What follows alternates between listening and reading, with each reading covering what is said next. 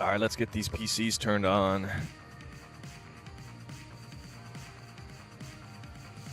Light up my Christmas tree. This is my Christmas tree.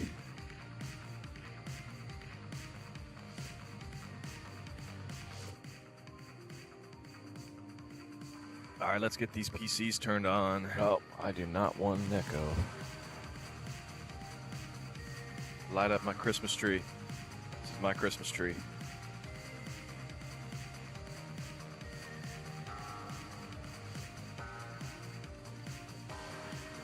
All right, let's get these PCs turned on. Oh, I do not want an echo.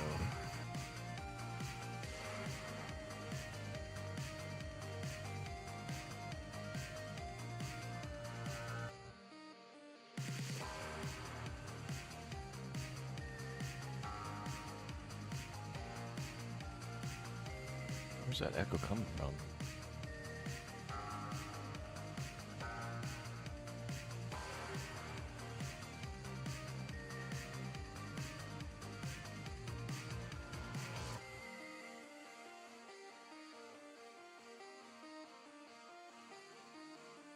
Test, test, test. No echo.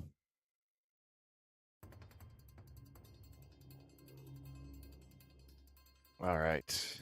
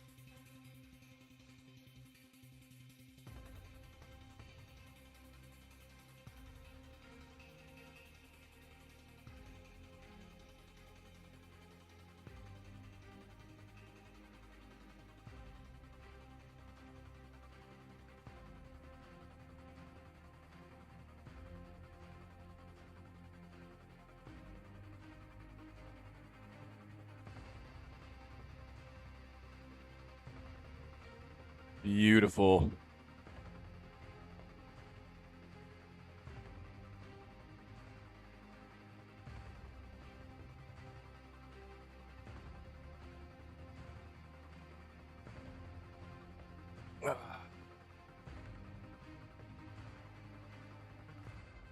How you guys doing today?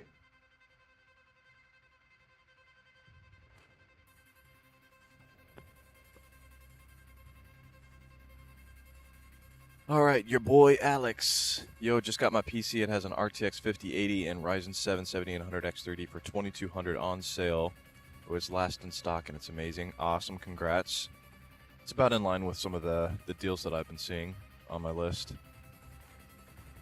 32 gigs of DDR5 RAM, 2 terabytes of NVMe storage, and the King 95 Pro case. Ooh, I love that case. Yeah, I love those like panoramic glass designs.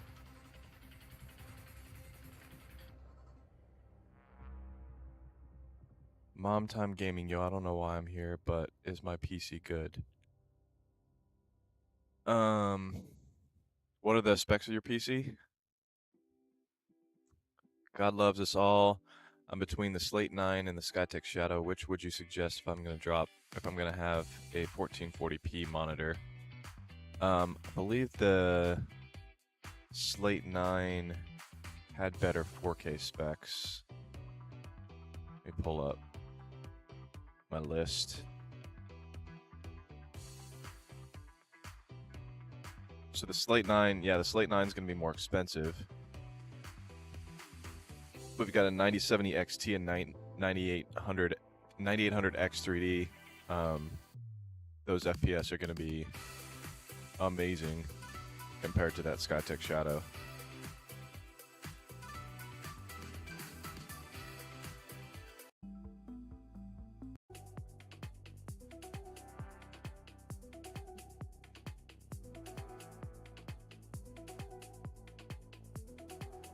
Yeah, and if you want to look at the price to performance value of those, let me pull that up. The Slate 9 even has a better price to performance value than the Skytech Shadow.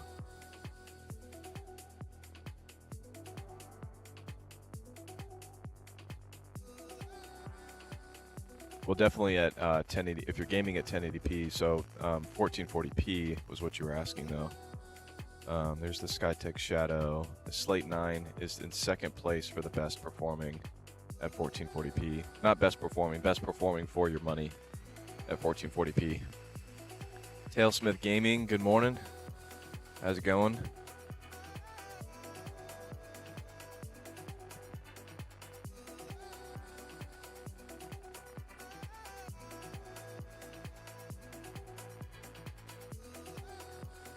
I'm gonna wake up my face a little bit.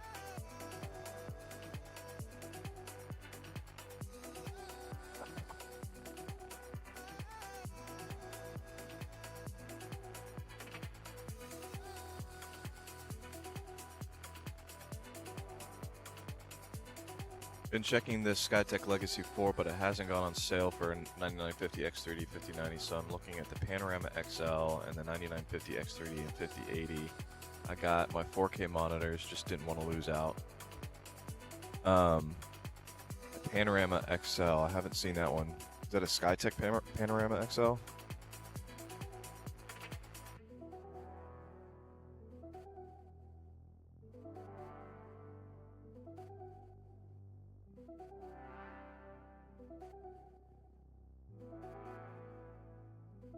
I think that is that the same case that I have for my Apex gaming PC? Pretty sure it's the same case.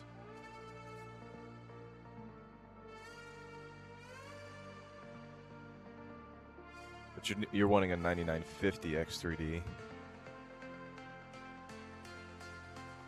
I think the Legacy 4, I thought I saw recently at Walmart. Let's check again, Newegg. Sometimes things are available again on... No, it's not.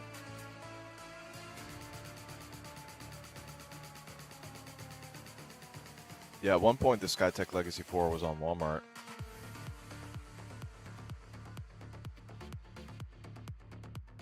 Looking to buy a Corsair, and I'm going to use it for Flight Sim 2024 and surfing. Which model would you suggest? So I would say I haven't tried all the flight simulators, but Microsoft Flight Simulator, the sky's the limit with how much you want to crank those graphic settings up. I think that is the game that requires the most high-end hardware. Because if you crank those anti-aliasing settings all the way up, you crank your textures all the way up, and you go to some place like New York City and you start flying around, it's going to put a lot of pressure on your PC. So it kind of depends on how much money you have to spend.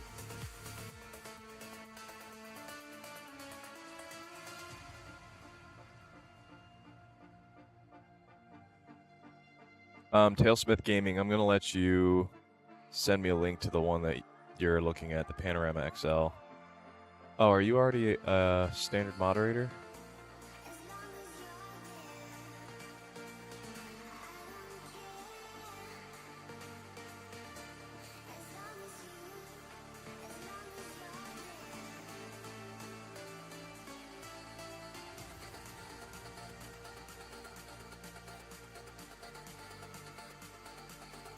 Add as moderator. There we go.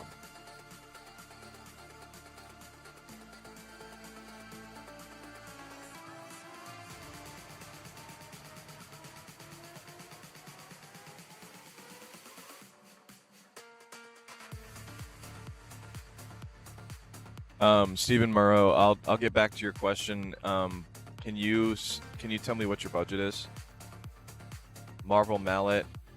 Seen you have the iBuyPower Slate 9 on your $2,000 list. I've seen reviews say the battery has issues. Will I be able to play any game for years, or will the battery give out after playing major games?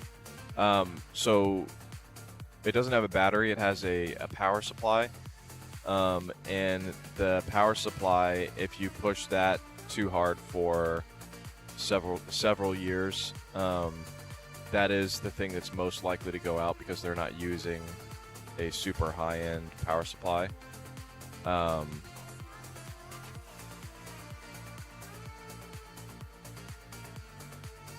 honestly, the reviews that complain about it's still very rare, even though you see people that have had that issue.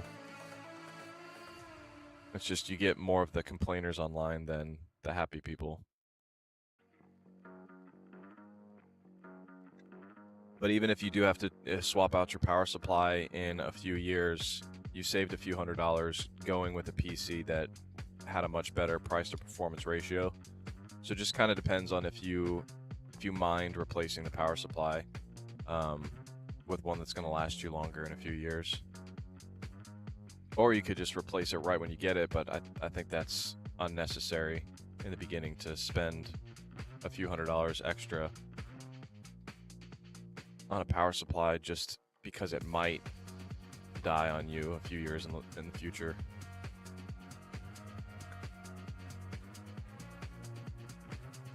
Joel Touchard, is the Corsair A8200 a good deal? I think it's still more expensive than it should be. It's not really priced for Black Friday like I thought it would.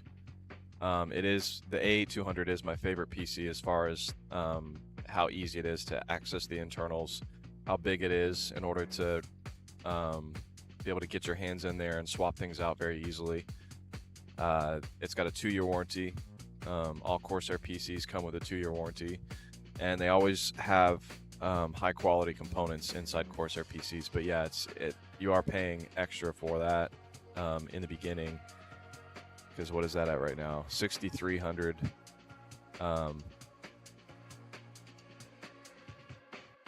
Okay, so it's at $6,000 now. I guess they did drop it for Black Friday. Let me go ahead and update that in my chart. So that means it's priced in line with the A5100 now.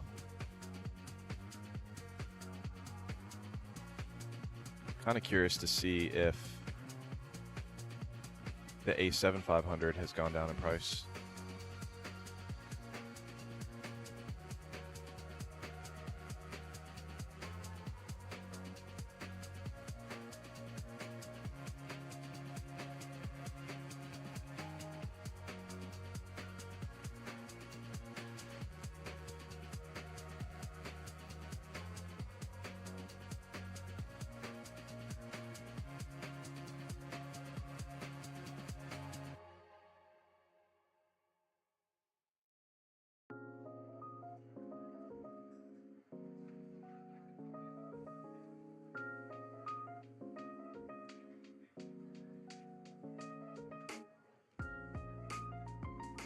Link is malformed. What?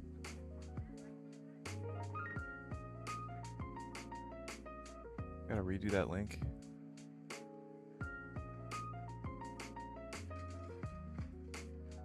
That one works.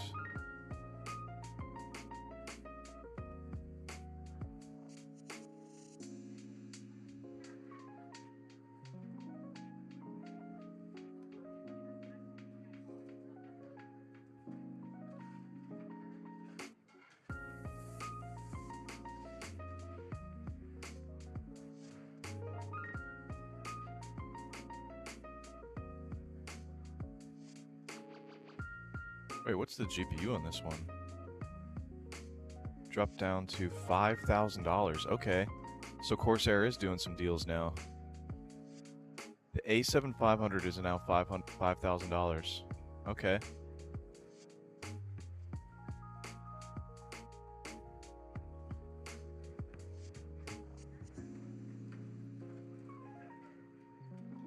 This song's a little too chill for my taste.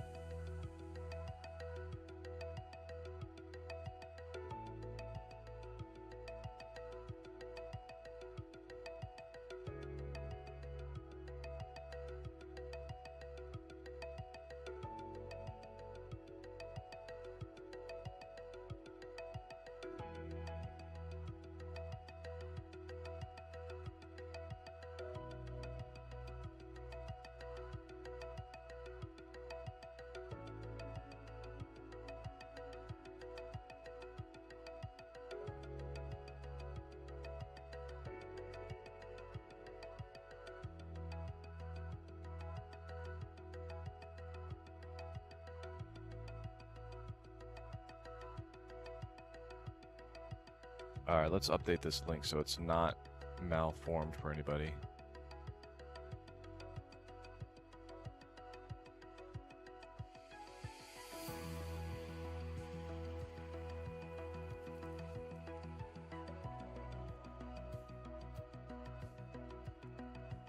There we go.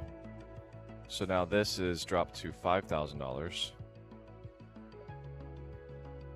Did the Air drop down as well? 5,400. Yeah, it's still 5,400. All right, let me make sure I'm not ignoring any of these comments.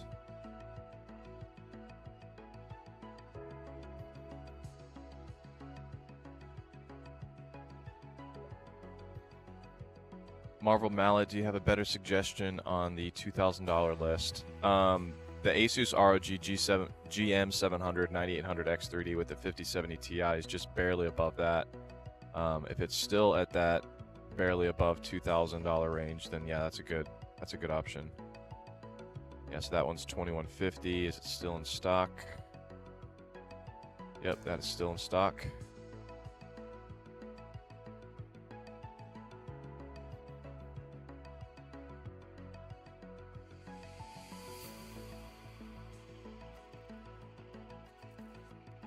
Open up this Amazon link from Tailsmith.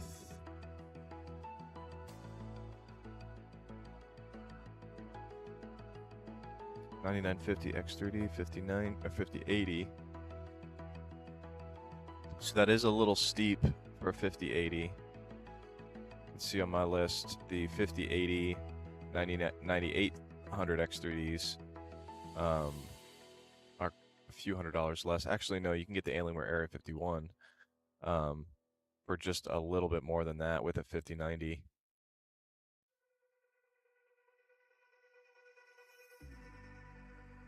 Yeah, that's close to $4,000 with just a 5080. Pretty much all of these 5080s that I have on here, even the Corsair A5100, it doesn't have the 9950 X3D, but the Thermaltake LCGS View, that's a pretty solid choice as well.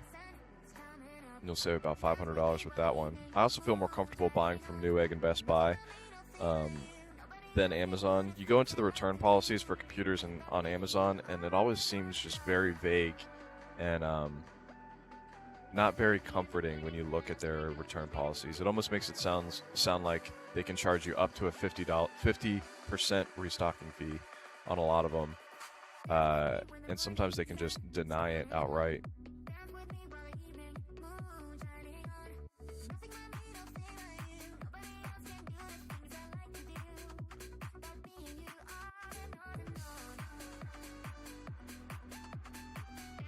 David Potter just wanted to say thank you for doing these live streams and answering questions. Thank you for reviewing my Micro Center build yesterday. Absolutely, no problem. Stephen Monroe. Okay, so your budget was $4,000. Okay, so for $4,000, you can get one of those 5090 PCs. You can't get the ABS Eurus Ruby anymore, but the Alienware Area 51 for a little bit more than that. These are the actual FPS charts. The Alienware Area 51 actually had the best price to performance value out of all the 5090 PCs that I've reviewed. I would think that the Yeyian Mirage would actually be a better price to performance value than that, because it's $250 less. Let's see if this one is still in stock. Yep, that's still in stock.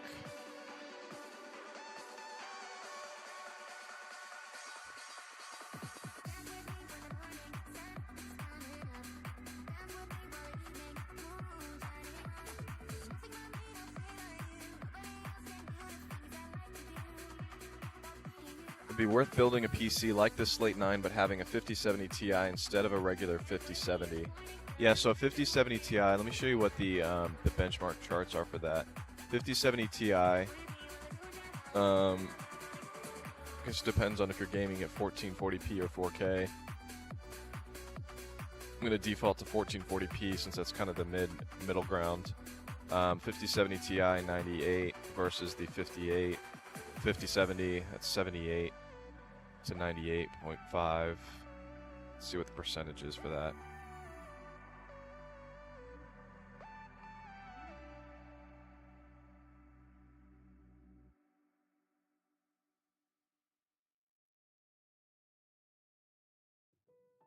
Not 58.78. You're looking at a 26% increase in performance at 1440p, getting that 5070 Ti.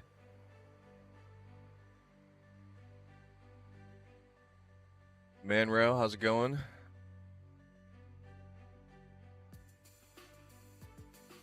Can you play a funk?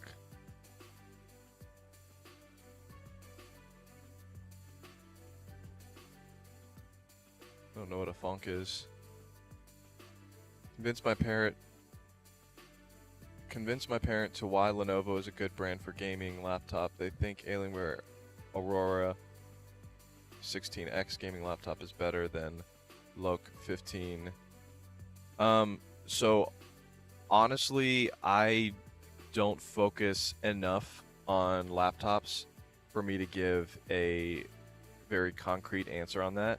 I personally have had both. Those are actually the two laptops that I've had brand-wise. My first one when I first started YouTube was an Alienware.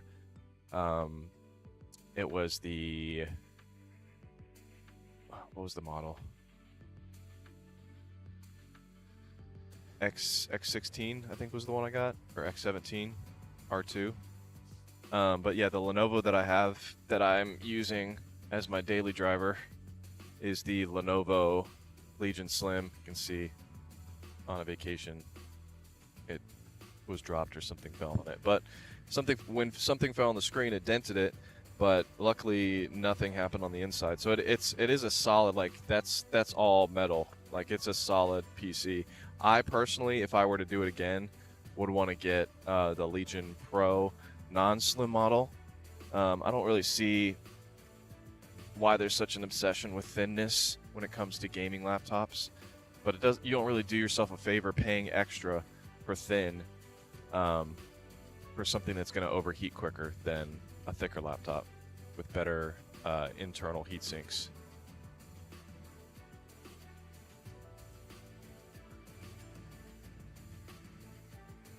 You still have the Legion 7 Gen 6.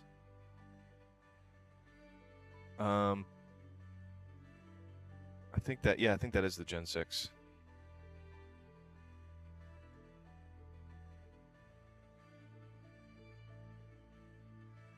What's the difference between the 5070 Ti's 16 gigabytes of VRAM and 12 gigabytes? Would it be fine to get the less because it's less expensive? That does depend on the types of games you play. The only game that I've seen get close to that 12 gigabytes of VRAM was Call of Duty Black Ops 6, and that was because I had 4K ultra settings. So I think at 1440p ultra, I don't think you're gonna get to that 12 gigabytes of VRAM. So I mean, it is less future-proof when game graphics start increasing dramatically. You want to upgrade to a 4K monitor later. But technically speaking, you don't need to go up to the 5070 Ti with 16 gigabytes of RAM if you're gaming at 1440p on most games. And a lot of times you can drop that down to medium or high settings to give you more FPS. And then turning on DLSS too helps you out a little bit.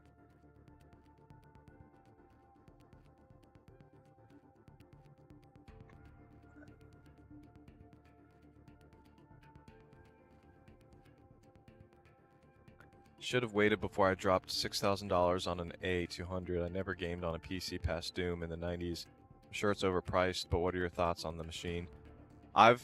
Corsair Vengeance PCs have always been my favorite. I love the design of the A200. It's always been at the top of my list. $6,000 is on the higher end when it comes to a 9800X3D PC with a 5090. But with Corsair, you also get, they stand by their components because they know that they're high quality. You get a 2-year warranty with Corsair PCs, and pretty much all other pre-built brands, they only give you one 1-year warranty on their computer. So giving you double the warranty gives you a little peace of mind. It also just shows you how confident they are that it's going to last you for a while. They use their own power supplies, which are good power supplies. The one that I've seen a lot of is the RMX or RM1200X Shift, which is a 1200 watt power supply that has the connectors on the sides, which makes it very easy to pull everything out. Most power supplies, they have it on the back end, so you kind of have to like either take the power supply out in order to unplug things, or you just have to get your hands just really deep in there without being able to see what you're doing. King Cobra, thanks for the $5. Appreciate it. Make sure that okay, so yeah, I knew the A8200 was a Corsair Vengeance PC, so you're good.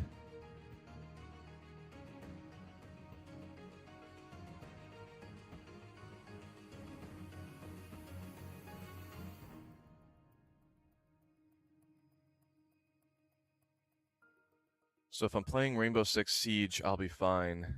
Yeah, so that's going to be a game that's already going to have high FPS. It uses, puts a lot of those Call of Duty games, Rainbow Six, Siege, Valorant, all of those games that typically do have higher FPS, those are going to rely a lot on the CPU.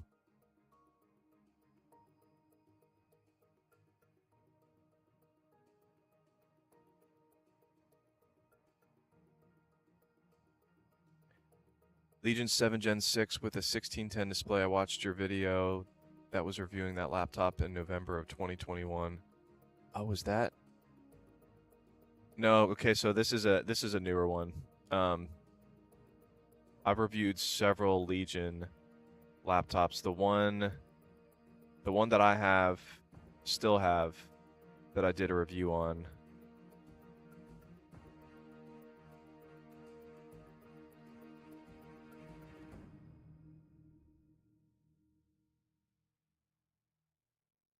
Let's see, what's the most recent?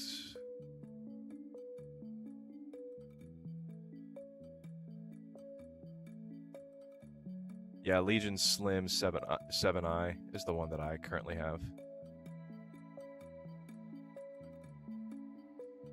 So this is the review of the one that I still have. I don't know why it says 1 year ago. It was actually longer than a year ago.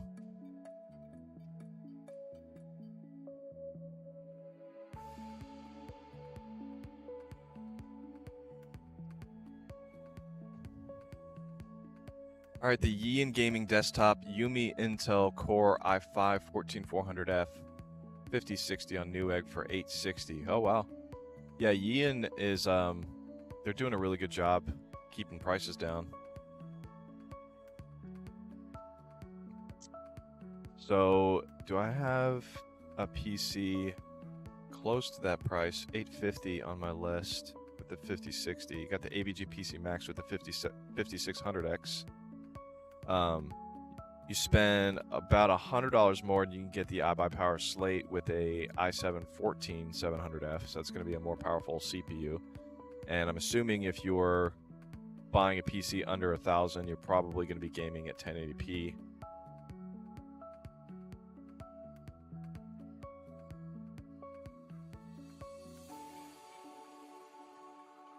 So the i5-14400F versus the 5600X.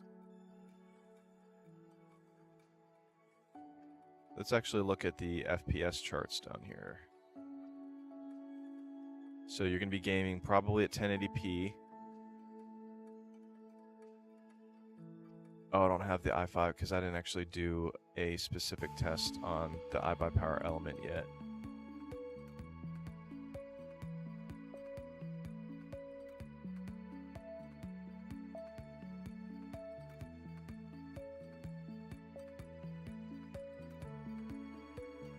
The Element SE.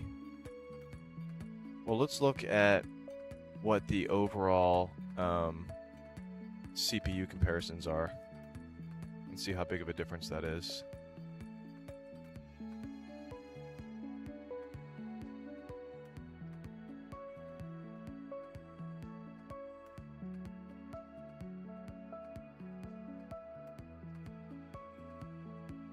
Oh, I guess they don't still have the i5 on here.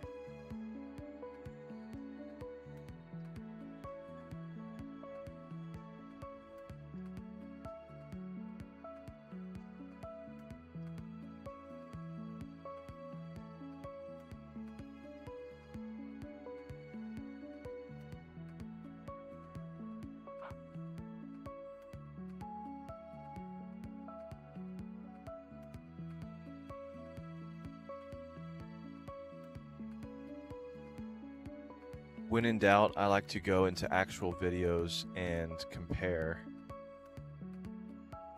their gaming benchmarks. So a lot of times I do stuff like this. So this is at 14. Oh wow, so they're actually benchmarking at 1440p and 4K with a 5060 GPU. So let's find one of those games that I currently test a lot of. Cyberpunk 2077.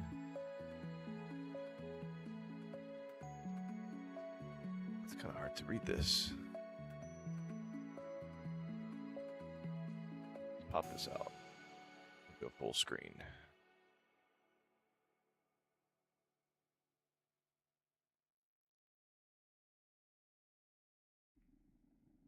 So this is the i5 179 versus 154.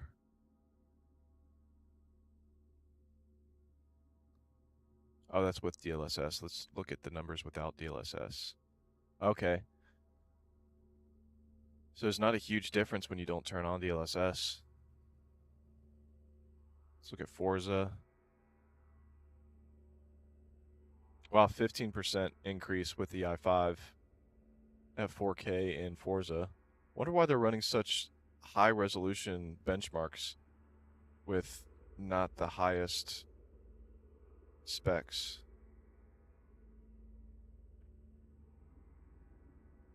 About Red Dead Redemption. 130. Yeah, so you're looking at like 10 to 15% on average more performance with that i5 than that 5600X. So yeah, I'd say that's a good deal, the one that you're looking at.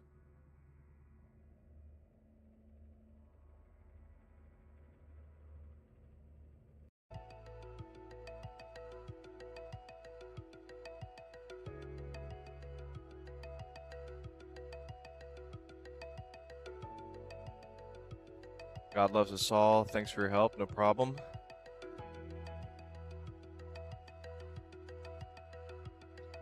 JBS, always the best reviews and advice. Awesome. Appreciate it.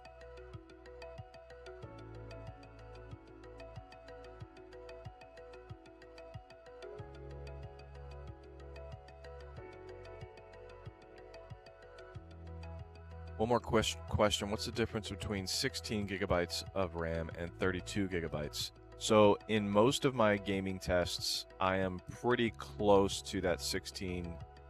No, I'm not. I wouldn't even say pretty close. Most are under 16 gigabytes of RAM usage. I would say maybe only 2 of them get close to that 16 gigabytes. So you get 32 and you're going to be set for a really long time. 32 is, I've never seen any game ever get close to that. These gaming PCs with 64 gigabytes of RAM, completely unnecessary, especially right now with how RAM prices are just through the roof, unnecessarily expensive. So I wouldn't recommend getting 64 gigabytes. I mean, you can if you want to, but you're going to be wasting money on that. And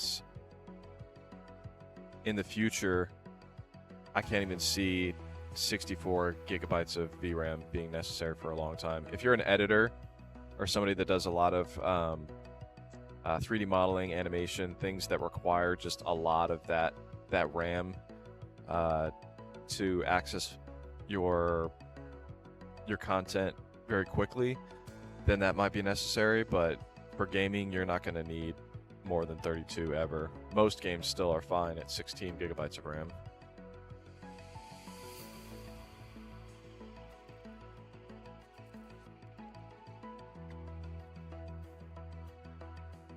Best bang for your buck around 2K pre-built that you would pick up.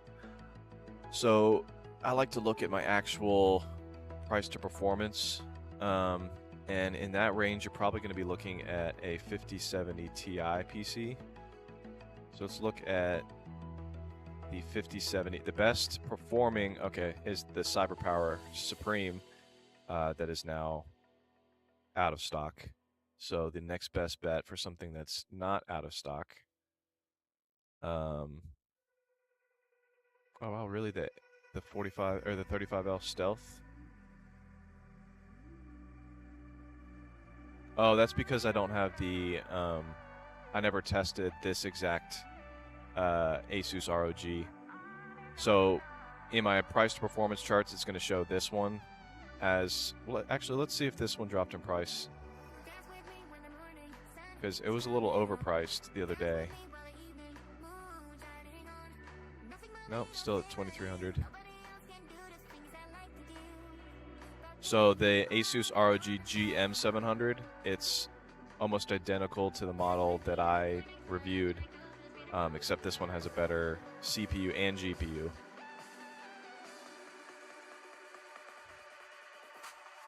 By the way, anybody that is just now joining us, if you go into the description of this video, obviously I have all of the PCs that I'm talking about linked below the description. You can find all of them here. Just scroll through and click on them, see what their most recent price is. These prices aren't always what the prices actually are. Sometimes you have to click on them to get it to refresh. But if you go into the top of my description, I have this best Black Friday gaming PCs 2025, and in there is a accumulation of all of the gaming PCs that I've reviewed over this past year. These are my recommendation or my recommended PCs. Not all of them I've tested physically. If you want to go down to see the ones that I have done personal tests on, those are these right here. You can see their actual FPS if you click on the actual FPS link, and it'll show you their exact FPS, average FPS, and 1% lows for all three resolutions. Then you click on the underneath that, and it'll take you back up to the top of the spreadsheet. And right next to that will be the product links, and then my review for each of those computers if I did one. Obviously on this list, there's a video for all of those. I have not yet done a review for, I'm not going to do another A7500 review just for this lower spec version, but I might do an ABS Cyclone Aqua review and AVG PC Max if I get some good feedback on that. Yeah, here's the price to performance ratios with the latest pricing for each of these computers. Obviously, the less powerful you go, the more bang for your buck it'll be performance-wise.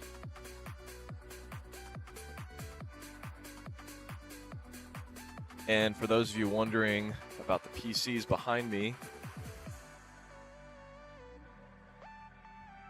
this is the Lenovo Legion Tower 5. This is the Asus ROG G700. This is the Corsair Vengeance A7500. That's the Apex RTS 5090. I just ran benchmarks on this. I actually haven't taken the plastic off. You can see there's plastic on the front and the back. That's why it looks like kind of cloudy-ish. I'm going to save the plastic peeling for the actual video. Because I got that computer in literally the other day when I already set all of this up, I didn't want to have to remove all of this just to get my shots of the ASMR plastic peeling. Then we got the AVG PC Max right here, and this is the iBuyPower Element. This is the MXZ, and this is an ABS Cyclone Aqua.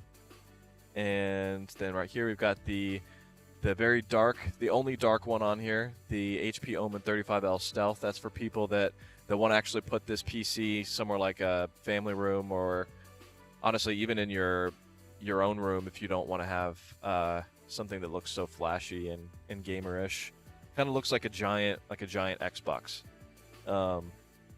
And then we've got another Asus ROG G700 that they originally sent me the wrong one first that didn't exist for people to buy. So I asked them to send me the correct one that people could actually purchase so I could be running benchmarks on something that existed.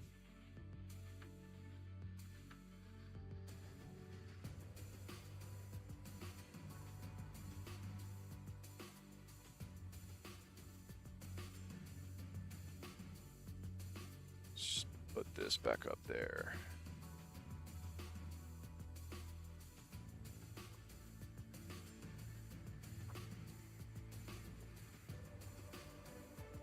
Hey Craftman, yo, what's going on? Oh, that's RK Sports. What's going on? What should I buy, gaming laptop or gaming desktop? I'm having OCD with that gaming desktop raw power, but gaming laptop more refresh rate and more RGB. Well, you're definitely not going to get higher refresh rate capabilities on a laptop. I mean, I guess one thing to consider with a laptop, if you don't already have a monitor, is that the monitor is included. And a lot of these laptops do have a pretty high refresh rate, at least for gaming laptops. But you're going to pay a lot more for a laptop with the same level performance as a desktop. And a lot of times, I mean, if you look at a laptop that says 5070, you might already know this. And then you look at a desktop that says 5070, those are not the same thing. A 5070 GPU in a laptop is a completely different 5070 than a 5070 in a desktop. I feel like they shouldn't be named the same thing. Bought one of those Cyber Powers the other day just before they sold out. $400 off seemed like a pretty great deal. Yeah, the one that I did a review on that sold out. I think that one sold out, was the actual first PC to sell out at Best Buy. I love this case, the 3-sided glass panel design. When I reviewed it, it was at that $2,350 price range. So yeah, $400 off. A lot of people bought that. I can see how many orders are coming in when people use my links of specific PCs, and this CyberPower PC was the most purchased one that I've seen over the past few weeks.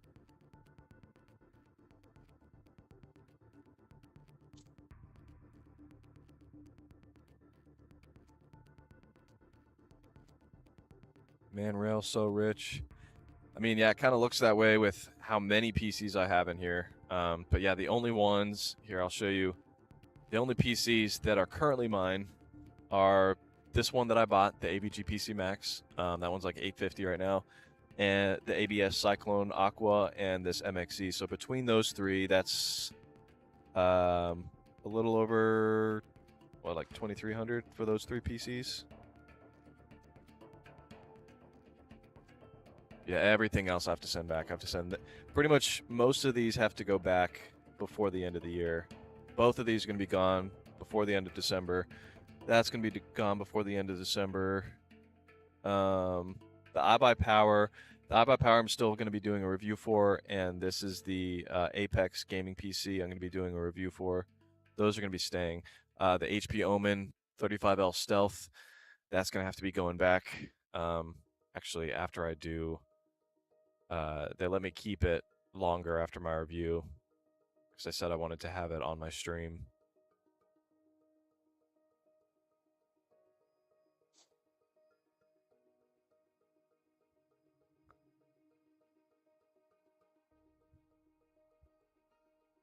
Would you take the iBuyPower slate with the 9800 X3D 9070 XT for $1,650 or the CyberPower with a 7800 X3D and a 9070 XT for $1,550? That is a good question.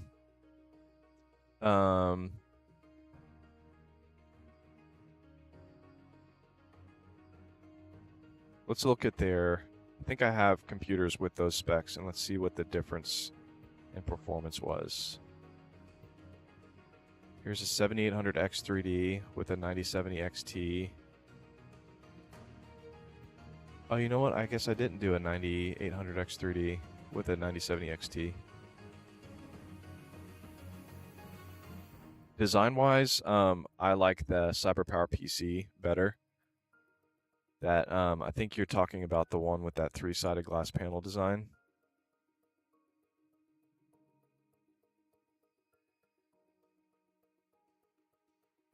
Also depends on what resolution you're gaming at. If you're gaming at 1080p, you're going to notice a huge difference between that 9800X3D and 7800X3D.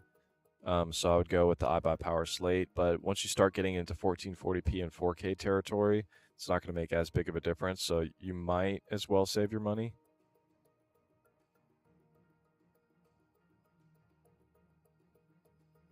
Yeah, it's the one with that 3-sided glass panel design.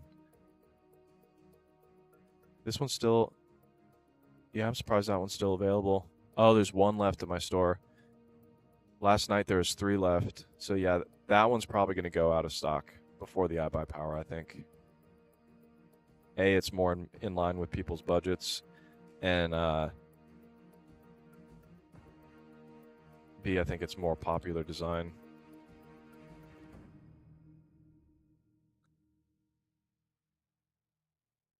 But yeah, at least for this 7800X3D, I have exact FPS for this.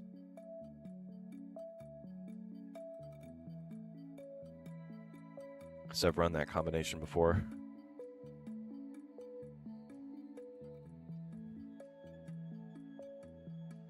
Are Zotac GPUs reliable? They are more cost effective. I haven't seen too many people having issues with the Zotac GPUs. There's a lot of PC brands that end up going with them. The Apex is one that I currently have in here that is using a Zotac. But I've seen the Corsair Vengeance PCs a lot of times use them as well. And I don't think that they would put them in their PCs if they were going to have issues in that 2-year warranty that they have.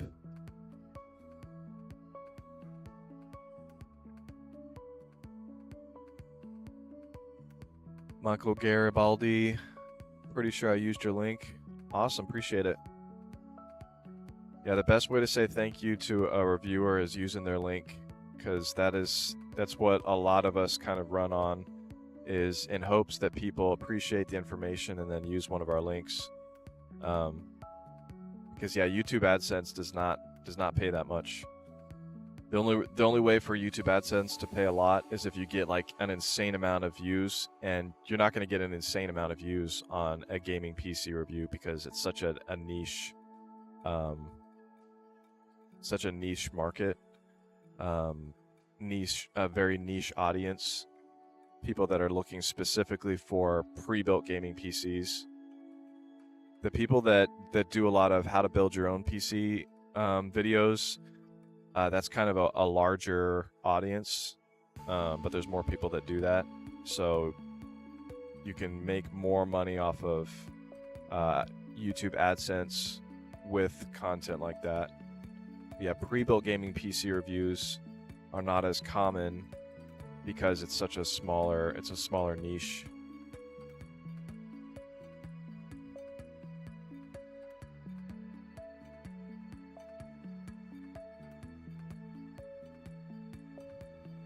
Yeah, the Corsair A7500, I think when I reviewed it, it was at $6,000. That's always one of the most purchased high-end pre-builts that I see come across each year. But I love that one. The one that I currently have as my main computer is nearly identical to an A7500. I used the Corsair build kit. I don't know if you guys saw the video I did with my wife where I built a gaming PC blind, and she built it knowing nothing about computers. Once we finished building that, Corsair let me keep it instead of repackaging all the components and then sending it back. I think that's the first pre-built that I was allowed to keep. Or no, I had a Skytech Azure one time that they let me keep, but I was like a Intel Arc GPU, so it was a very cheap PC.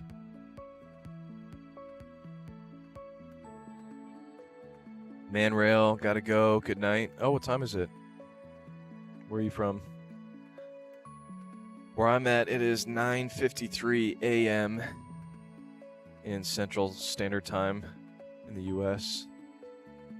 Ernie Beware, what's up? God bless you. Appreciate it. God bless you too.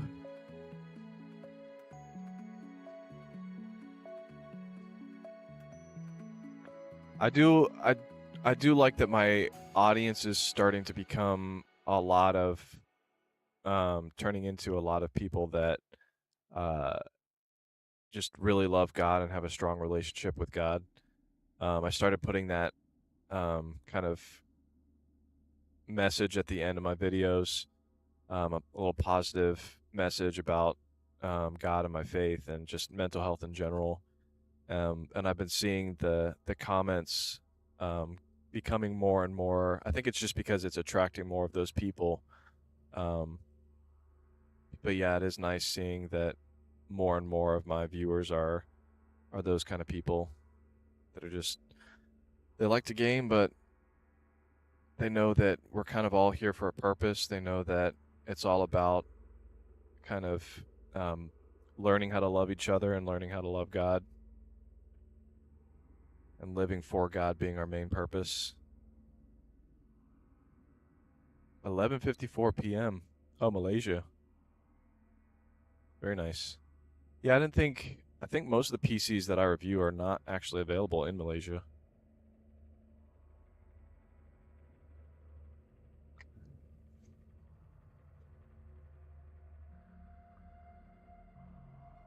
Jackson Wood, what's your opinion of the best graphics card for 1440p, NVIDIA versus AMD? Looking at pre-builts with the 5070 Ti versus the 9070 XT, are these cards overkill for 1440p? Would like high refresh rates. No, it's definitely not overkill for 1440p. The 5070 Ti is going to be more powerful, but the 9070 XT, you're going to find PCs with the 9070 XT to be pretty close in performance, but the price to performance value is going to be better with the 9070 XT because it's such an inexpensive card right now.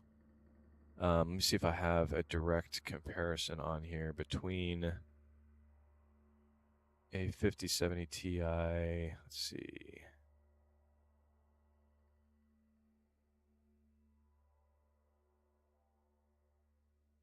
So don't have a combination between those two to directly compare. I have them separately, but not a PC that had the exact same specs except with a 5070 Ti and then another PC with the exact same specs with the 9070 XT. So I like to go into these Tom's Hardware benchmarks just to look at the overall comparisons. At 1440p, you're looking at a 9070 XT with an average of 94 out of 18 games versus the 5070 Ti. So you can see that's barely better, but this 9070 XT is going to be way better value for your money. So what is that, 94 to 85? What's the...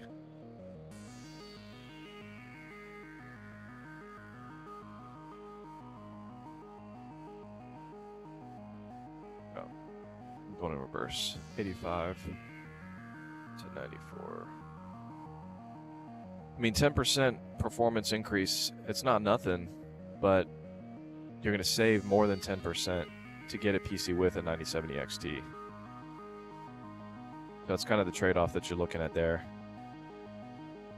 Both are definitely great GPUs.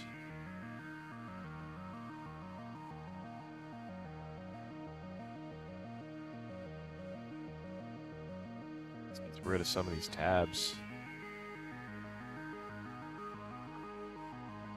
Ernie Beware, I've saved for 20 years, brother. Wow. So what are you gaming on right now that you bought 20 years before, or do you not have a gaming PC yet? Sky Citizen, God bless you all. Appreciate it. God bless you too.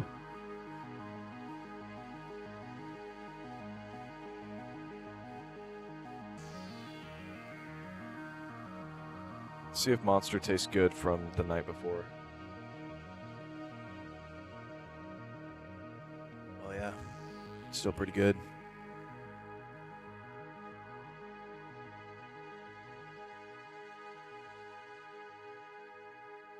Does the decision usually just come down to brand loyalty? Wondering why people pick NVIDIA if the performance is better on AMD. So NVIDIA, you do get capped out with the AMD GPUs because after the 7900 XTX, there's nothing in the super high-end category of GPUs for AMD. Some people say that with ray tracing, if you turn on ray tracing for your games, you're going to have a better experience with the NVIDIA GPUs. Some people have also been complaining about driver issues with their AMD GPUs. I just think there's the brand loyalty, the overall time in the market with NVIDIA. It's kind of just more of a trusted brand for GPUs. But you really can't go wrong with the 9070 XT or even the 9060 XT.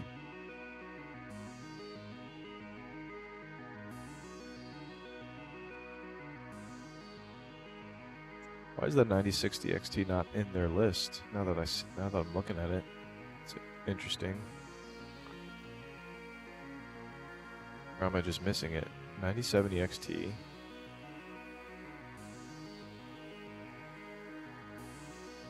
Oh.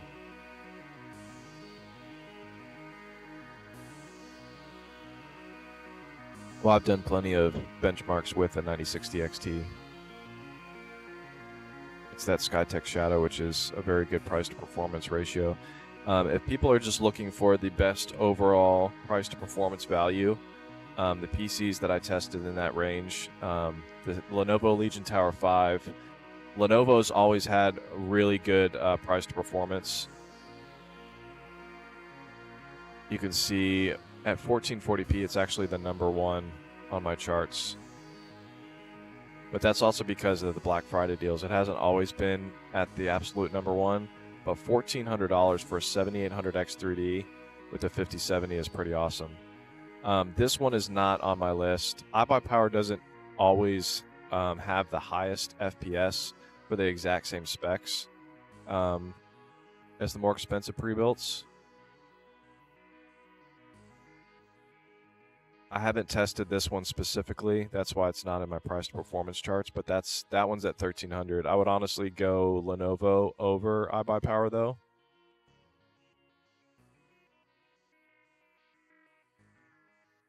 Yeah, this is the one that I have in my studio right now.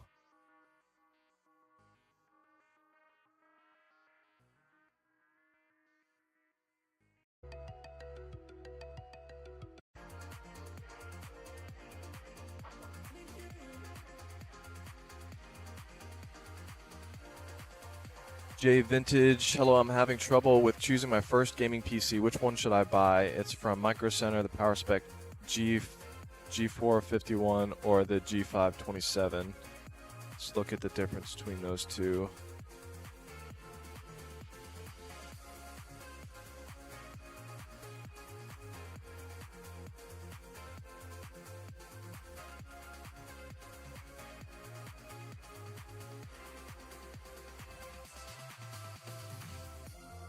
That one looks very similar to my... Looks almost identical to my ABS Cyclone.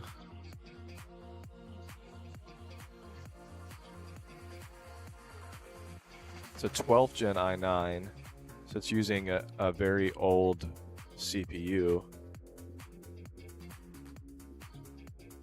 I don't like to go that far back when I'm buying a gaming PC. I don't even think they sell... I don't think they make 12th gen anymore. I'm pretty sure. So probably just trying to get rid of old stock with that one. G527.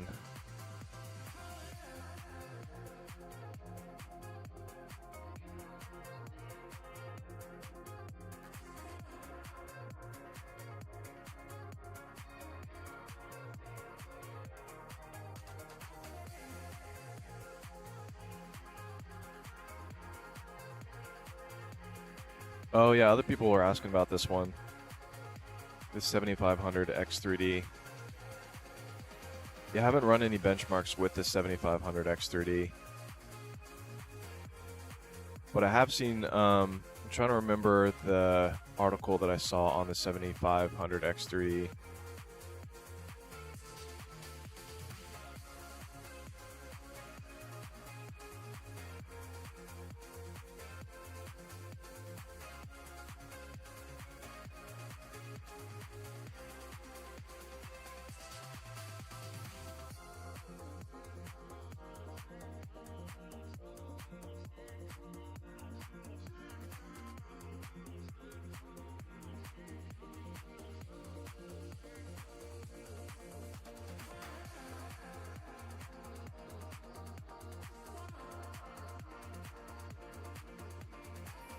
Seems like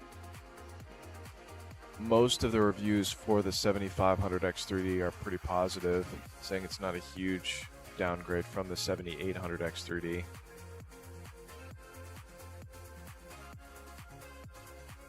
Let's see if there's an actual chart here for this one. Let's look at 7500 X3D versus 7800 X3D. Let's see if somebody did a side-by-side video.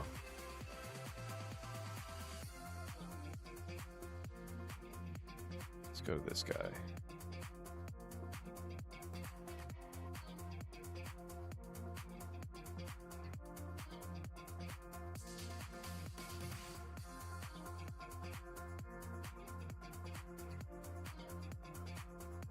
What's a game that I typically... Okay, so Cyberpunk is one that I always run. I don't really care about 4K with a CPU, because we're not really focused on CPU at 4K. Wait, that's a 50... That's not a 70... that's the wrong CPU.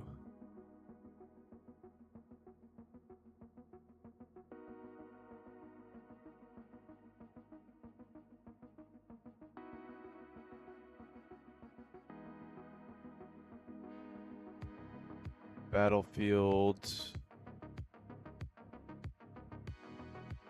300 to 351. What's the difference in that?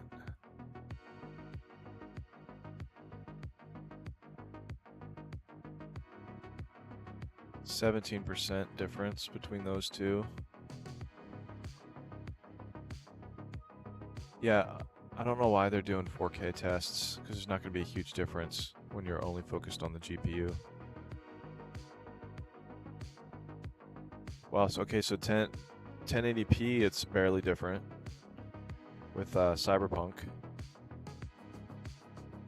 Forza Horizon 5. Okay, so a lot of these are showing it not to be a huge downgrade at all in most games than the 7800 X3D. So yeah, I'd say that's a good deal.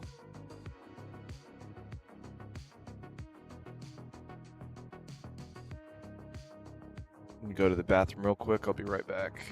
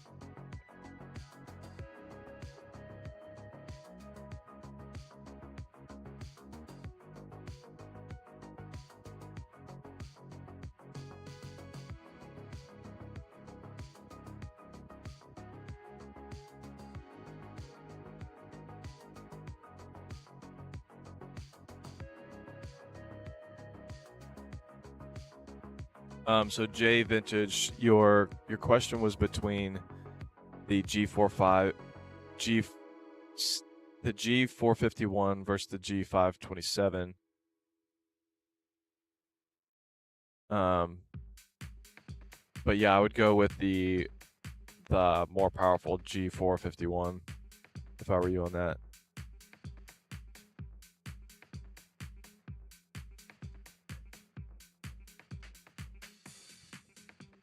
Never owned a camping PC. I've never owned a camping PC either. Now I have PC handhelds and a PS5.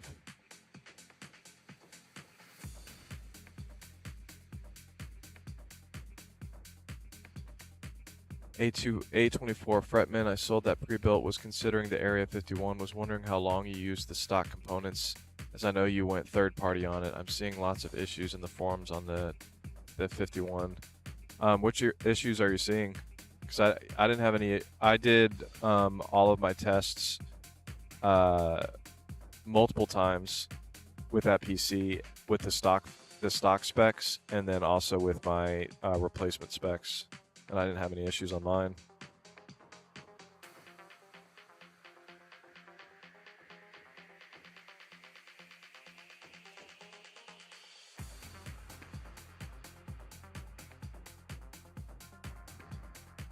Corsair A7500 or the A8300. I think you're referring to the A8200. Strictly for gaming, is there a noticeable difference in FPS at 4K? Yeah, I mean 4K with a 5090 PC, you're going to notice a huge difference, and those are definitely 4K PCs.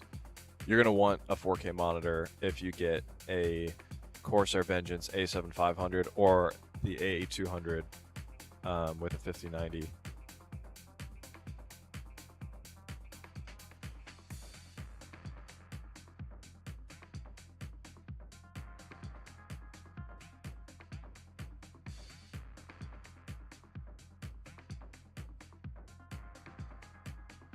But if you want to look at actual FPS charts, just in comparison with PCs with 5090s and ones with 5080s,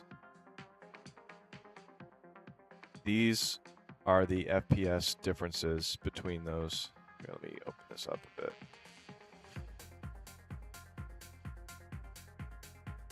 It's not fitting on my screen. There we go.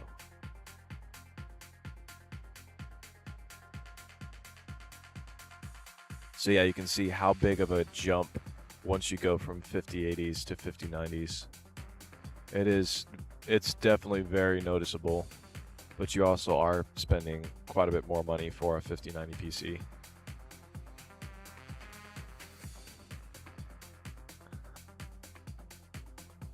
I have a quote for 3850 with 64 gigabytes of RAM and 5090, but scared over what I read about them. I know you can't believe everything, but a lot of money to gamble with. Yeah, I haven't seen those issues you're talking about. What's the main component that they're talking about they're having issues with on the A5, the Area 51?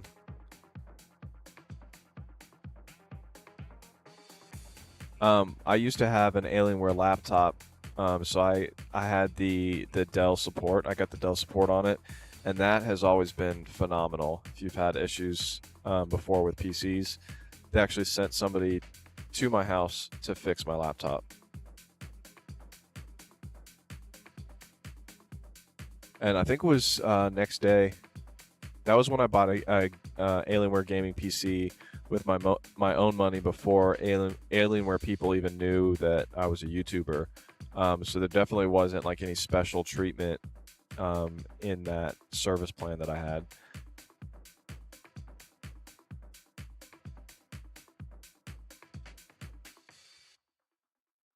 Just bought the Thermaltake LCGS View 958 9580S 9950 X30, nice. Not seeing a lot of videos on it. Is it good? What was the price on that one? Yeah, I think it's just not that well known of a PC. I have one of the the Thermaltake LCGS PCs on my list. That's the reactor. You're looking at the view. I don't think I have. Yeah, I do. I think you're talking about this one. Vinzetto, thanks for the sub. Or Vinzetto.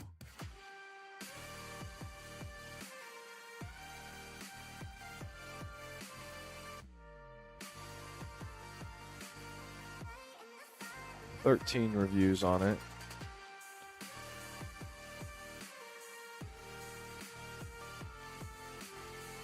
Yeah, I think I've only done one Thermaltake video, and for some reason it didn't get that many views. I did the Thermaltake, which one was it? The Thermaltake Apollo 490 with a water-cooled GPU. That one doesn't sell. That one's not in stock anymore. It's not still on the market.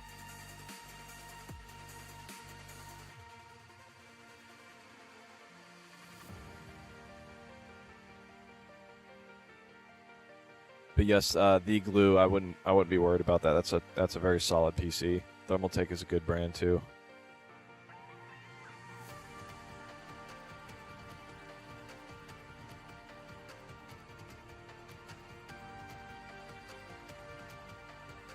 Will PCs be more expensive in like 11 days?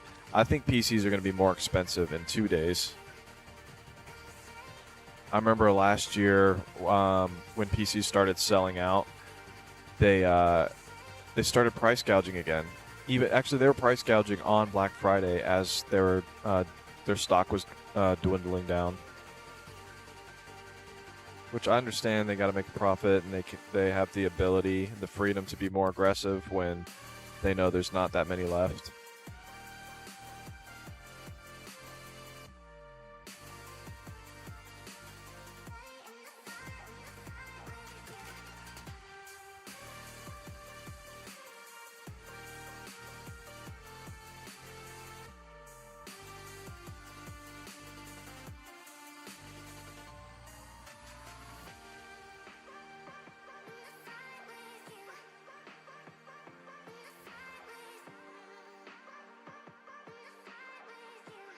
But for those of you just jumping on the stream, I know I haven't said this in a while, but if you go into my video, I have a very, very detailed spreadsheet at the top of my description that you can click on that has all of the links to my reviews for each computer, the price to performance ratios, their actual performance comparison charts, and the actual FPS per game for every PC.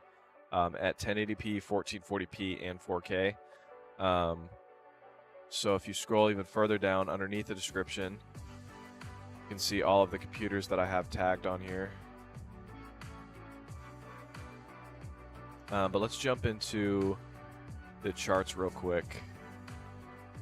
This is what those charts look like. Let me open this up a little bit more. If you click on any of these, you can see the actual FPS for each PC if I've reviewed it in the past. If I haven't reviewed it in the past, it's going to show you a PC that I have reviewed with those exact same specs so that you can get a pretty close ballpark of what to expect as far as FPS at ultra graphic presets with all these computers. But yeah, once you're done kind of looking at those charts to see if the FPS is what you're expecting. Granted, once you turn on DLSS, all this is going to be even faster, but I don't think it's fair to compare gaming PCs with each other with software improvements, because those are always changing, and I think it gives an unfair advantage and doesn't really show off the raw power of a PC. But yeah, if you click on underneath each one of those, you can go all the way back to the chart with that link, all the way back up to the top, and check out the other PCs. If you find a PC that isn't on my list, but my information has helped you as far as the FPS for all of these different combos, if you could please remember to use one of my links, I would very much appreciate it. Actually, is this Amazon one weird? No, it's not. It just looks like there's a space at the beginning of it.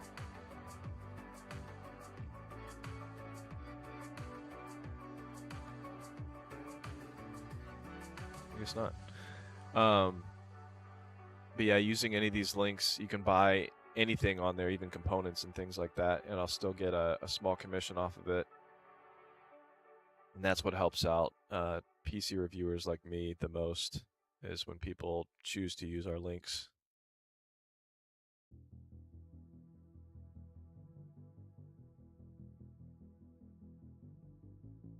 Do you have a better deal for the G451?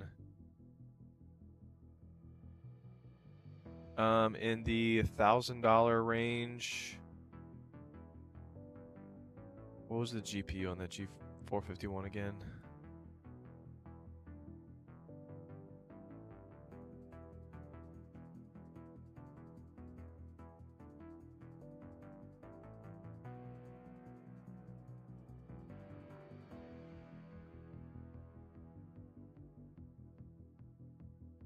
So it's got a 5070, but a 12th Gen i9 for 1400. What I have in the... Oh, yeah.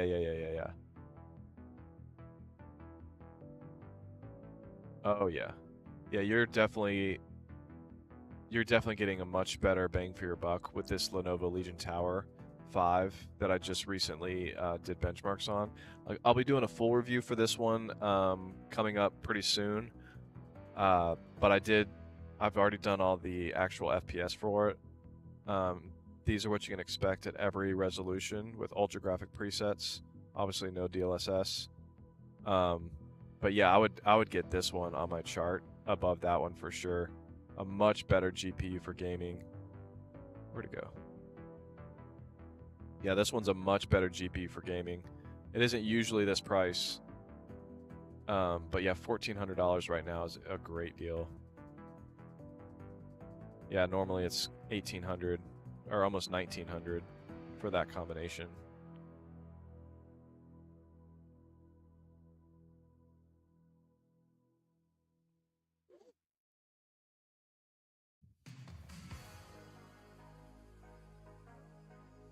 A24 Fretman, on the Area 51, people are having lots of thermal throttling issues, black screen rebooting and crashing issues, overheating and display issues. Most are having to turn off the OC setting. Interesting. Yeah, I definitely didn't have thermal throttling. If I had thermal throttling in mind, then it wouldn't have had such a high price to performance. Even Gamers Nexus, who usually hates on Alienware when he ran his tests, he wasn't showing them to be like having those kind of issues. Are you talking about the Area 51 or the Aurora R16? Because there shouldn't be any heating issues on the Area 51. It's got a massive chassis now. Much better cooling than the previous versions of the Alienware PCs.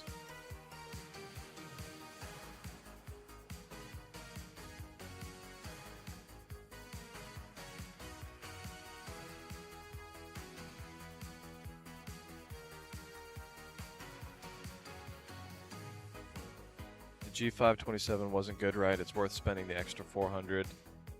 Yeah, for sure. The extra $400, and I wouldn't actually get the Micro Center PC.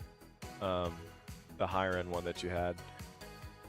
I would get the one that's on my list, the Lenovo Legion 5. It's got a 7800X 3D, and that is much better, way better than a 12th gen i9 CPU for gaming.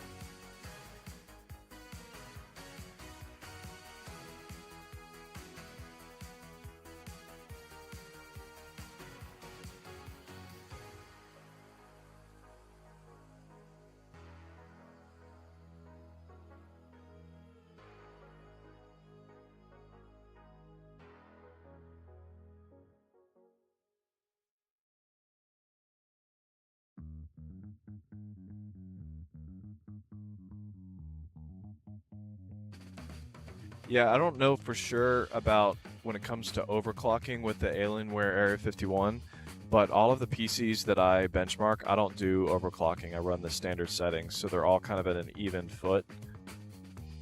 I don't honestly recommend trying to overclock most PCs. I think it's safe to, I think what they're confident in running it at is what I like to play it safe more than try to push the envelope and possibly hurt my PC. The only PC that really held back by leaving it at standard settings was the HP Omen 45L. That one massively underperformed in my tests. If you look at where it was the lowest performing 5090. Here, let me show you.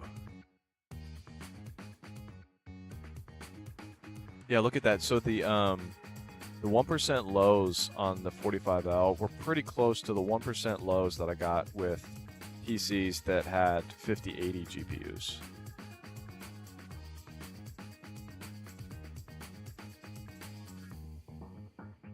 Yeah, so overall I was not pleased with the performance of the HP Omen 45L.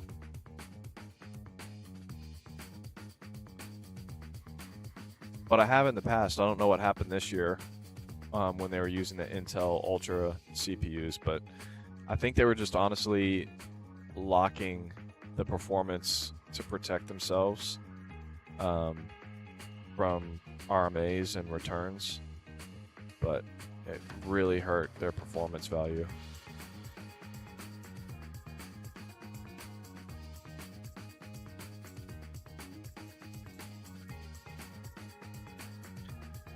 Steven Denstedt, I did it. I got a new motherboard, AMD 9950X3D power supply, and the Trix Panorama 360 to put in my Alienware Area 51. Nice. Awesome. So I no longer have the, actually, hopefully other people did the same thing, because, yeah, man, does that not look beautiful? Hey, Steven, did you use any of the graphics that I created of the Alienware, animated Alienware logo? I think I still have that on my review for people to download and put on that screen. But yeah, that Trix Panorama 360 is amazing.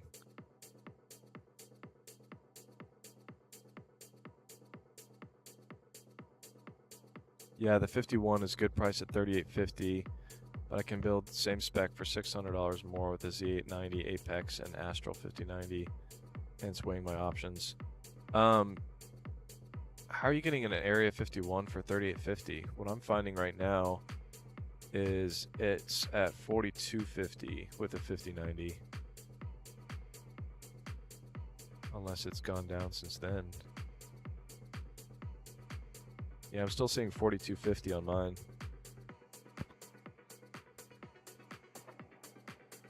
mine. Steve Denson, if you go to my review, I'll find it for you.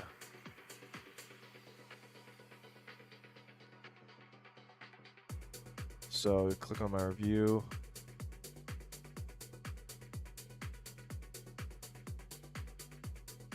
Where was it? Alienware logo animations for cooling block screen. I believe it's a Google. Wait, what? Did I click on the right?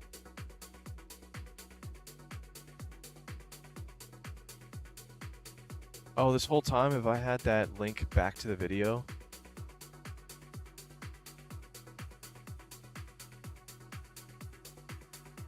Oh, hold on. Yeah, I have these in my video, those animations that were on the screen. Like this. I created that animation with a Video Hive logo template.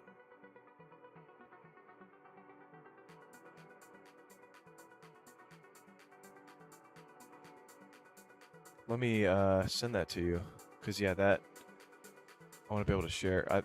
There's that one, and then there's the other Alienware logo animation I created. There's two in here. One, where's that? What's the other one look like? Yeah, there's this one too, with the electric Alienware logo.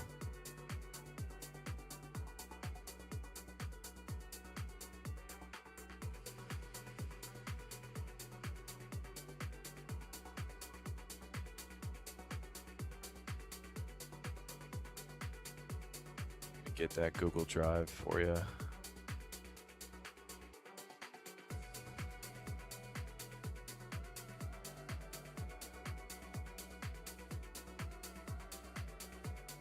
Can't believe this entire time I didn't have that linked properly.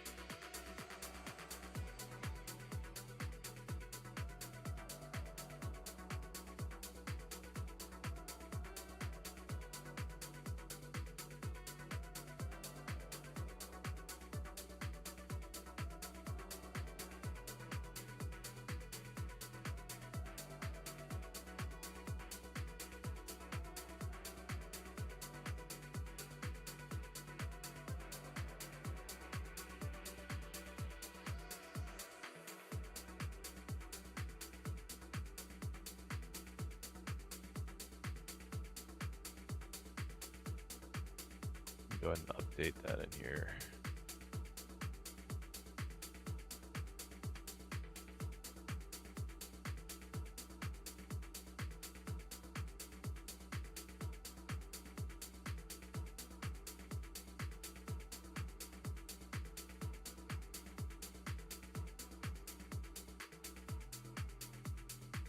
So it's in the video now, but I'm actually going to just paste it in here for you.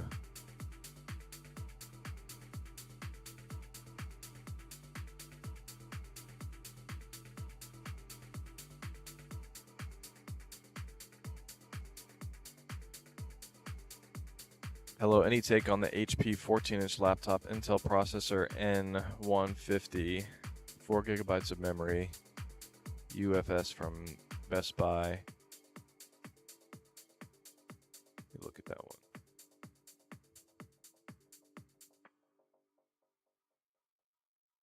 I think the best advice for laptops would be Jarod's Tech, Jarod's Tech, Jarrods.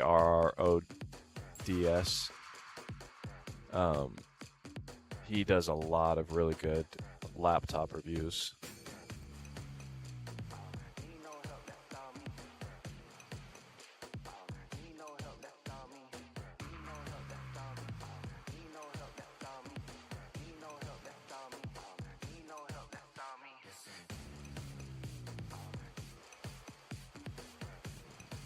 Song hits.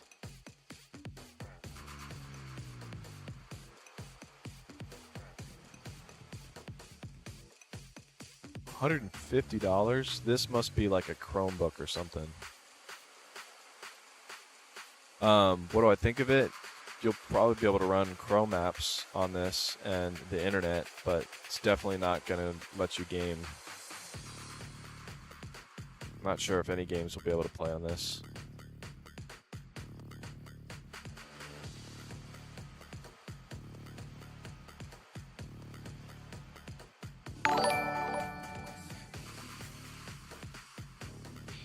I wonder if when people call the rep and do their discounts and stuff on there, if that cuts me out of the equation, because oddly enough, Alienware Area 51 is by far the most viewed video, the most requested, the most comments that I've gotten of people saying, thank you, I went ahead and bought that.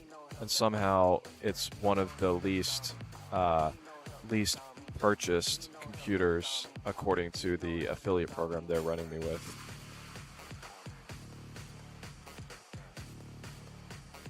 And I didn't trash the PC, so I know that there's more purchases with my links than Dell is making it out to be.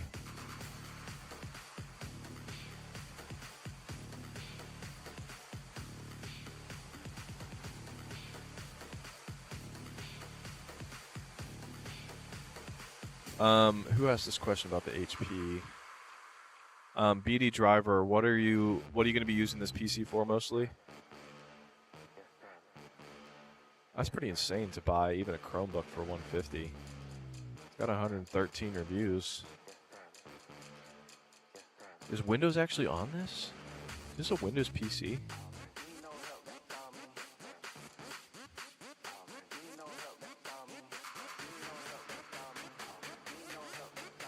Wow. Okay. Operating 11. Okay. Windows Home in S mode. Okay.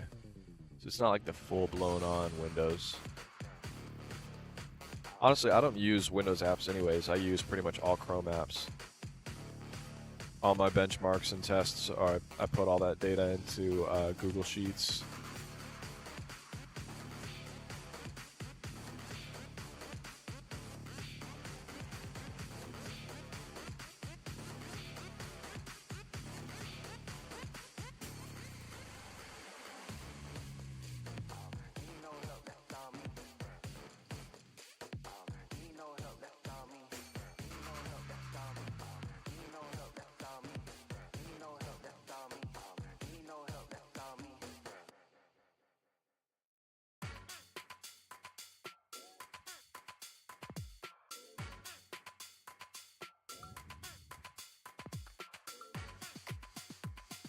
Mainly road trips and light games at friend's house. Are those like online games mostly?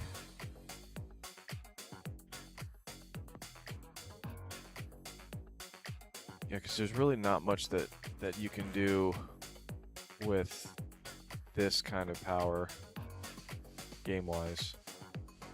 It's got an Intel mobile graphics card. Basically the Intel integrated graphics card for a laptop.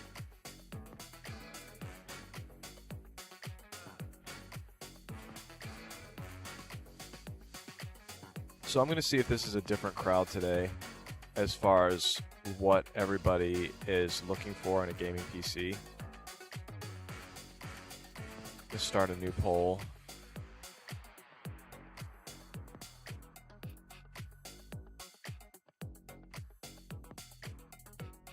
What's your budget for a gaming PC? I did this yesterday and I'm just kind of curious to see, or I did this last night, I'm curious to see if people's budgets have changed or if this is a different kind of crowd than yesterday.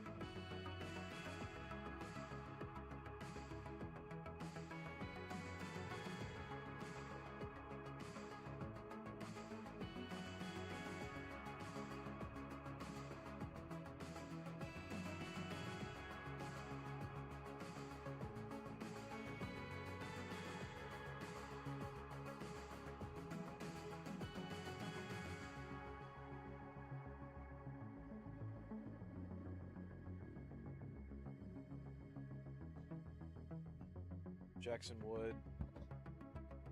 Wood, I'm at 1500. I'm not sure if I mentioned this one to you before or if it was somebody else, but the Lenovo Legion Tower, this one that I have right here, I just ran benchmarks on it. These are the FPS that you can expect with that PC.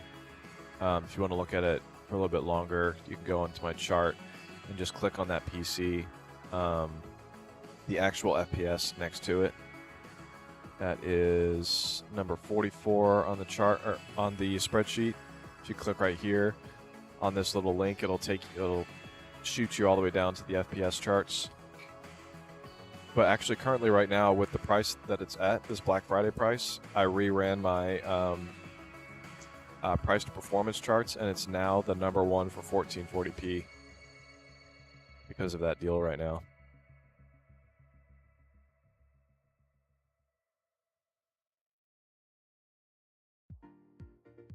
I'm either getting the Skytech Shadow or a PS5 and learn how to cheat. I wouldn't advise doing that.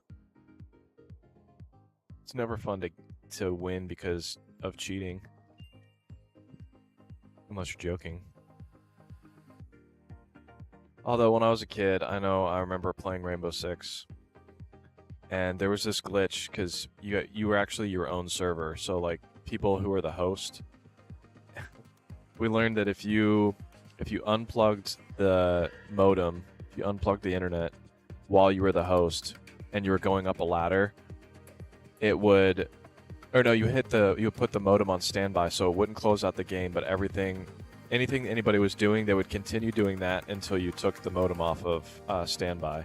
So if you're climbing on a ladder and then you put the modem on standby, you ended up climbing up into the sky above where like the clouds were, and then when you took standby off, you ended up falling on like this cloud, and then people can't see you past the cloud, and then you could snipe from the clouds. I remember that was a really fun glitch.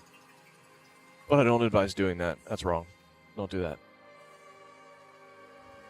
Unless you're just playing a prank on your friends.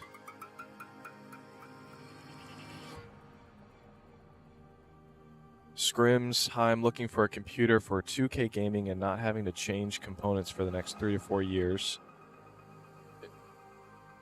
Is the Lenovo Legion Tower 5i30L desktop PC with the Intel Core Ultra 7 5070 good?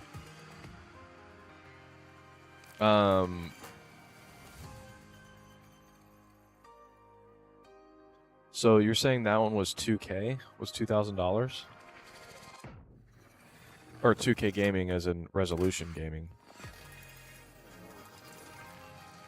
I would definitely go for the 7800X3D CPU over the Ultra 7 for 1440p gaming.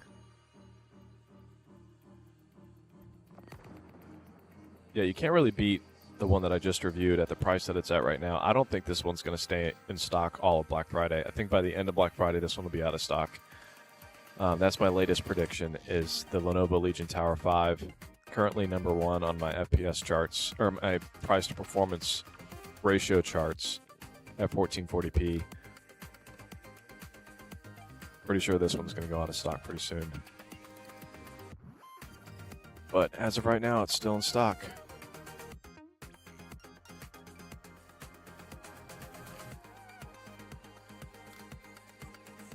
I tend to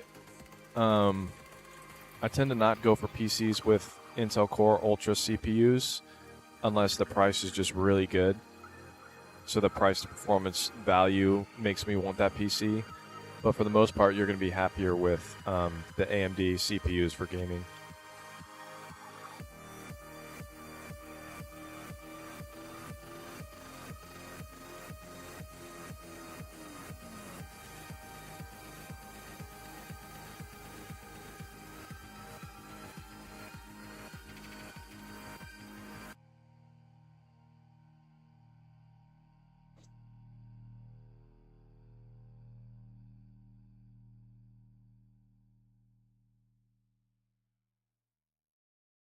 See what this poll is doing right now.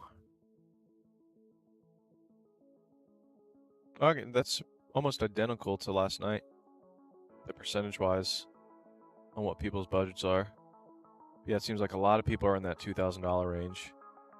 So if you can squeeze a little bit further, a really good bet right now is that Asus ROG GM700, which is identical to this one. This is the G700. The GM700 has an AMD CPU instead of the Intel one that I reviewed.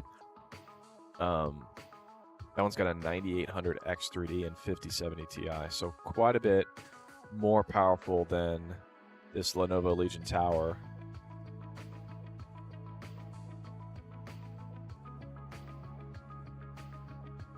But yeah, I haven't tested this one specifically, but I have tested a PC with 9000 X3D and 5070 Ti.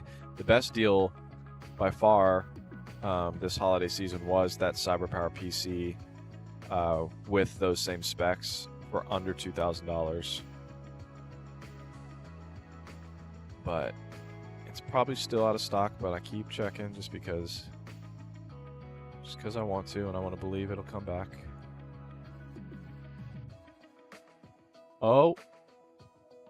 Oh, see, never stop believing.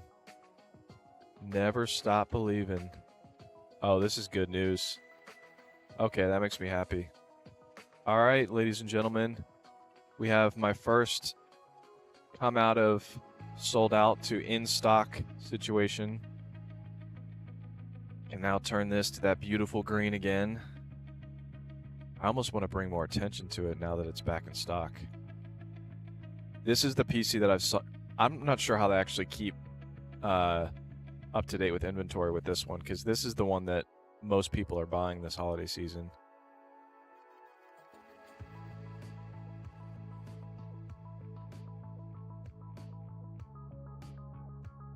I'm gonna make this one blue because it's such a good deal, right? Actually, no, that's too intense.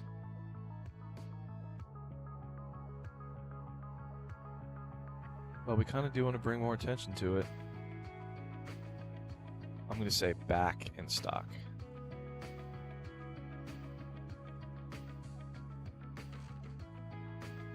So, for those of you watching, if you're in that $2,000 price range, this one just went back in stock. Not sure if it's going to go back out of stock, but since you're watching this live, maybe you can jump on it before everybody else does. These are the FPS you can expect with that PC. I actually ran benchmarks on that exact configuration.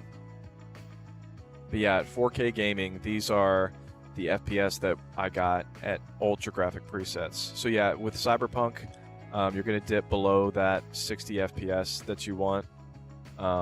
Even in Modern Warfare 2, you dip below that 60 FPS. But once you turn on DLSS, even these ones will go into that smooth above 60 FPS range. If you want super high FPS, you're going to want to go down to 1440p, or at 4K, you can go to high presets, which doesn't look as pretty. So high presets with DLSS on will give you even higher FPS over here. But it sounds like a lot of you are in that 1440p range. I think I did a poll on that today, or was that yesterday?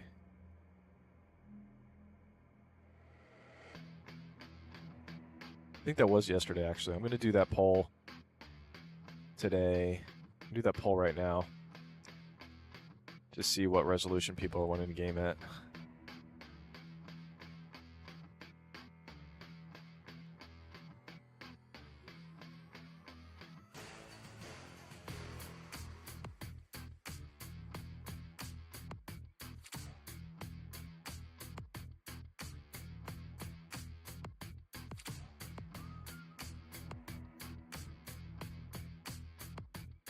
So one thing I want to note on people that are still undecided on what gaming PC, they still want to keep looking around. For PCs like this, I would say go ahead and, if you have room on your credit card, go ahead and buy it. And if you find something better, if you buy it for pickup, especially at your local Best Buy, if you don't pick it up, if you find a better PC, you're going to get refunded automatically if you just don't pick it up. So you don't even have to go to the store, say I want to return it. If you just don't pick it up, they'll refund you for that PC, and then you won't have to do anything. It'll basically lock you in on being one of the people that gets this PC before it goes back out of stock. I wonder if they intentionally made it out of stock while they were restocking pre-Black Friday with this PC, because they knew it was going to be a hot item today.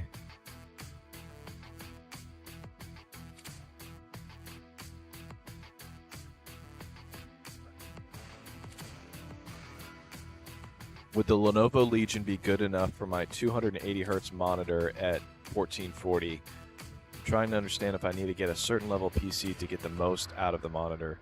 So yeah, 280 Hz monitor, you can see up to 280 frames per second.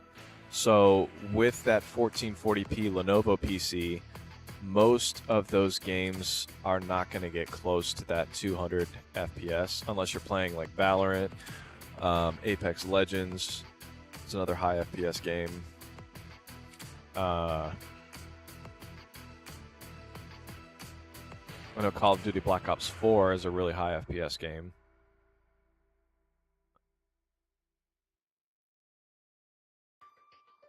Let's go to these actual FPS charts.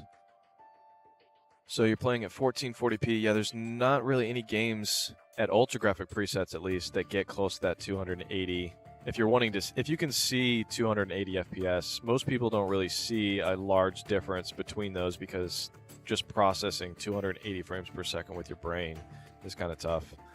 But running the Fortnite benchmark, we got almost 200. Witcher 3 got close to that number. But obviously, if you don't need to game with ultra graphic presets, you can get these numbers a lot higher. If you just care about FPS and you just care about how fast your game can play, then you're going to want to go down to all the way low settings. Still maybe have on some nice anti-aliasing so your edges are still sharp. But turning all your settings down to low and then DLSS set to performance, you'll get these numbers a lot higher. But still, most of them probably will not get the most out of that 280 Hertz monitor for a $1,500 computer. You probably want to go, if you want to get the most FPS, close to that 200, depending on what game you're playing, if you want to get close to that 280 FPS, you're probably looking at a PC with like a 5080.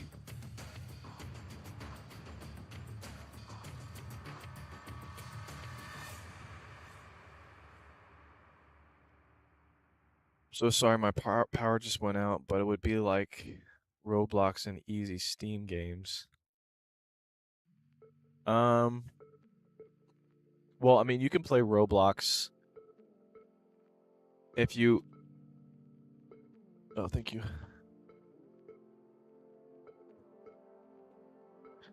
That's my wifey giving me some snacks. Oh, I forgot about these. Forgot she got me some of these Pop-Tarts. Maple brown sugar Pop-Tarts. Actually, I think I want to eat one of those right now. There's nothing like maple brown sugar Pop-Tarts. This is what you call a breakfast of champions right here. If that doesn't get you going, I don't know what will. Oh yeah, so back to computers. Yeah, considering you can play Roblox on like a phone, if you set your game settings to play similar to the graphics settings that you're expecting on a phone on that PC, then yeah, it should be fine streaming that kind of a game on that $150 laptop. The hardest would be some Fortnite. I don't think... So I know there's a way that you can stream Fortnite. You can get an account and stream Fortnite remotely, so another PC is technically rendering Fortnite. It's not really the best experience. I've done it before. But no, you can't like download Fortnite and run it well on a $150 laptop. It's just not going to be a good experience.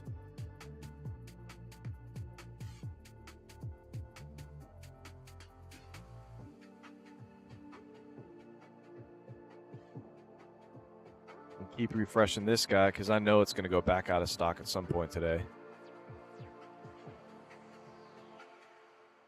That makes me happy. You know what? I'm wondering... That makes me wonder if some of these other PCs are back in stock. Let's see what. So the Skytech Legacy 4, that one's been out of stock for a while now, so I doubt this one's going to be back in stock. Nope, that one's still out of stock. ABS Eururs Ruby. I'm predicting this one to still be out of stock. Yep, currently sold out. The Gigabyte Aorus. I think this one was on back order, right? Nope, it's out of stock. Legion Tower 10. Let's see about this one. Oh, that was the one with the weird link.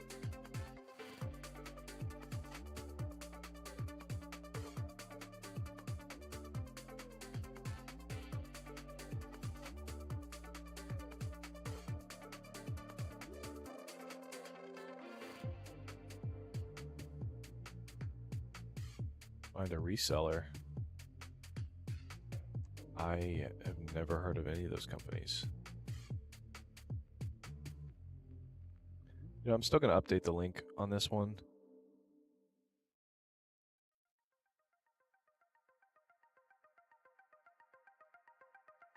Just so that people can still go to the website.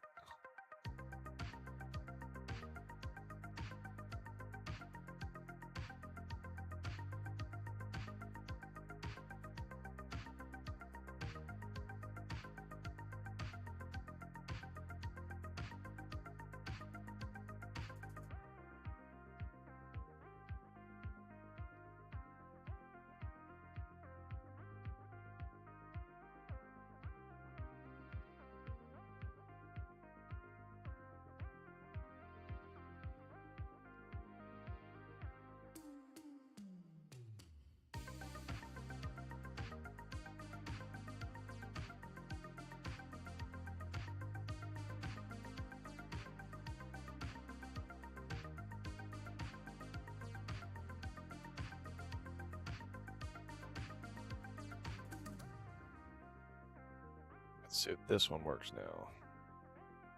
There we go. So it works. It'll take you to Lenovo.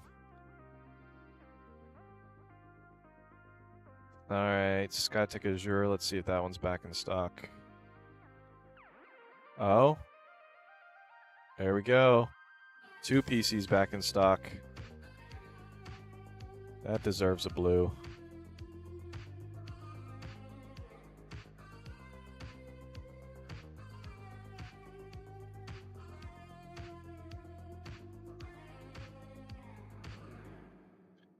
Back in stock. I don't remember doing this last year. I don't remember seeing things popping back in stock like this. ABS Eurus Ruby, let's check it out. Out of stock. Guys, let me know if you click on any of these links and something went back out of stock so I can make sure to mark it red again so people aren't wasting their time clicking on things that no longer exist.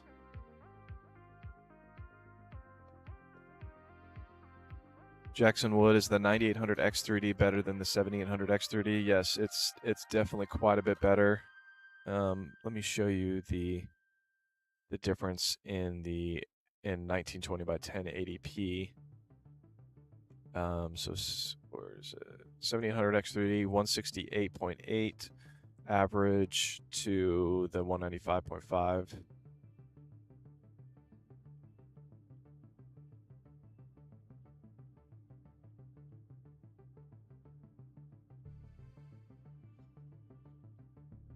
So that's a 16% difference. Very, very big difference at 1080p, less of a difference at 1440p, and even less of a difference at 4K as you start to rely more on the GPU.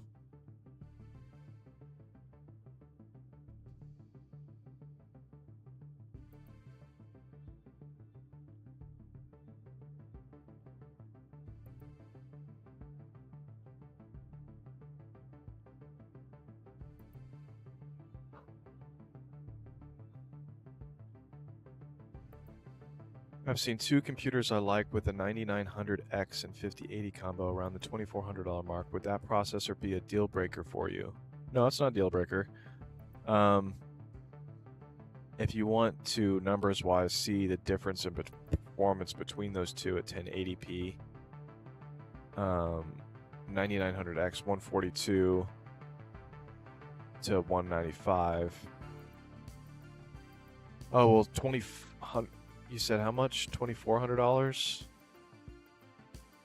You can get a better deal than that. It's not a deal breaker, but you can get a better deal than that.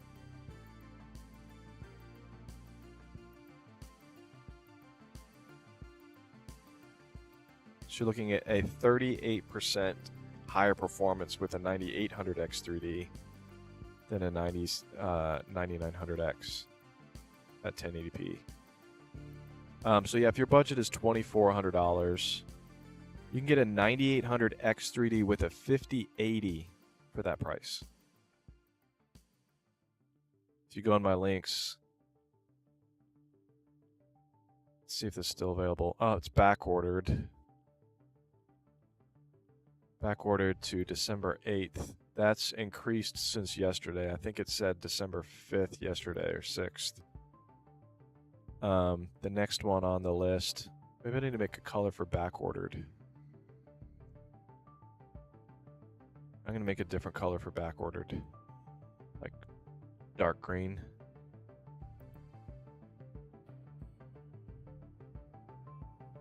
Or darker green.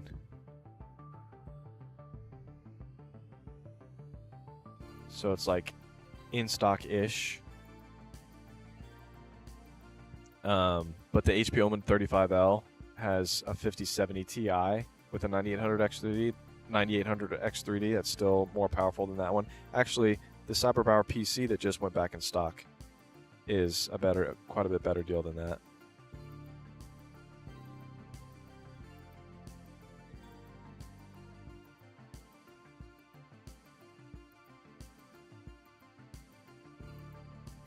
I do have a 12400F and a 3050. Would it be suitable to upgrade to a 5070? And do you know the estimated FPS?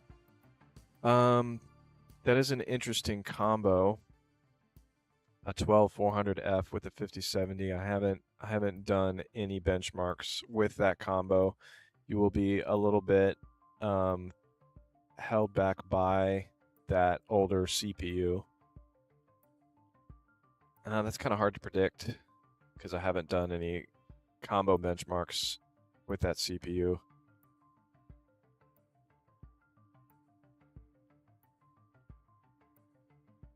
Requiem, hey man, you're going hard on this stream. Can't believe you were up at 3 a.m. last night. Well, technically I went to 2:15 until my internet dropped out. 2:15 Central Time. And then since my internet dropped out, I was like, you know what, I'm not going to create an entirely new stream just to go back on for 45 minutes. So I was already planning on stopping at 3 a.m. CST time. But last year I did 24 hours straight. I went from like 11:30 p.m. on Thanksgiving all the way to 12 p.m. on Black Friday, or 11:59 p.m. on Black Friday.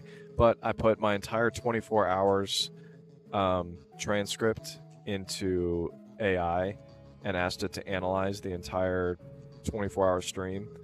It told me every single PC that was talked about in order from most talked about to least talked about.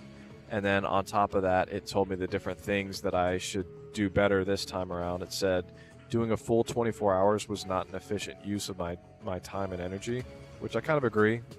There wasn't really that many people still on from between 3 a.m. and 9 a.m. So now that I've got sleep, I have a lot more mental focus and energy now than I did a year ago at this time on Black Friday because I got no sleep. But yeah, sometimes you got to figure out what your limits are and figure out what's the best way to provide value to people without exhausting yourself to the point of becoming not as valuable anymore. Manarail, welcome back. SLC Byte just got a Lenovo with your link. May God bless you and your family and your labors this Christmas season and beyond. Thanks, man. I really appreciate that. I'm coming across more and more like genuinely like kind, respectable people in this PC gaming industry. I'm still a moderator and I like it. Requiem, what pre-built do you have that you have tested was the absolute best overall for thermals, and what case was it using? Well, you're not going to like my answer on that, because the only PC that I've tested this year with a water-cooled GPU was that Origin Arachnid, and that is at $8,000. So the best one that I've tested this year with the best overall cooling, technically it actually wasn't the best overall cooling for the CPU, because most of the CPUs with 9950 X30s have liquid cooling in all of the pre-builts, so there wasn't really a huge advantage with this PC for the CPU cooler, but that GPU cooler, and the GPU is the most important, most valuable part of a PC, gave it the best thermals for a GPU that I've seen this year.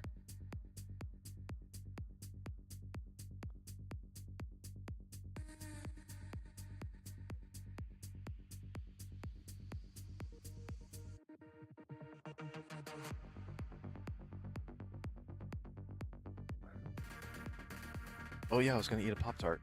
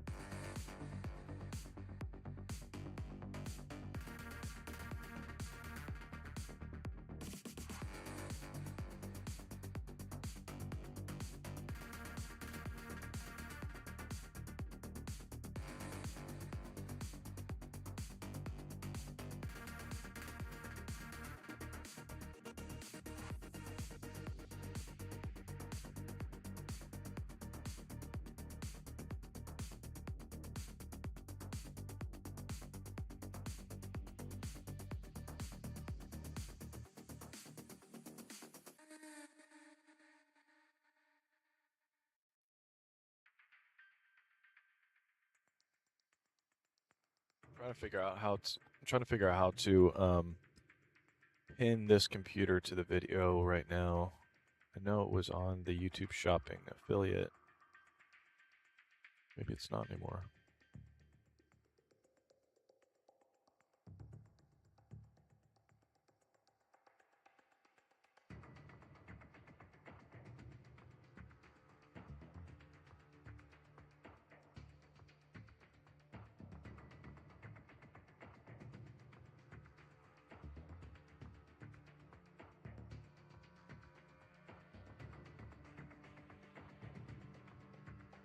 Make sure it is linked though.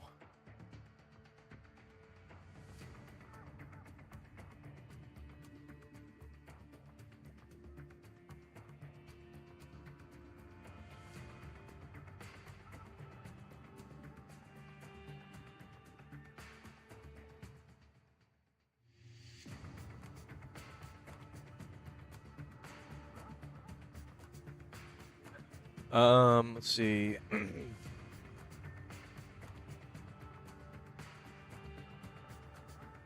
I'm gonna prevent spamming. Awesome. Requiem, I hate spiders, so that's a pass.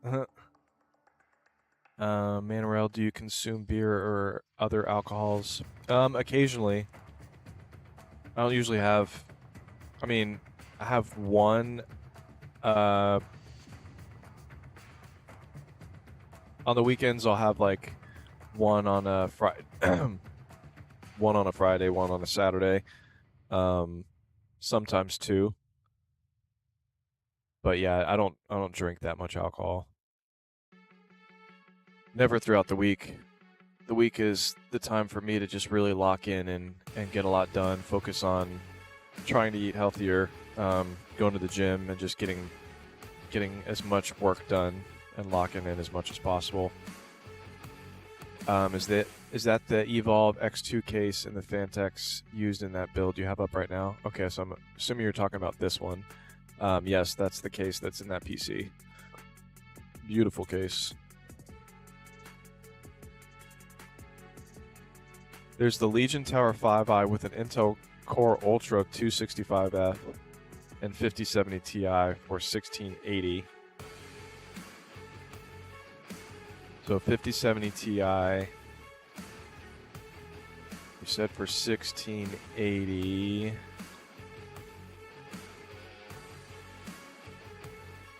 Yeah, to get a PC with the 5070 Ti for 1680, that's a good deal. Yeah, because my Element is a little bit more expensive than that. It's got a better CPU, though. So I'd say that PC you're talking about is pretty in line price to performance value-wise with a lot of these other deals. Is that a Best Buy PC?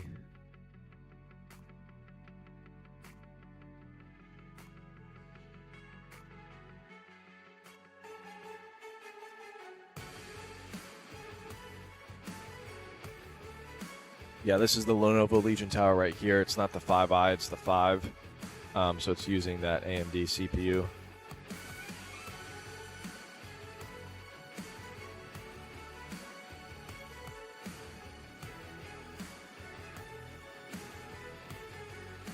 Guessing you're talking about this one, 1688.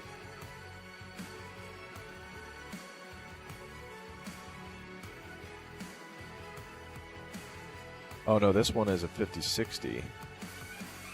I'm guessing you're on the actual Lenovo website.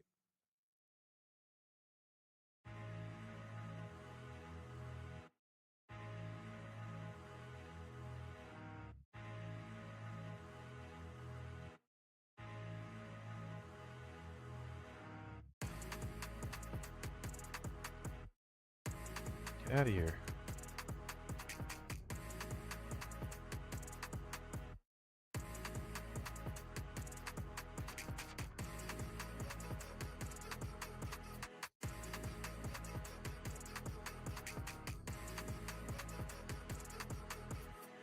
That's a pretty solid deal. I think that might actually be worth putting on my chart. How do I link to this exact page? Oh yeah, it is a doorbuster. I don't like how they give you these like generic pages instead of like a solid page for the computer. Sometimes when you type that into Google though, it gives you the exact link for it.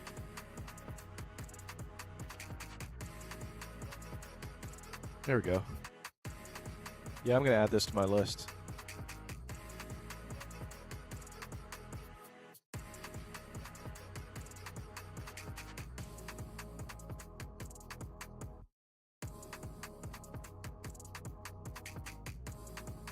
Yeah, if you do end up getting that PC, if you could use my link, I would really appreciate it. Oh, that's going to look good on my charts. For 1650, it's going to have a 5070 Ti, which is better than this.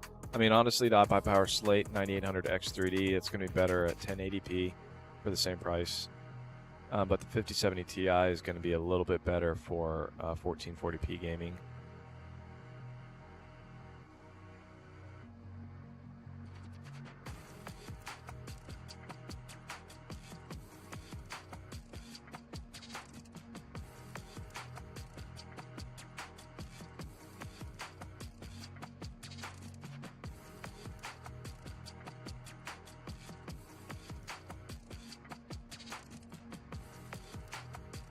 This didn't make any links not work well.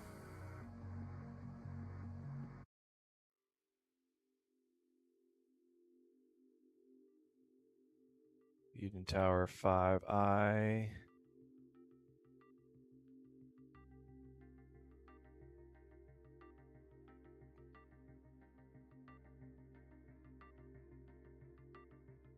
Verify the price again, 1650.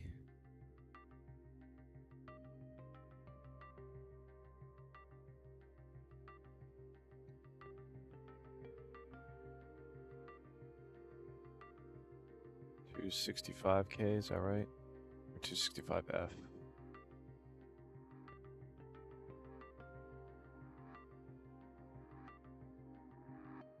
Oh. Okay, so that's a factor. It's got the Intel Ultra 255HX processor, which is like more of a mobile CPU.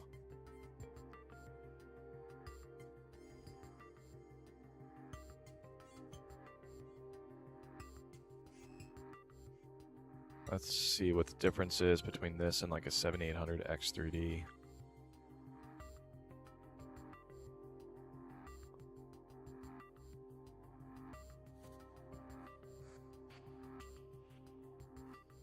Oh, it's giving me the Ultra 265. I want to see.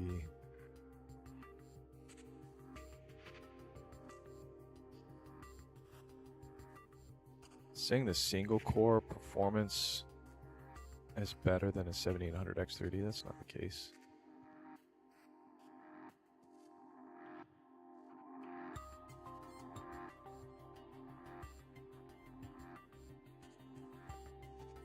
Wish there was a video on this.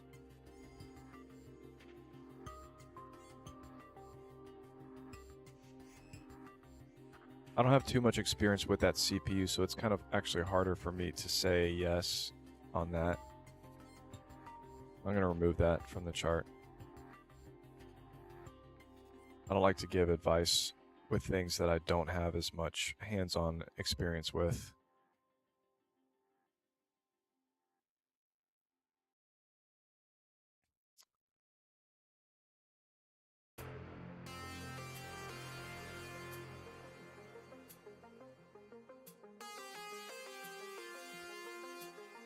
Anything should I do? I'm free for the next 15 minutes. Manrail, if you do want to help out, if you wanted to go click on each one of these links to verify that all of these are still in stock, or if I have something that is out of stock that's now in stock, if you could let me know, that would save me a lot of time having to go through each link to just double check.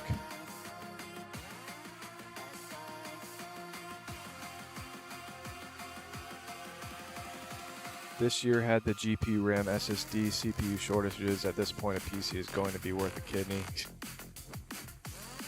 Yeah, PCs are definitely, gaming PCs are definitely a lot more expensive than they were a year ago. I mean, we do have 5090s now, but do you have an affiliate links with Electronic Express or Staples? No, I've actually yet to buy a gaming PC from Staples. Kind of felt like Staples was one of those stores, like Radio Shack and like Circuit City, that's like more on its way out. 2020 shortages were nothing compared to 2025 shortages because of AI. I might beg to differ on that. I remember in 2020 the GPU shortages kind of more tied to crypto than anything else. Uh-oh. Out of memory. Too many tabs open. Let me close out some tabs.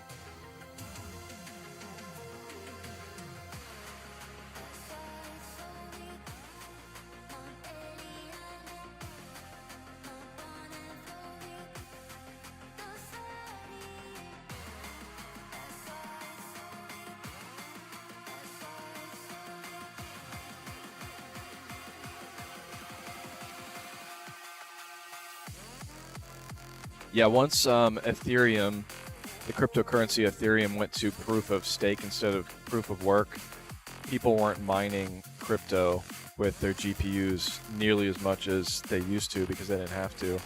So then there was like a surplus in GPUs at one point, and then GPUs finally came back down in price. But yeah, I will say at the beginning of 2025, it was extremely difficult to buy a GPU because of AI. But AI, a lot of times, they're using a different level of GPU. Actually, they are using a different level of GPU than the ones that we have in gaming PCs. But still, they're prioritizing the silicon that they needed to create the GPUs for the AI data centers because they were making more money off of that than us gamers. Go to the bathroom. I'll be right back.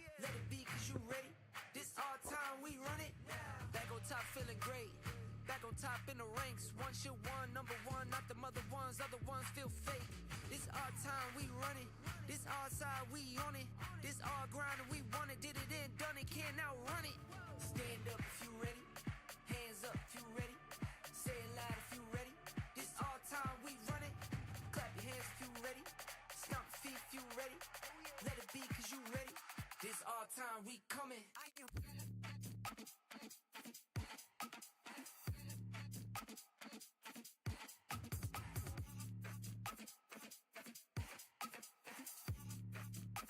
This our time, we coming. Ready?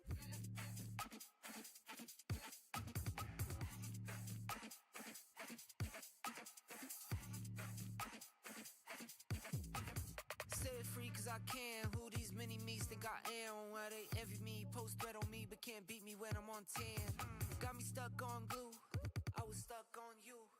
ES ring, I went top speed, I've been top one in the booth. Put the game on snooze, blessed like I choose. Doubted me, they outed me, now I'm sitting here like proof. Now rollin' steady, record synced up heavy. I'm done talking, I told you in who ready, we been ready. Stand up if you ready. Hands up if you ready. Say it loud if you ready. This our time, we run it. Clap your hands if you ready. Stomp feet if you ready. Let it be cause you ready. This our time, we run it. Say it loud if you ready.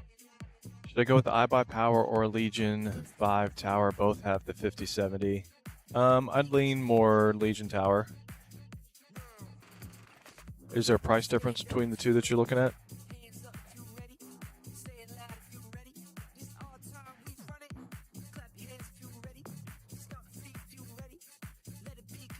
Hey man, I jumped in here at the perfect time. Crinks says, hey man, I just jumped in here at the perfect time. I'm stuck with the decision to upgrade build my current setup or get into HP latest Omen 35L 5070. Any info helps here. Cheers. Crinks, what's your current setup?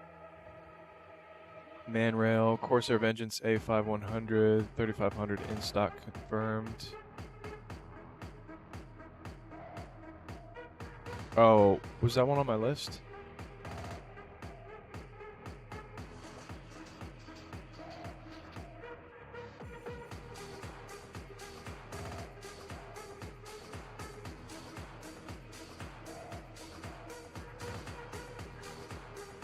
There's a good deal right now on Staples' website for a 5080 pre-built, asking because I want you to get your commission. I really appreciate that, man. That means a lot when people are actively trying to make sure that I get a kickback for the help. Let me actually look into that. Let me see if Staples has a affiliate program. I've never actually even thought about Staples. Okay, so Staples does have an affiliate program.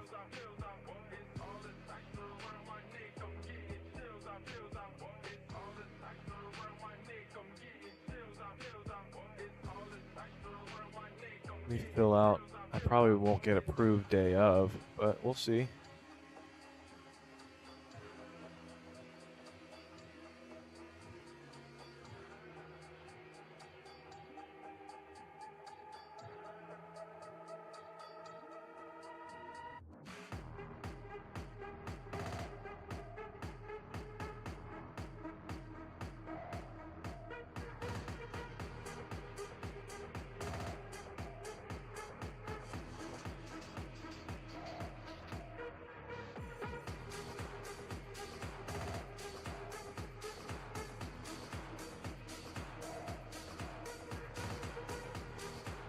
So I'm signing up for the Staples affiliate program right now. I'm either gonna get approved instantly or approved in like however long it takes them to manually look at these things. But let's see. Verification email sent.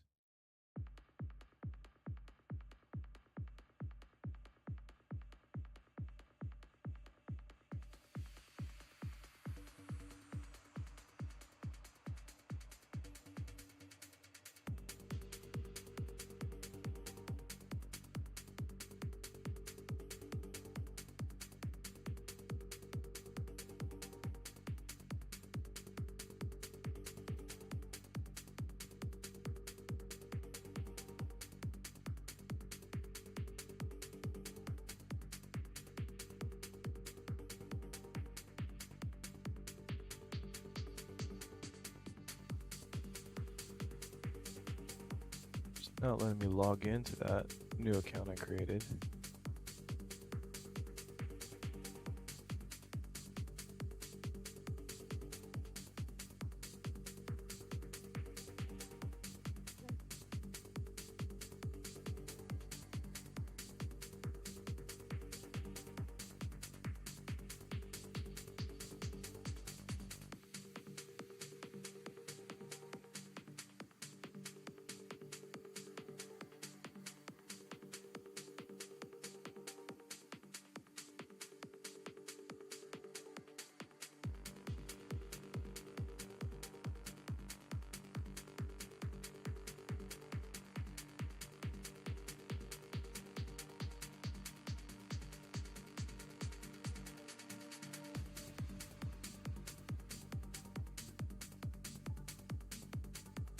It says they have an affiliate program,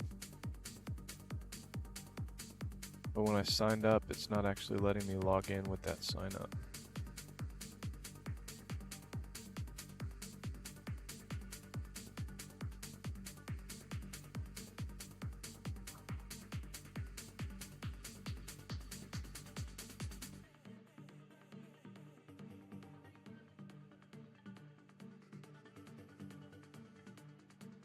Oh, it went to spam. Verification email.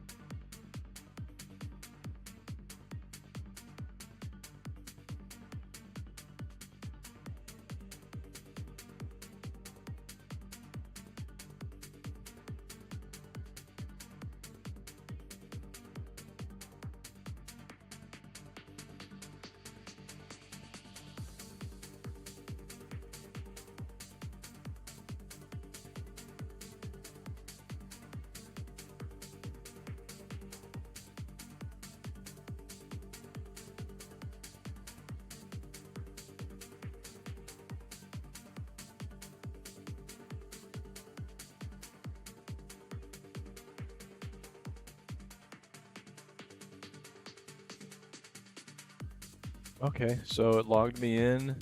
Does that mean it automatically approved me?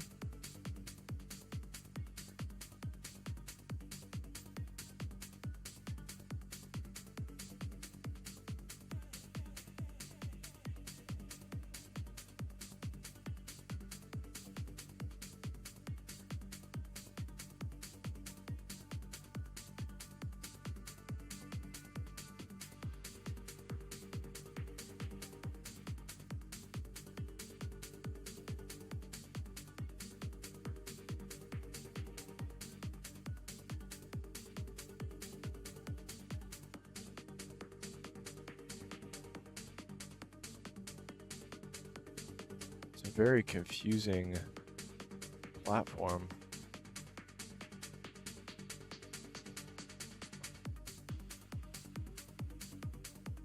All right, let me see if make sure I'm not ignoring any comments while I was signing up for this.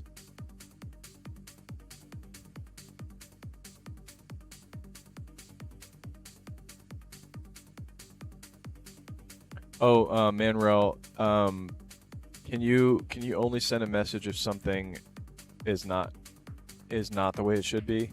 Like if things are saying sold out and they're still sold out, no messages for that. But if you want to send a message if like something needs to be changed on the spreadsheet, basically, that way we don't get too many messages on here.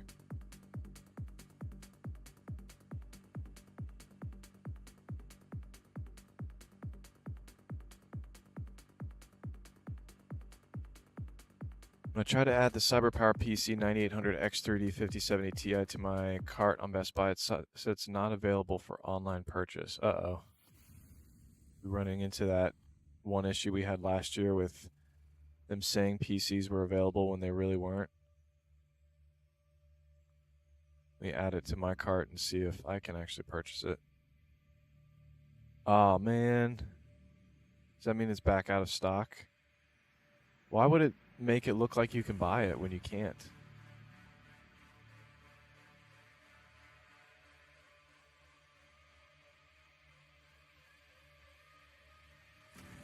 Are they basically trying to say that you can buy it if you go in the store and verify that it's still in store?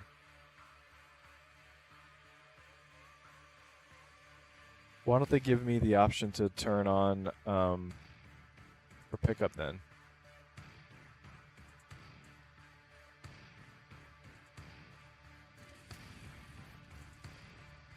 It's not available for... Okay, that's interesting. Well, I'm going to have to remove that from the list then. Boo.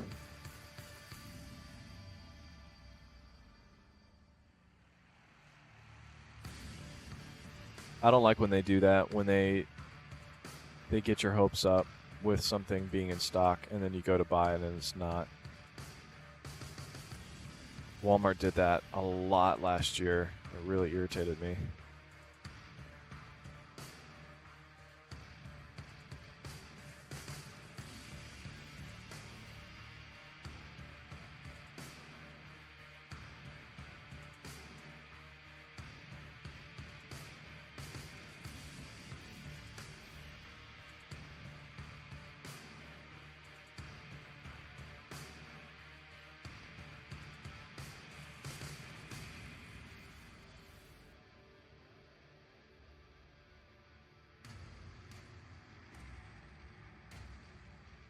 Alright, so I have a pending request to join the Staples affiliate program.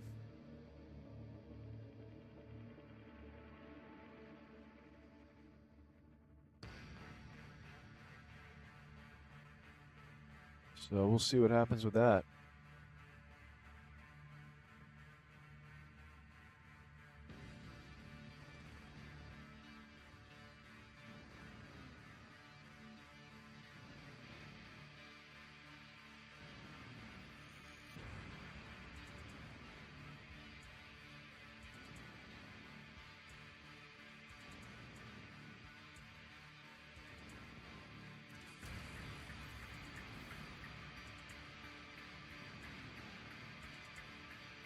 So I'm being told there's an error message with this product link. Oh, weird. Okay.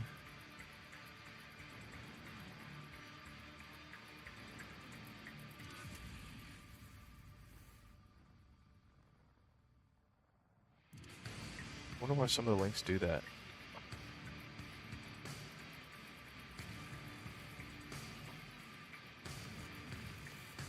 $35K, 800.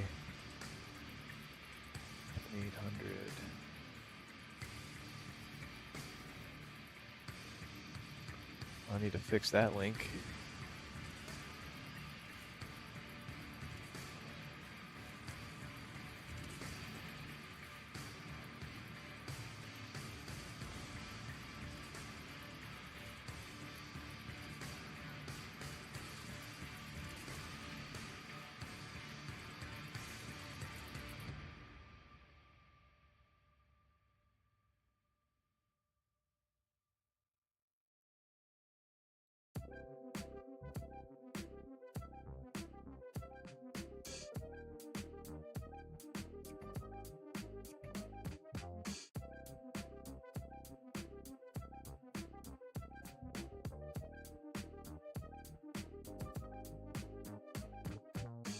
Alright, let's replace this malformed link. Whatever reason it did that.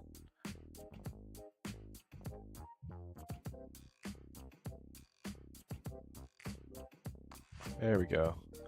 And it still is at 2,800. Okay, good. Good deal.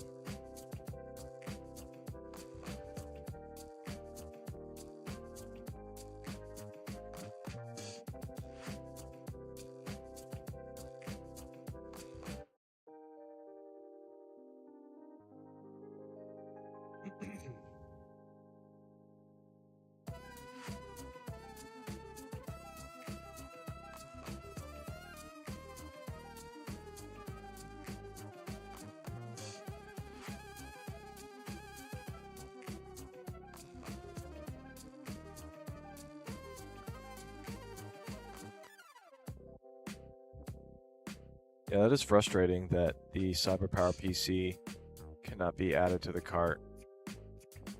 Don't give us the option to add it to the cart if it's not available. Maybe they've moved the product page. What if I go into Google and type in CyberPower PC 5070 Ti 9800X 3D?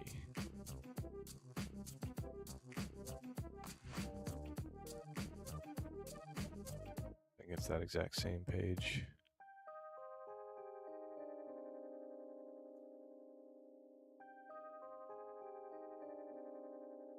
I'm going to put that error into Google and say Best Buy and figure out why. It says add to cart and then I get this. They exist. Sounds like there's slight lag in updating the inventory after it sells out. It happened to me before too. The item appears to be in stock and you add it to your cart, but you can't check it out. Just means that you missed it and it's sold out again. Oh. Okay.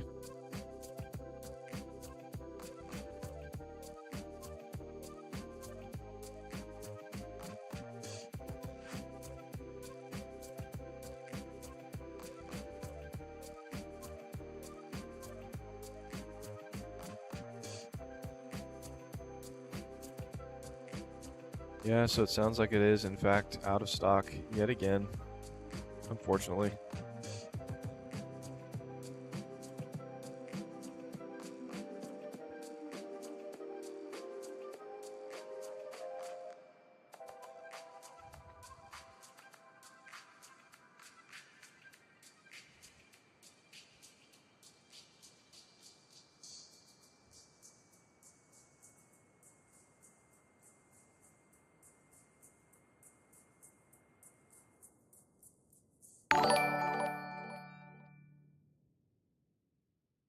Eric Sandre, thanks for the sub.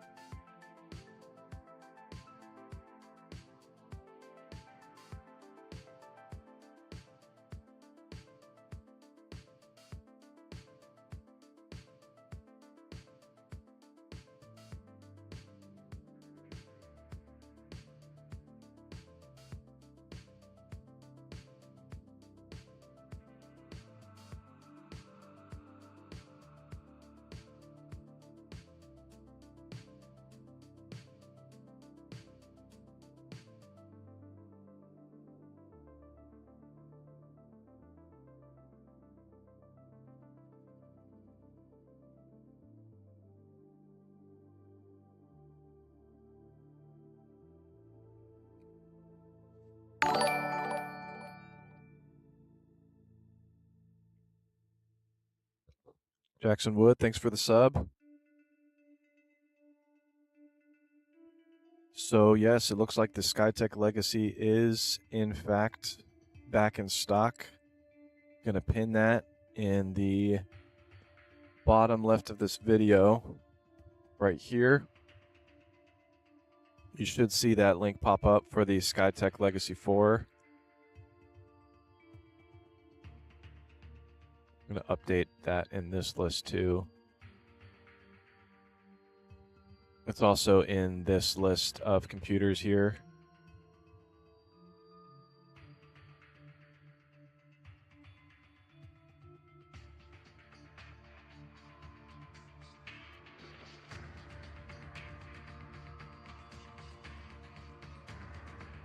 Oh, already said that. But it's now at $4,900, so it actually went up in price, unfortunately.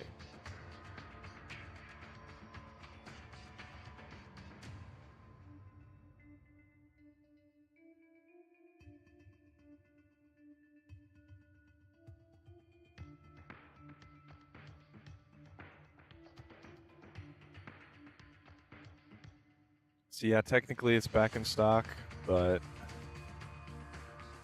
not for the best price.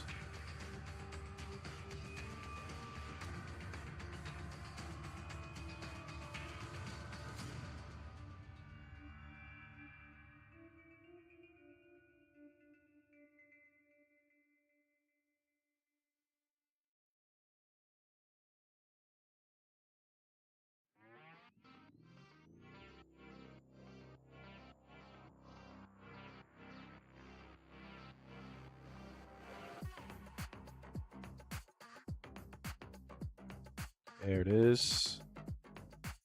Because it went back in stock at a higher price, I'm not going to give it that coveted blue mark. Just going to make it green again. I'm not going to say back in stock. I'm just going to say in stock.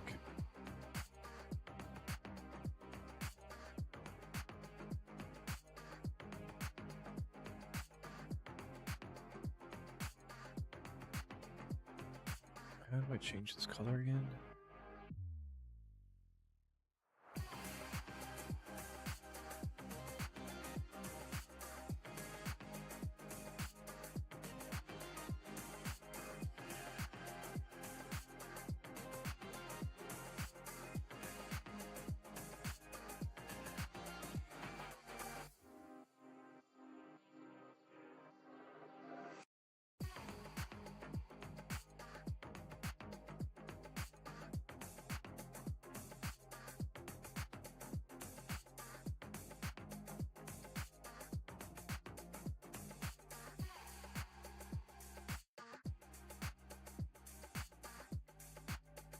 I'm going to put price increase here.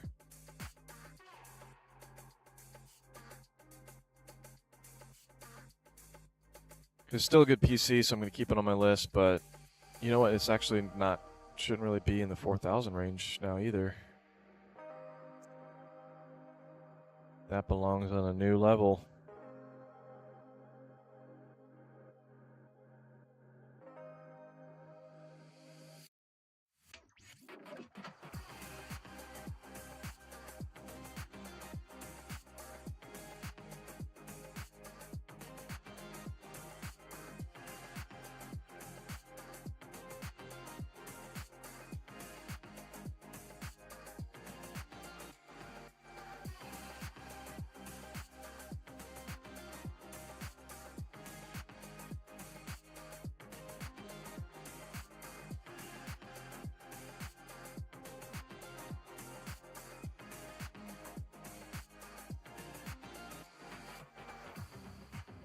Should I connect to USA's VPN? I mean, I don't think you need to. Have you found any other 7800 X3D 5070 Ti deals? No. That was kind of the main one. Oh, 7800 X3D. The iBuyPower Element is on my list. That was the best 9800 X3D deal, the CyberPower PC. But, I mean, the Asus one is $200 above that. Still not a bad deal. Asus is a really good brand.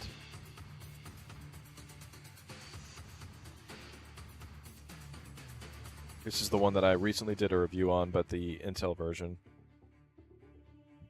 But yeah, it normally is at $2,400. It actually was at $2,400 when I did my full G700 review. Actually, let's go ahead and check, just to double check that it did in fact drop down in price. I know it didn't used to be $2,400, or it didn't used to be $2,150.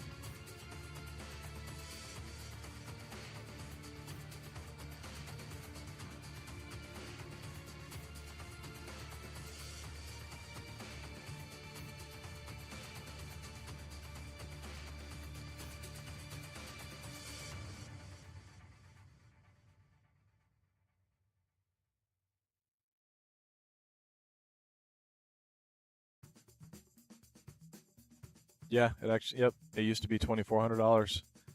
So yeah, the deal going on right now is definitely a temporary deal. It's not something they're making up to make it look like you're getting a deal. It actually is usually a lot more expensive than that.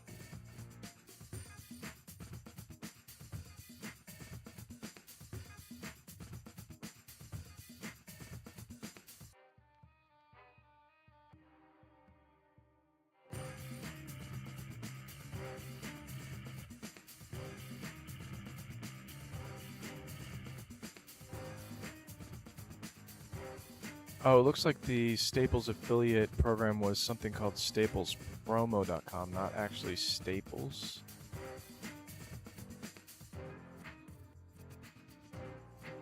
So this isn't for the actual, like, Staples electronic products? Oh, wait, there's two different options. Okay, let's see, staples.com.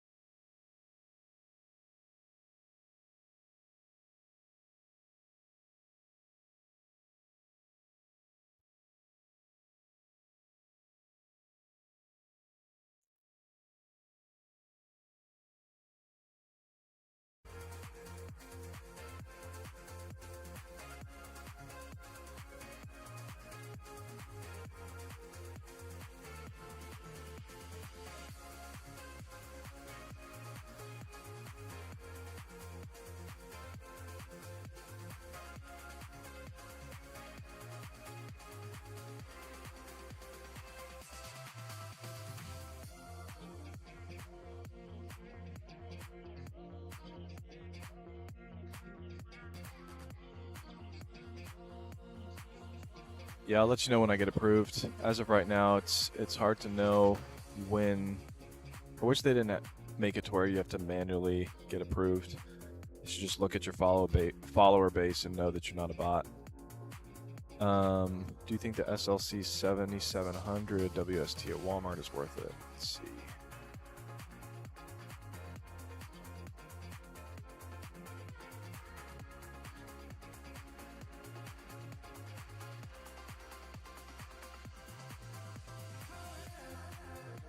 $1,700 for a 9800 X3D 5070 Ti. Okay. Yeah.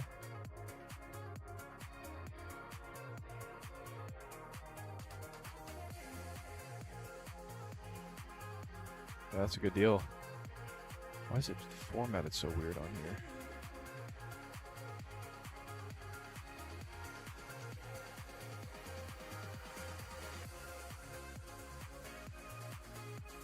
I think that's worth adding to my list. $1,700. 9800 X3D and 5070 Ti. Yep, you're going on my list.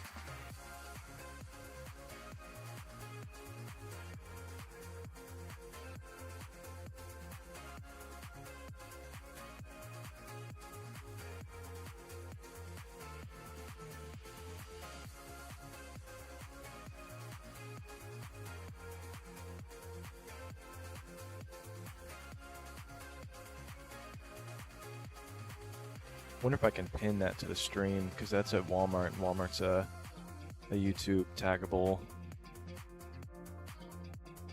So, PC.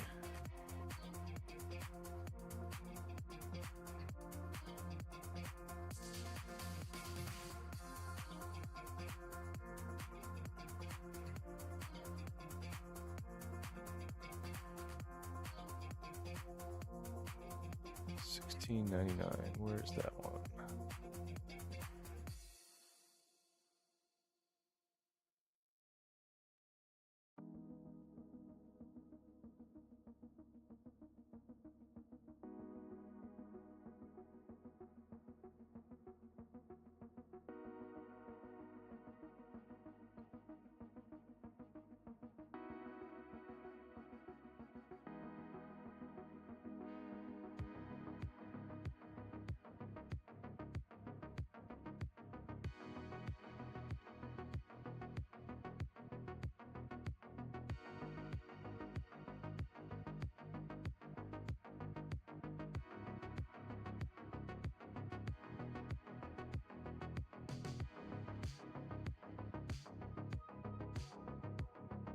Oh, does it say out of stock now?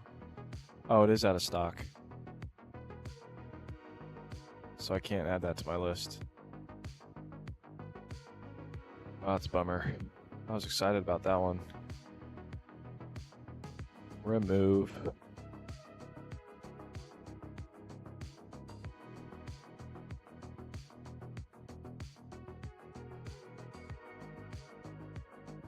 Yeah, I'll pin it to this bottom left corner of the video so you can see. Maybe some of you will have better experience with that if it's available in store at one of your local stores for online pickup. Let me know if that's the case for any of you guys.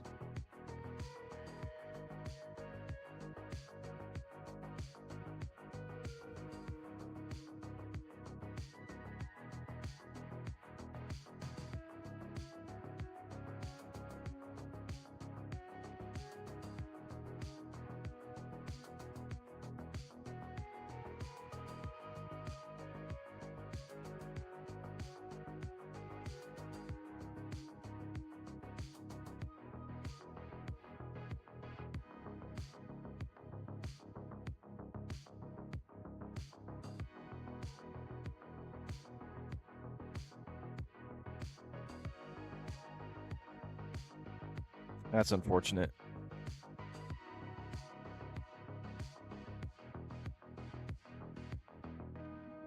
So yeah, the SLC 5200 BSDF at Best Buy. I think that's the one that I reviewed. I'm pretty sure that's the one that's now back out of stock.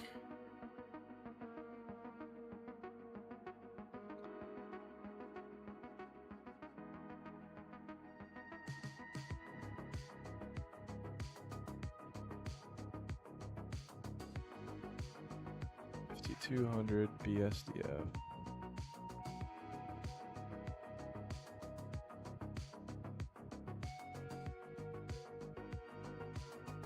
Yeah, this is the one.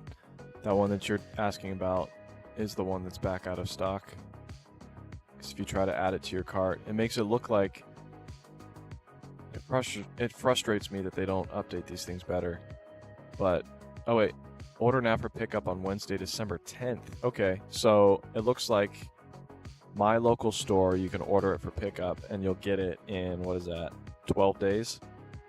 So this is a get it before Christmas situation at my local Best Buy. So in another tab, I'm going to go and attempt to purchase it and see if it actually does add it to my cart for pickup. Okay, so it added it to my cart. Man, we are going back and forth with this CyberPower PC.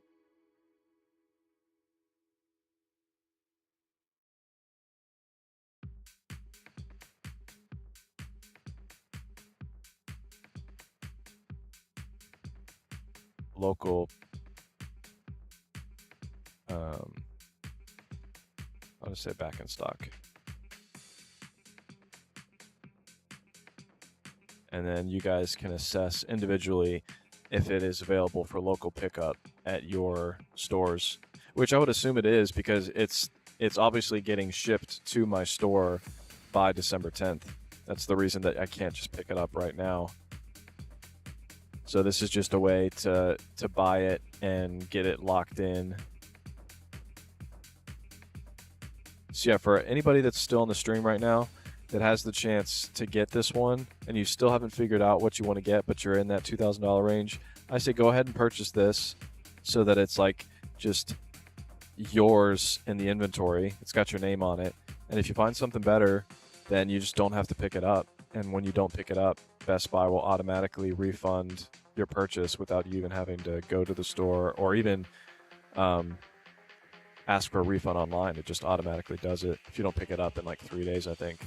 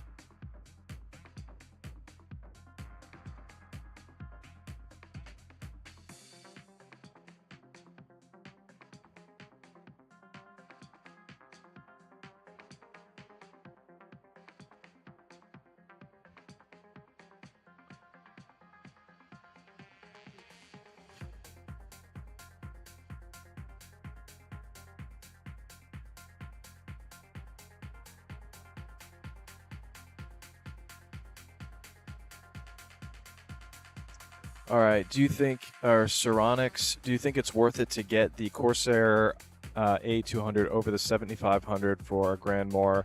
Is there a performance difference, or does the 8200 just have better components? The 8200, it has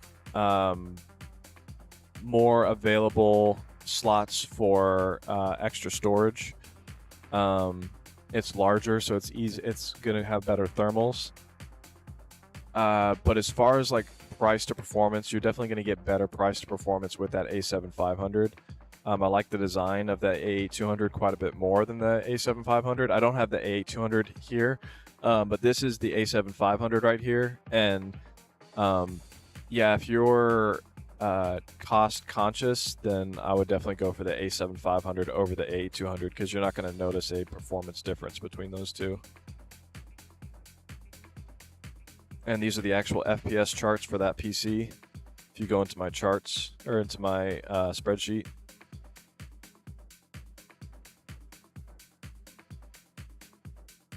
Definitely an amazing PC. But if you're not gaming at 4K, it's kind of a waste because that 5090 really craves for high resolution. That's really where you're going to see that gaming PC spread its wings.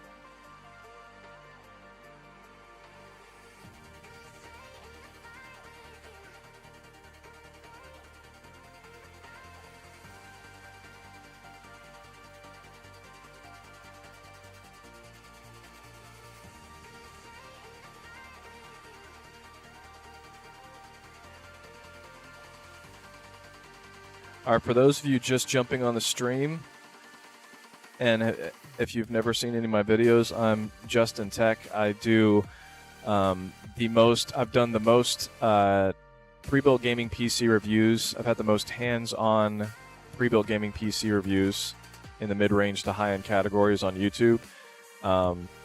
So I definitely have a large spectrum of knowledge when it comes to pre-built gaming PCs and how they compare to each other, what the price to performance values are compared to each other. Right now in the studio, I have the Lenovo Legion Tower 5. I just did my benchmarks on this one. The full review for this one is coming soon. This is the A7500 that I just did a review on. That's the Corsair Vengeance A7500, the most popular or the most purchased Corsair Vengeance PC that I've seen. Every year it's the most purchased one. It's last year it was the i7-5500. Now it's going to be the A7500 because it's using the AMD CPU. This is the Apex gaming PC. That one I just ran benchmarks on for yesterday. You can see the plastic is actually still on it. That's why it looks a little foggy. I'm going to save that plastic peel for the actual unboxing video because that's a part that people really enjoy. This is the ABG PC Max right here. That is the ABS Cyclone. That's the MXZ, and that is the iBuyPower Element. And then we've got the HP Omen 35L Stealth. Kind of looks like a giant Xbox. It's a PC that doesn't have that very typical gamer style with the RGB everywhere. Some people like that. Also, it's going to look a lot cooler and a lot more professional in a living room type setting. And then if you go into the description of this video, you can find my master chart for all of these Black Friday deals and my most favorite PCs. Some of them aren't Black Friday deals. Like these in this $5,000 range aren't really like the best price to performance values.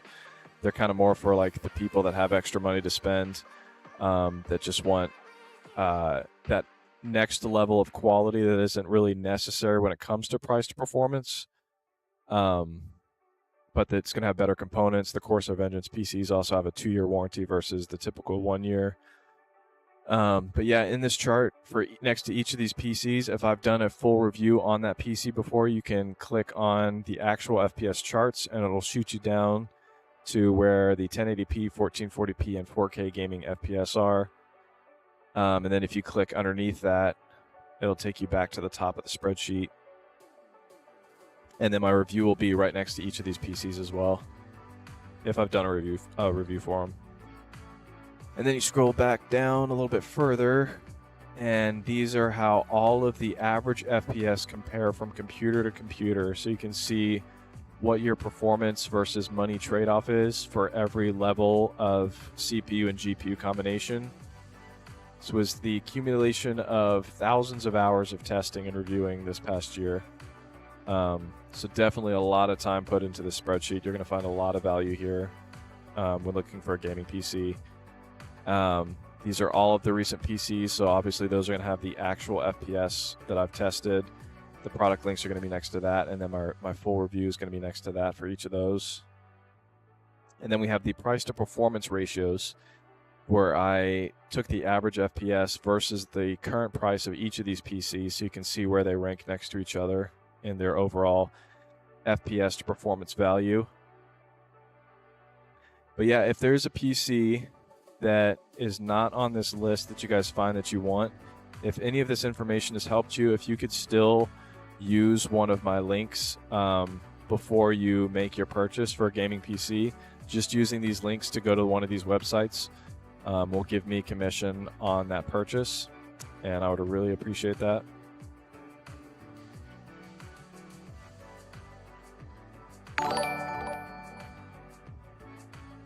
Gene Luck Grisier, thanks for the sub. Appreciate it.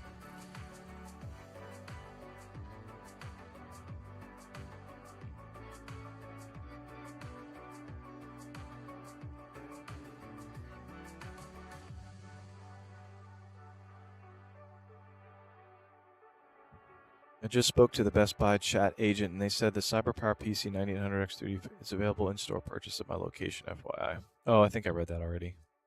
Yeah, it's now available at my location as well. I think it's all going to be location specific, but I would assume because it's not available for in-store pickup until, like, I can purchase it now, but I won't be able to pick it up until, I think it said December 10th on mine. Yeah, ready on December 10th. Oh, you know what? Actually, shipping says it is available now in my location. I can actually get it shipped December 9 in my location in Dallas, Texas, or it can be ready for pickup the day after that. So I'd rather just it get shipped to me. What happens if I add it to my cart? Okay, so let me add it to my cart. That means it actually is available. I'm going to remove it from my cart to make sure that that doesn't affect anybody else's ability to get it. I don't think it does.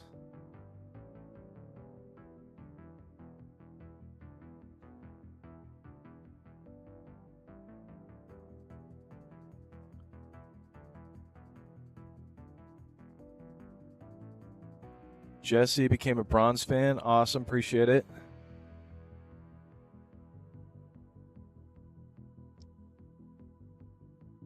Darkstride, I ended up ordering the A5100 with the 5080 from Corsair directly. I think it was a better deal than Best Buy.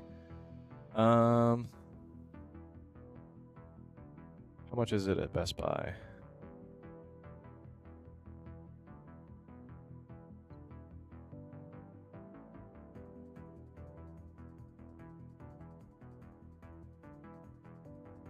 So the 5080 version at Best Buy is $3,600.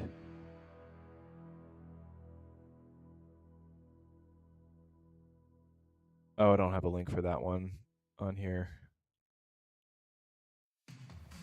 Let's just go to the Corsair site.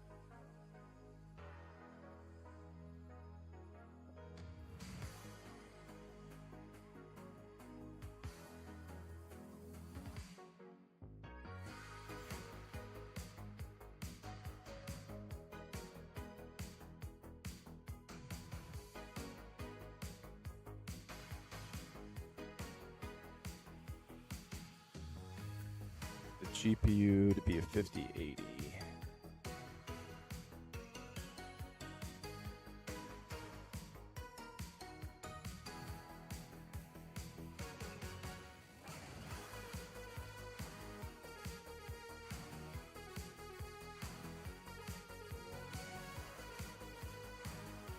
Oh, I'm guessing you got the white version because I don't see.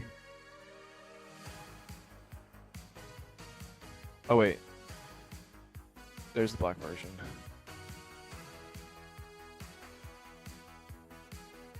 Yeah, $3,200. That is cheaper than Best Buy's $3,600.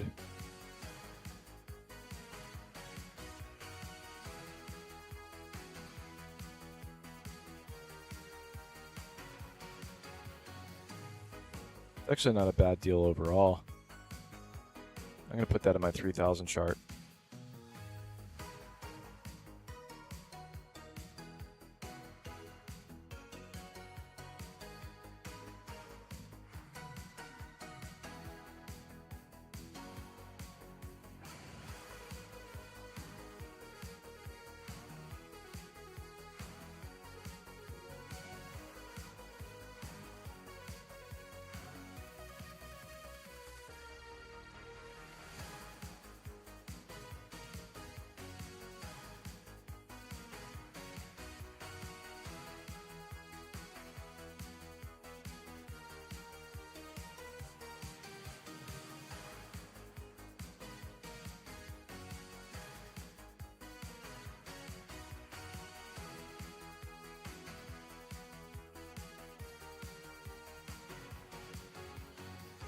Heart this link.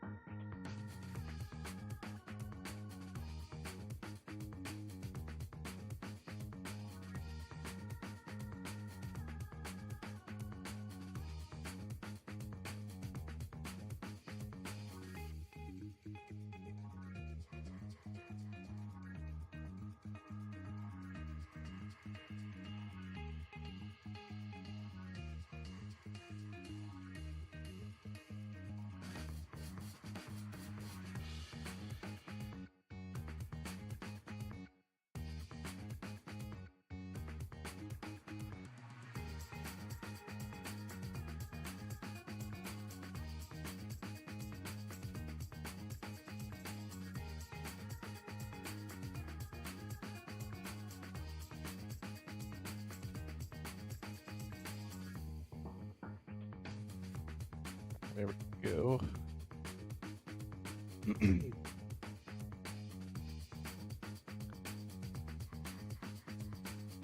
Okay, so just brought the Andromeda Insight AI Elite V3. What do you think? I haven't personally tested that one yet. I know which one you're talking about. I saw that on Newegg. And those were priced pretty nice. I didn't see a lot of reviews on them yet, so it seems still fairly new.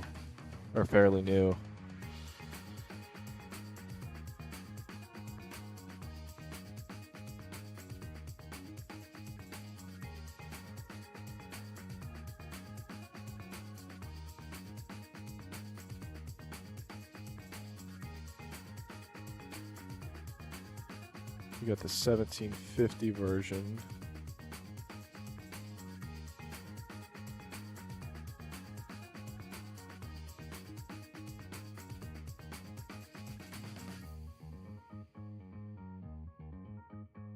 Did you say you got that from Newegg? Chippy Chip?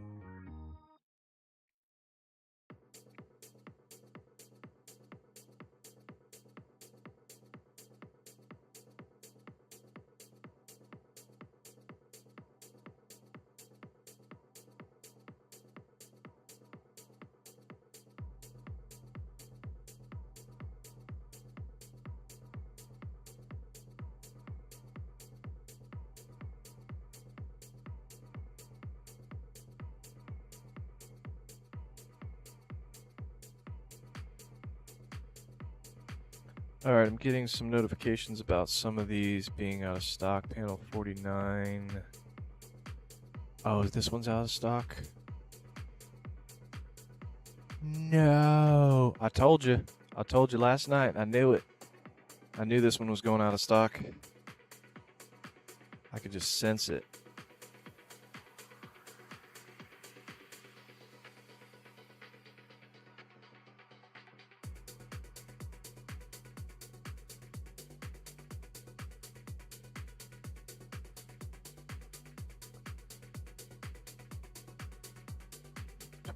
Link is broken.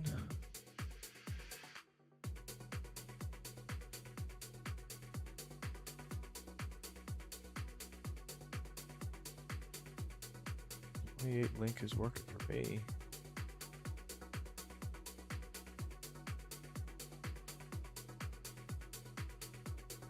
Which link isn't working for 28?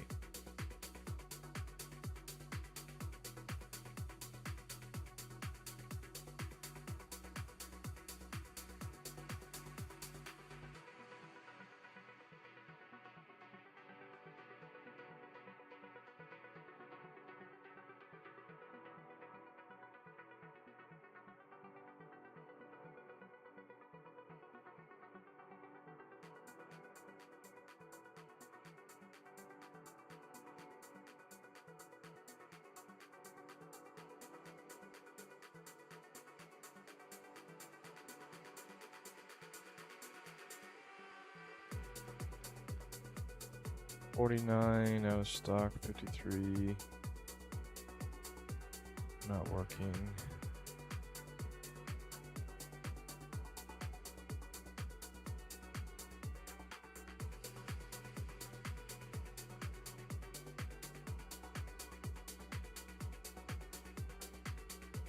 Sometimes I gotta hit enter after I put in these links for it to actually work.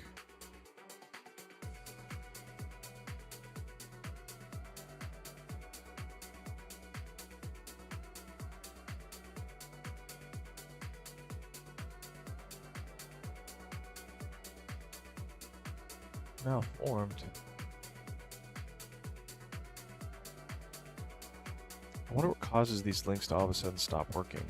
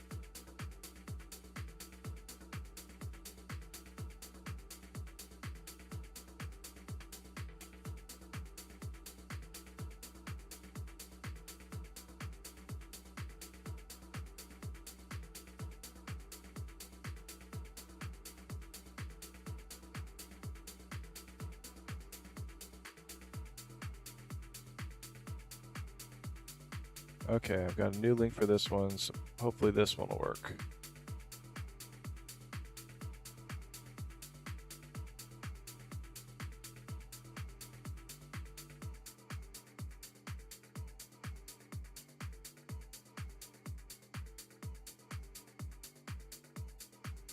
There we go.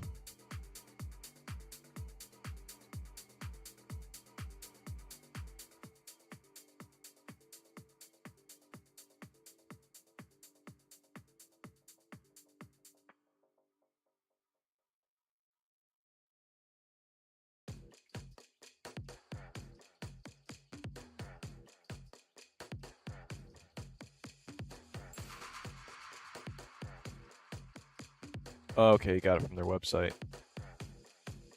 Wonder, does Andromeda Insights have an affiliate program?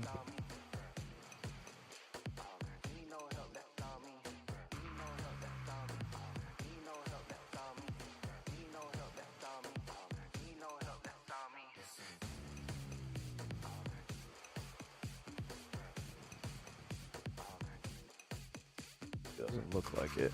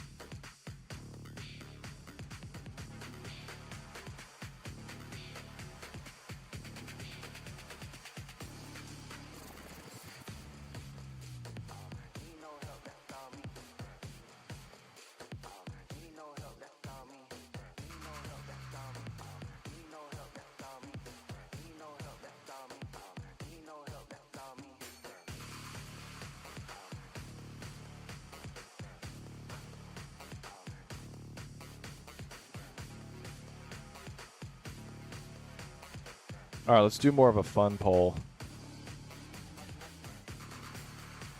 Let's end this poll. So 57% of you want a game at 1440p. Now I want to see how old you guys think I am.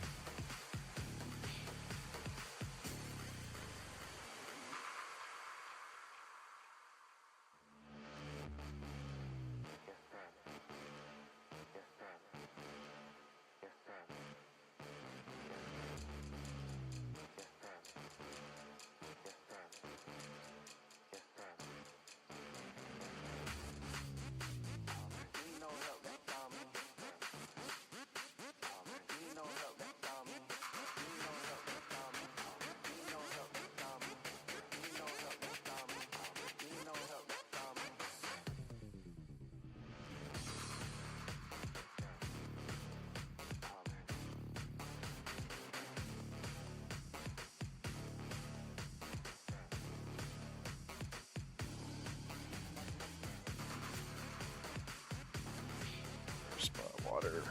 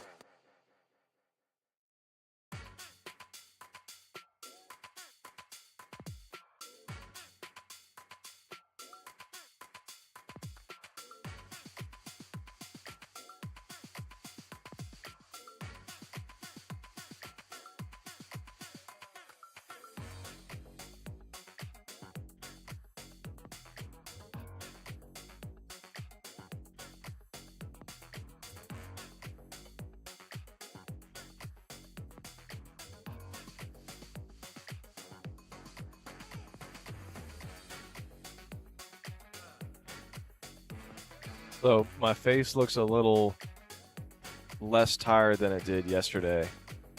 And I'm getting younger predictions than I got yesterday.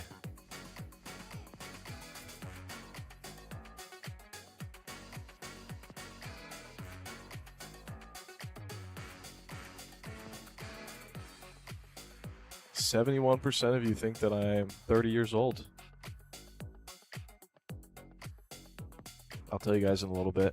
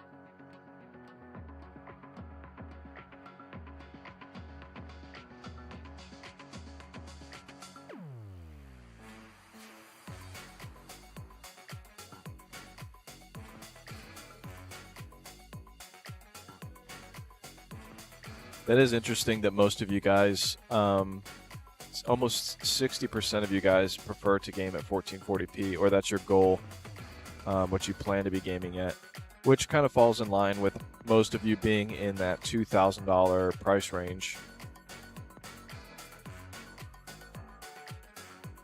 So at 1440p, these are the FPS that you can expect. Let's make this a little bit bigger. These are the FPS that you can expect for these PCs. I wish I could expand that without it darting me so far.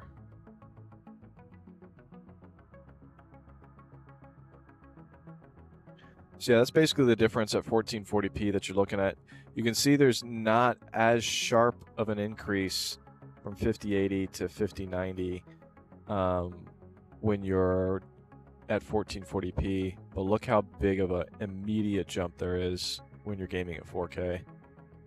Just goes to show you how powerful, how much those GPUs just really want to perform at higher resolutions.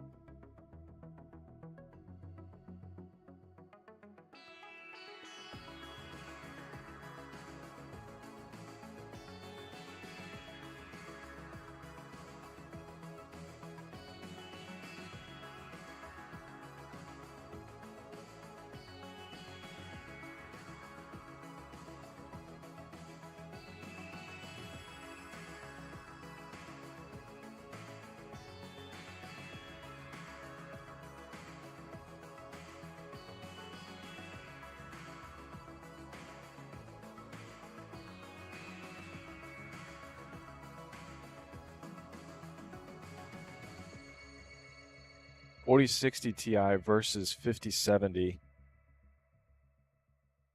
I don't have any 4060 Ti PCs in my personal chart, but let me show you at 1440p because I think that's what you're focusing on. What you can expect between those two.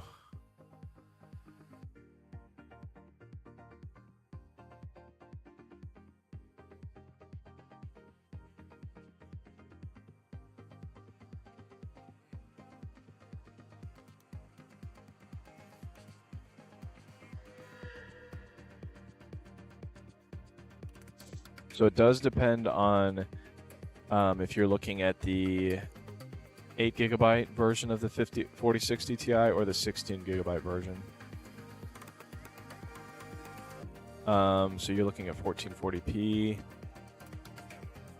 So let's just say you're talking about the 16 gigabyte version. You're looking at an average of 50 to 78. So what is that increase?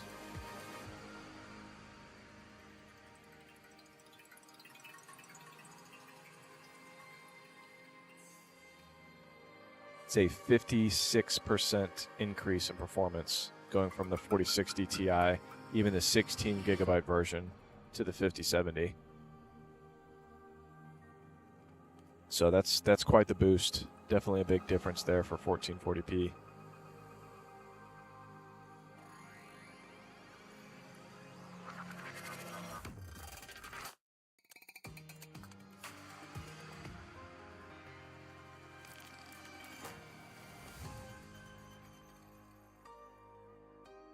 Redinger, a 1K system will work fine, but not sure if going 1500 to 1800 is the better choice. That does definitely depend on what resolution you plan to game at.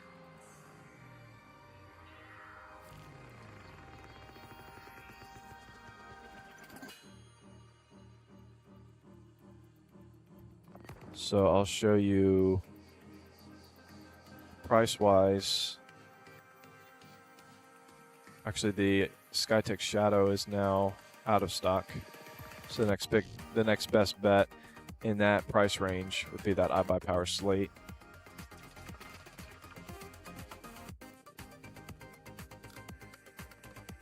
So going up to $1,800,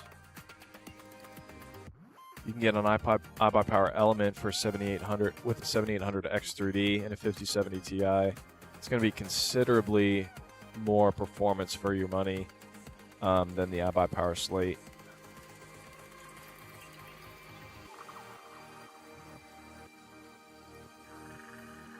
But if you want to stick kind of in the middle ground between that, I recommend the Lenovo Legion Tower 5. That one right now, after I re-put in all of the newest prices, that one at 1440p has the best price to performance value of all the gaming PCs that I've reviewed. Because it used to be quite a bit more than 1400. And if you want to look at the actual FPS charts, this is with ultra graphic presets. Obviously, if you turn on DLSS, all of these numbers will go up quite a bit. You can bring down your graphic settings from ultra down to something more like high or medium, and then these will go up even higher as well.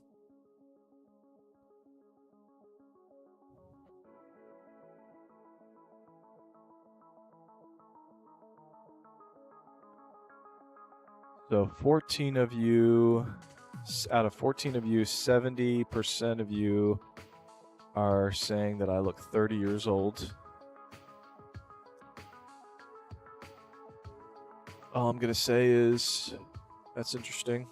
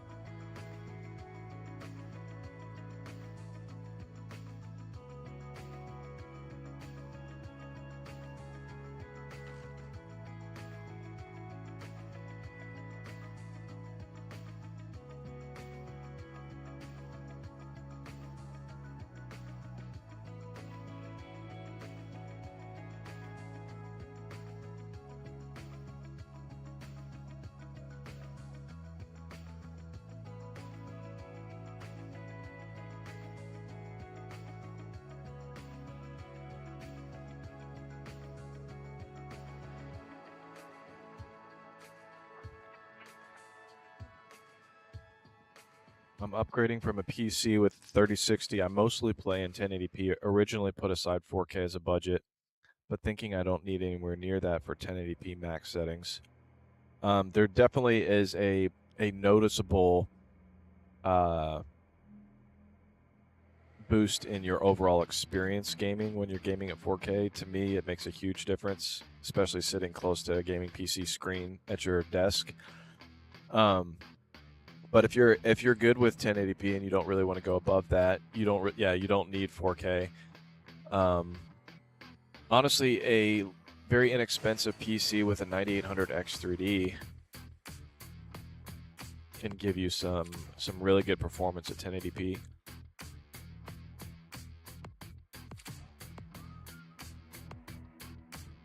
So like the Asus ROG GM700, got a 9800X3D and 5070, so a similar spec PC that has that exact same CPU and GPU combo.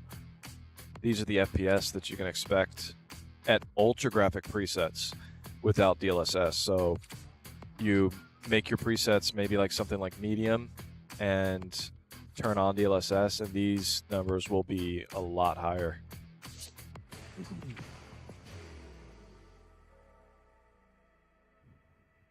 And yeah, that'll cost you half of that 4K budget that you have.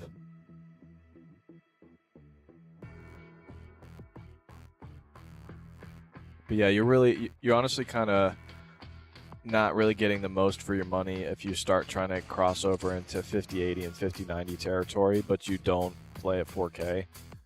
Those super powerful GPUs, you really need to be planning to game at this resolution. Otherwise, it's not really going to be worth it in the long run. Unless you plan on upgrading your monitor at some point in the near future, then that's a nice way to future-proof yourself.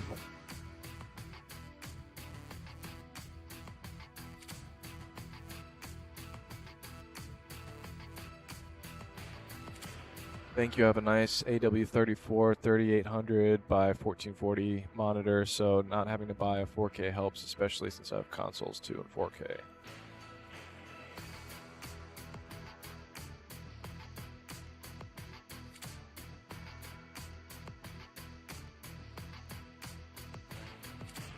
High by Power Element Pro Gaming PC with a 7900X and 9070 XT. Let's take a look at that one.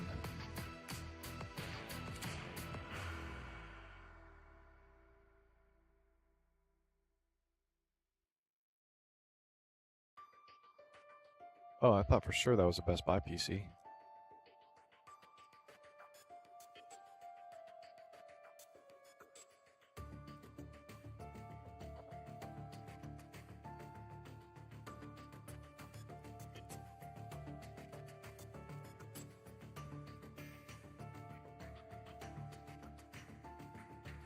$7,900X. What resolution do you plan to game at? Brady FC?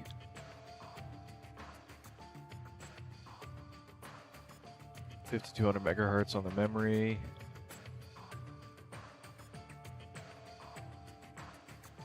$32 gigabytes of RAM. Yeah, that's enough.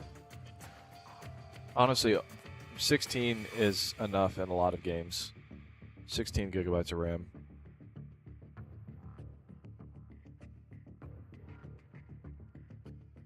Yeah, it's a pretty good deal. Let me show you the difference in performance between that CPU and the ones that I have on my chart with a 9070 XT.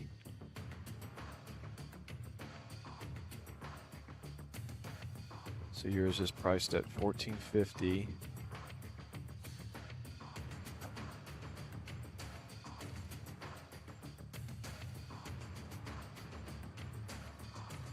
So at $1,550, $100 more than that, you can get a 7800X3D, which is going to be a bit better when it comes to performance at gaming at 1080p.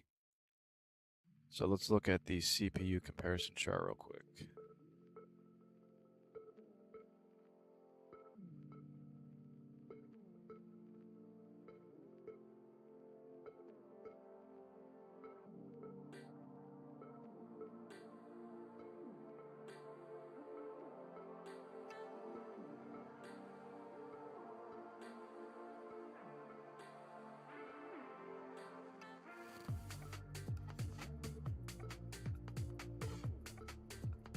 Where is that 7900X?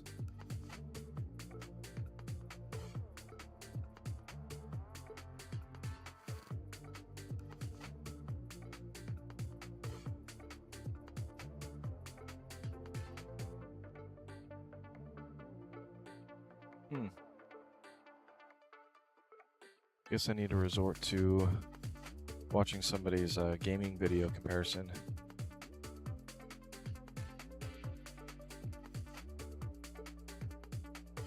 I mean, user benchmark gives you kind of like ish. No, it's got to be more than 5% better. 7900X versus the 7800X 3D.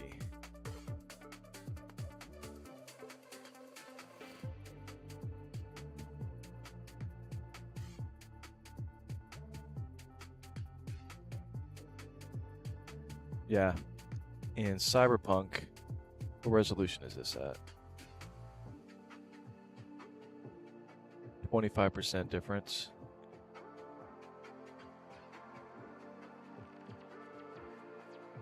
It's not saying what resolution this is. It's a factor. Oh, okay, so 1080p, 1440p.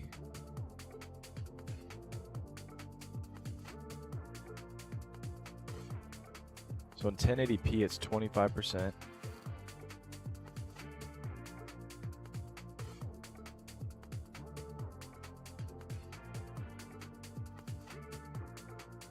(1440p) only 2%. Interesting.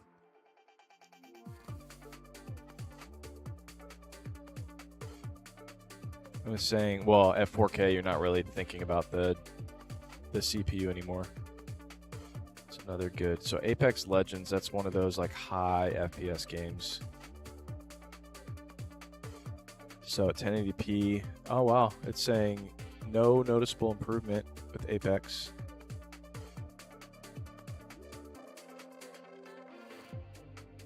%9 in Red Dead Redemption. It is pretty interesting depending on what game you're playing, how big of a difference or how little of a difference things make. Only a 3% difference in Witcher 3.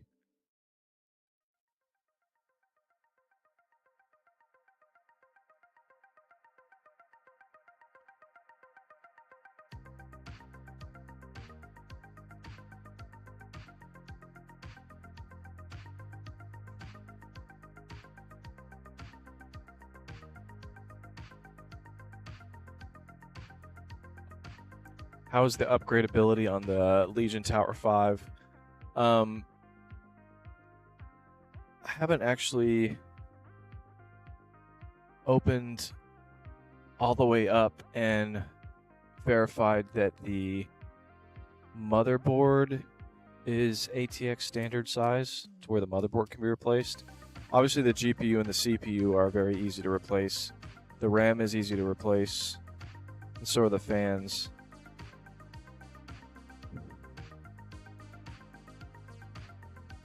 But I didn't verify yet if it's easily... It is a proprietary motherboard, but I don't know if that proprietary motherboard is ATX or not, to where the screws all line up.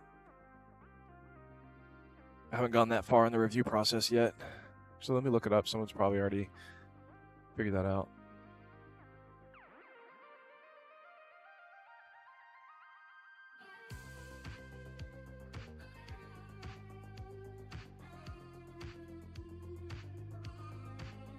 It's using a micro ATX size motherboard, so that means you can replace it with another micro ATX motherboard.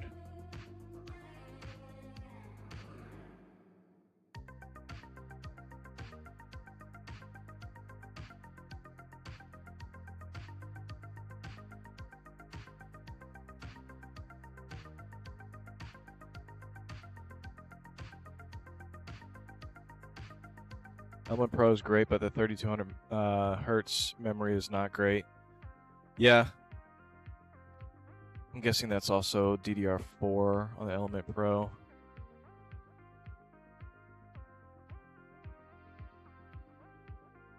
Probably is DDR4. Some reviewers have actually been recommending going down to DDR4 too, because the current RAM prices are ridiculous at DDR5. No, it's saying DDR5. It's pretty low speeds for DDR5.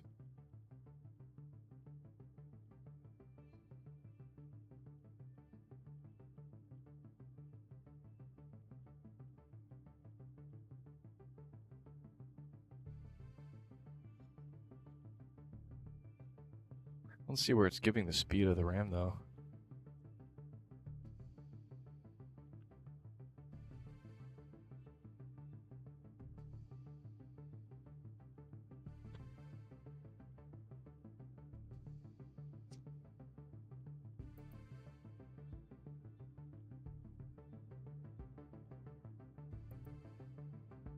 Oh, okay, 5200 megahertz. That makes more sense. Should have read down a little further. I mean, you're not going to notice a huge difference between 5200 and 6000 for a PC that's not like a super high-end 5080, 5090 PC. It's not really going to bottleneck it that much. What do you think about Velstorm? I have that on my list of kind of crazy-looking PCs, the LCD Pratex. I recommended a PC like this. Actually, I recommended a Velstorm last year. I think it had that one had a 4090, and it was more than $4,000. But I've always loved this height Y70 case.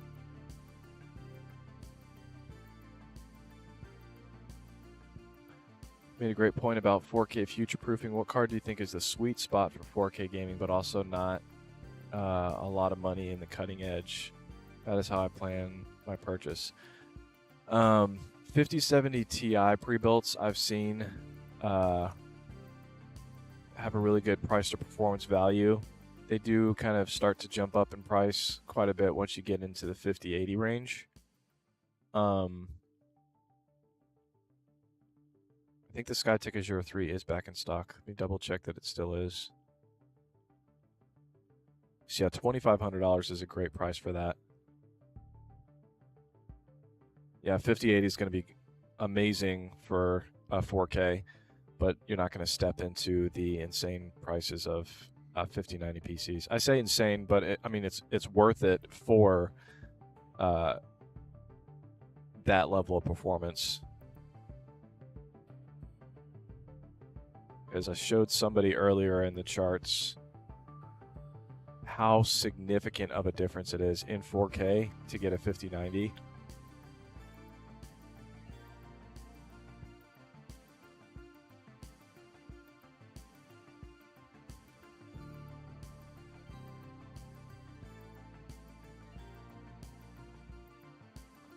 So 5090, between a 5090 and 5080 is pretty significant, even at 1440p. But then when you jump up to 4K, look at how big of a difference that is. It's just massive.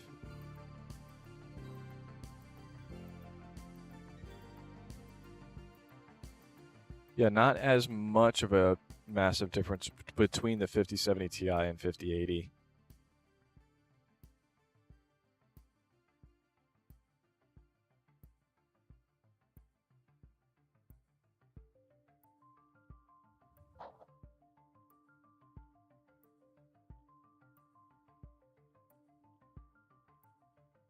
Yeah, I think for you, probably the sweet spot would be a 5080 as far as a really good 4K gaming PC that's still future-proof-ish.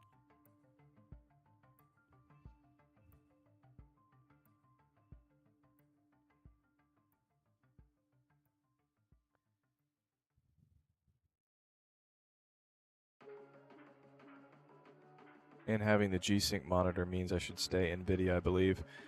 From everything that I've seen, it's less and less of a deal now between monitors to make sure you have G-Sync with NVIDIA, because a lot of them, what was my consensus last year? I did a video on monitors specifically, kind of showing that it's not as big of a deal anymore to have the specific V-Sync capabilities for between AMD and NVIDIA GPUs, because all of these monitors are trying to make things somewhat more compatible as far as screen tearing and stuff like that.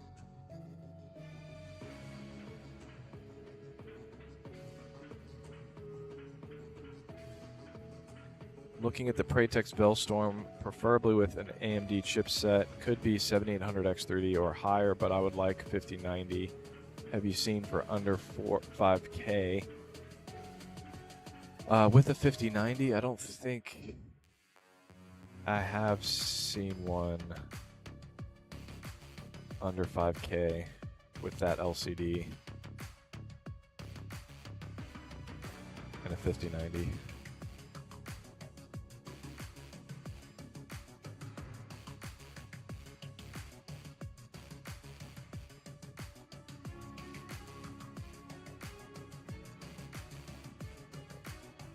that's overpriced. 7800 X3D and a 5090 for almost 6,000. Yeah, I haven't seen any kind of close to that range.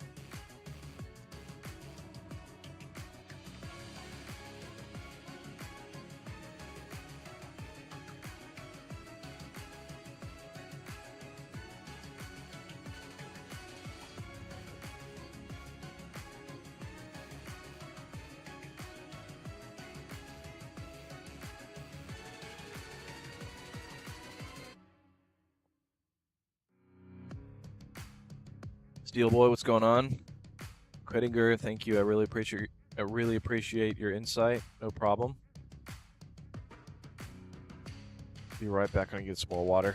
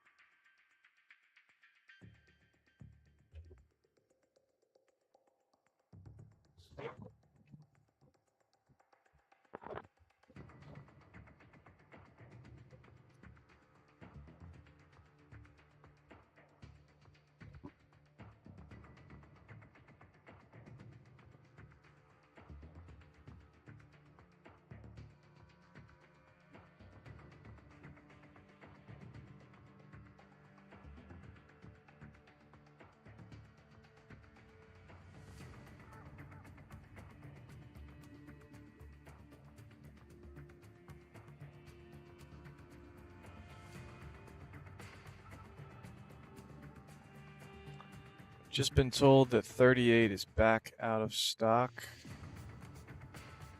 They're just playing with my emotions with this PC. Tugging on my heartstrings. Sold out again. Well.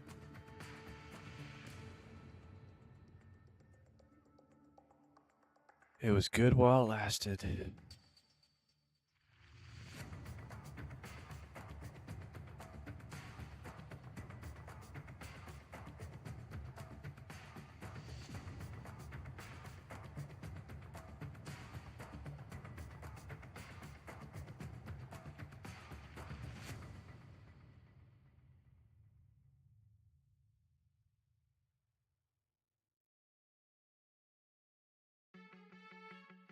Oh, whoops, why am I making it green? It's out of stock, so you get the red treatment.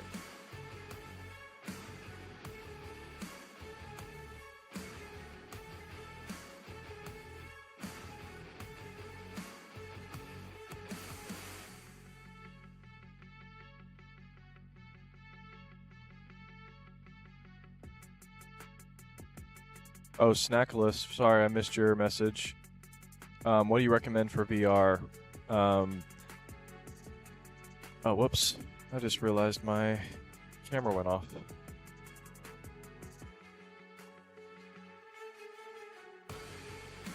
Yeah, my camera still uses battery even when it's connected to the computer. So I gotta swap out the battery right now.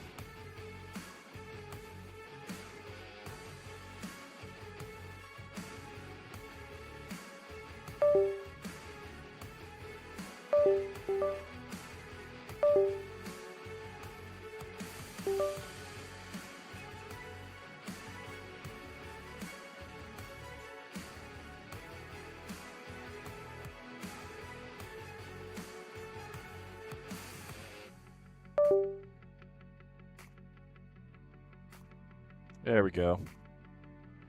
I'm back. Just had, wait, why is that battery saying it's low too?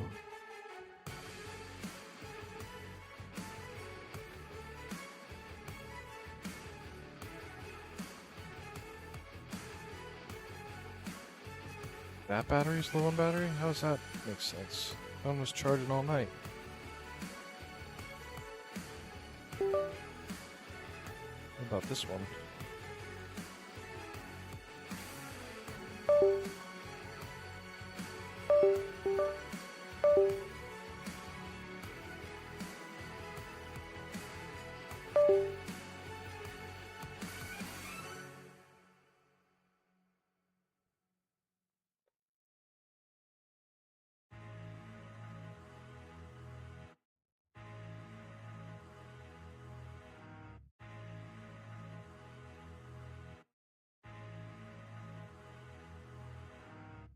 Okay, that's back on, but it's still not showing that my battery has 100%.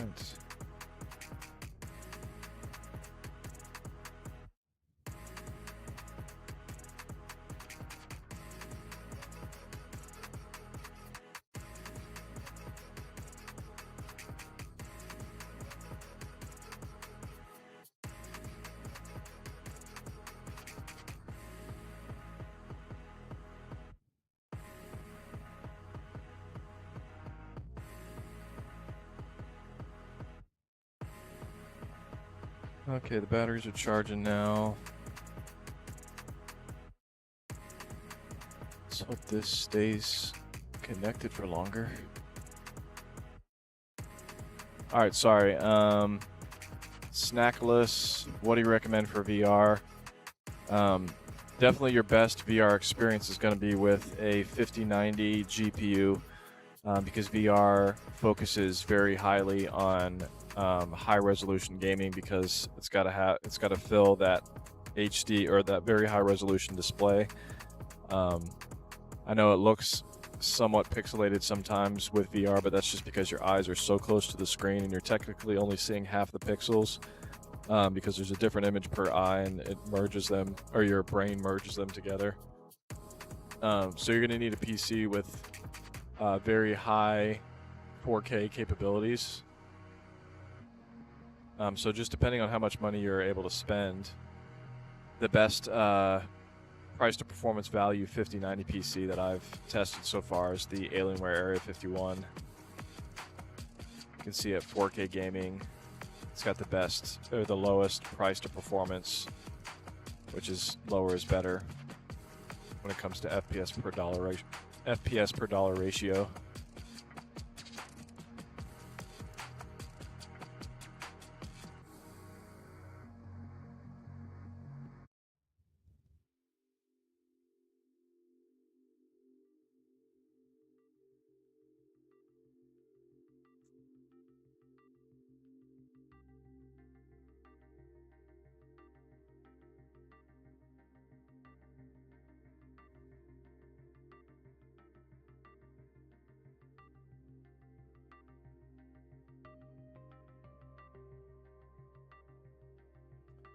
Scrims 3572. Is it worth buying a computer from CyberPower PC? I'm just worried about the components they use and whether this will cause me problems in the future. The only possible problem that you're looking at with a CyberPower PC, and this is kind of an if, because the only complaints you see online are the select few that do have issues. The only problem that I've seen some people have is when they push their PCs just really hard for a few years, and they're just always maxing out their power supply. It's not the highest quality power supply, so sometimes those give out on them. That's going to cost you under $200 in a few years to replace. So to me, that's not really that bad of a trade-off to replace the power supply in a few years to save that money right now.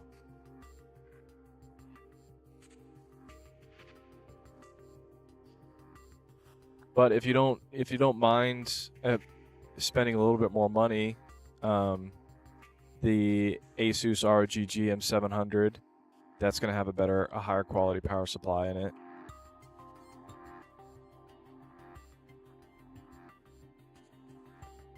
The ABS Stratos Ruby. Oh, that one's back ordered. When can you get that one? December 8th. That's not bad.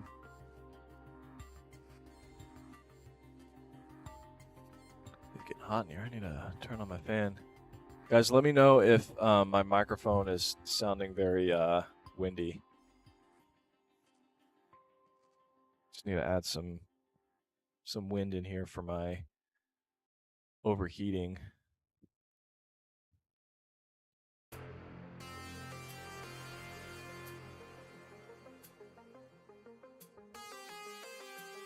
So for those of you just jumping on the screen, yes, I have a lot of PCs in here. This right here is the Lenovo Legion Tower 5 with a 7800 X3D and 5070. This one I just ran benchmarks on, and actually I'll show you the performance that I got for this one. If you go on my chart, you can actually see my actual FPS that I tested each of these at. So these are the numbers you can expect at 1080p, 1440p, and 4K.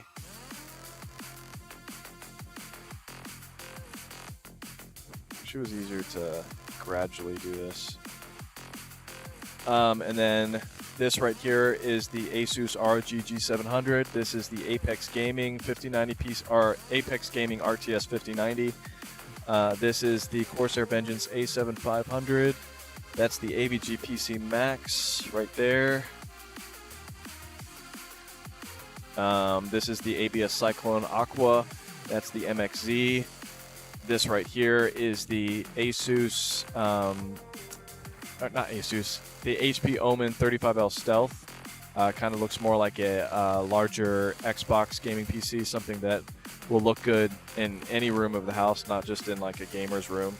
It's just more of like a sleek kind of modern design that looks more professional for people that don't want their gaming PC to scream gamer with all the RGB lights on it. And then this is the version of the Asus ROG G700 that Asus originally sent me that was the wrong one that you can't actually buy in stores.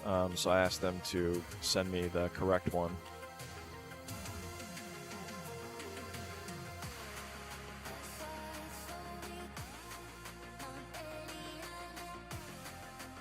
Is Best Buy good for PCs? Like, will they fix a damaged PC? If they don't fix the PC, then they'll replace it within that 1 year from Best Buy. If you buy one of the Corsair PCs, you get a 2-year warranty. It's just the Corsair PCs are more expensive because normally they use higher quality components than most other pre-builts. And yeah, that 2-year warranty, it ain't free.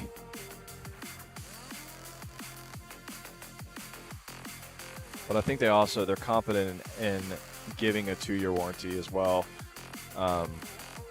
because they do use either their own components, which they save money on, or just because they're using higher quality components that they have more faith in not breaking down.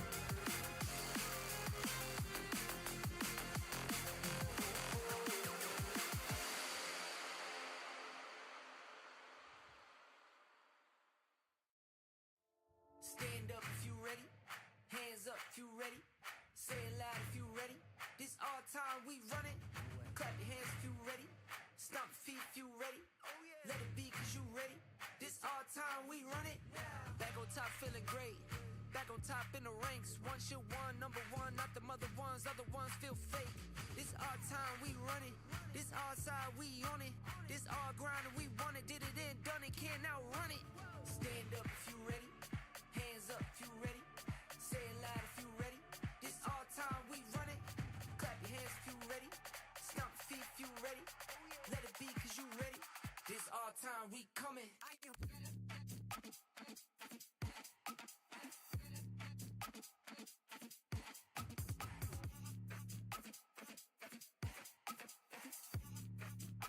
This our time, we coming.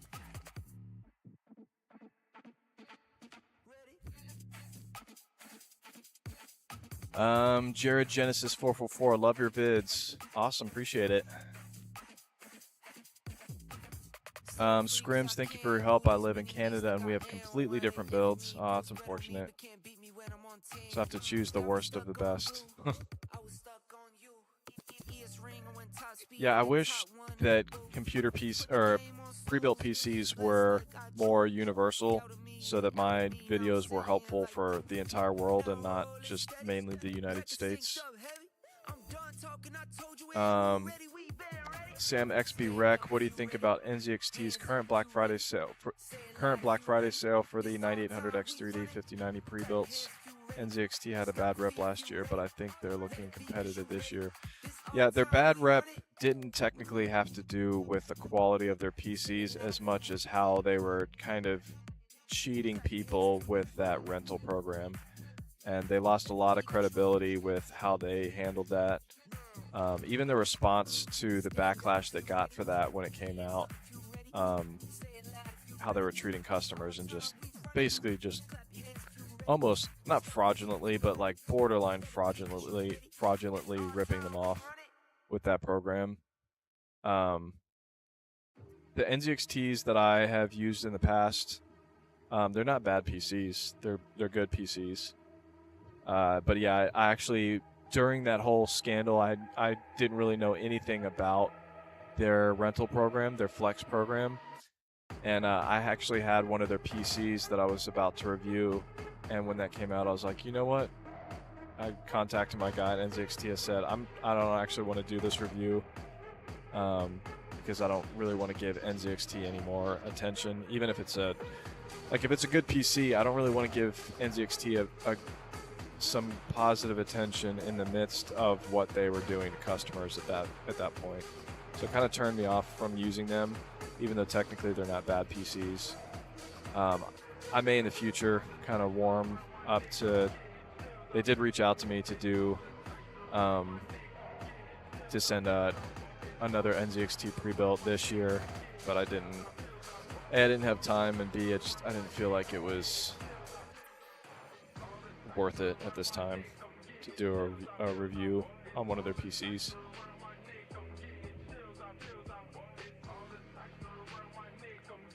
Siphon, by the way, so if I buy an iBuyPower PC and if within 6 months there's a problem with like the GPU motherboard, they will fix it for free. They'll either fix it for free or they'll have to replace it. I think technically, so if you get it from Best Buy, it's technically an iBuyPower warranty though. So there should be a card within that, like with a number that you call. So I don't think you actually contact Best Buy to make use of that warranty. You contact iBuyPower. But obviously when you buy a PC during the holidays like this, you get an extended return period with Best Buy, which I think is until January 31st. So you can return it directly to Best Buy for any issue whatsoever by January 31st. But then anytime after that, you have to contact the manufacturer directly in order to make use of your warranty.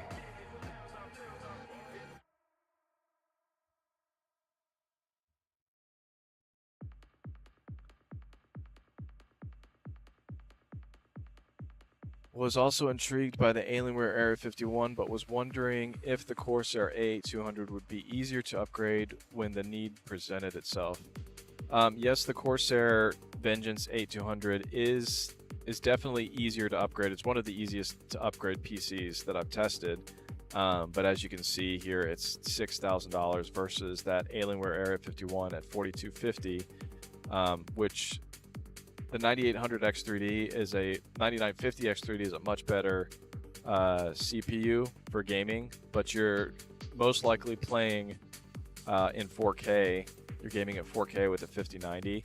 There's not really that big of a difference between these two PCs at 4K. But yes, this is going to be a much easier to upgrade PC.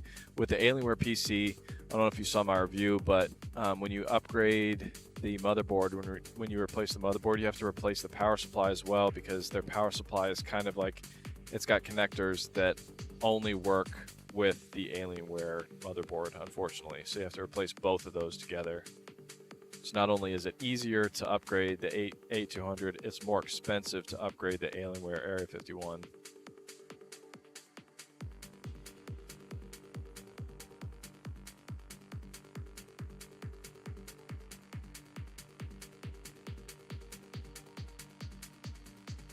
I thought it was a 14-day return policy. So Best Buy is normally a 14-day return policy. I have 60 days with mine because I have the Elite Plus Best Buy membership. I think I pay close to $200 a year for that. But I get an extended return period. I get, I think, double the warranty with every electronic thing that I buy with that membership. And but yeah, most people are at 14 days return policy with Best Buy, unless something changed and Best Buy isn't doing an extended holiday return period. But usually every year there's an extended return period during the holidays.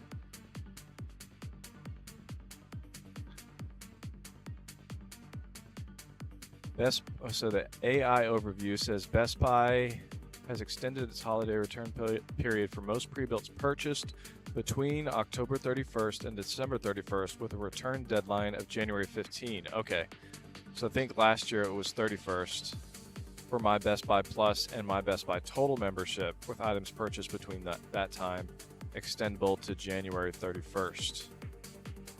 That makes sense.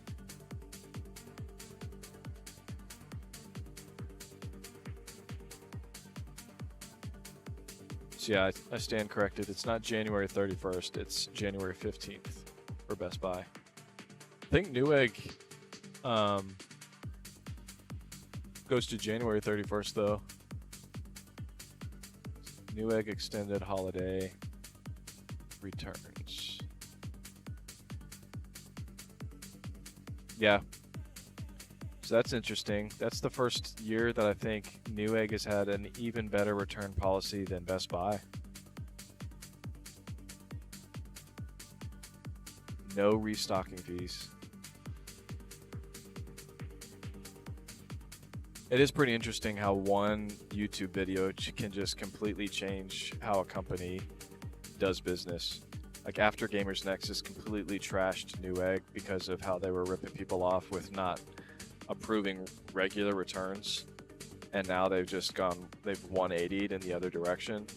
Newegg's reputation is coming back up, and a lot of people are buying computers from them again. But yeah, to have a better return policy than Best Buy, I mean, that's worth buying from them over Best Buy for a lot of people.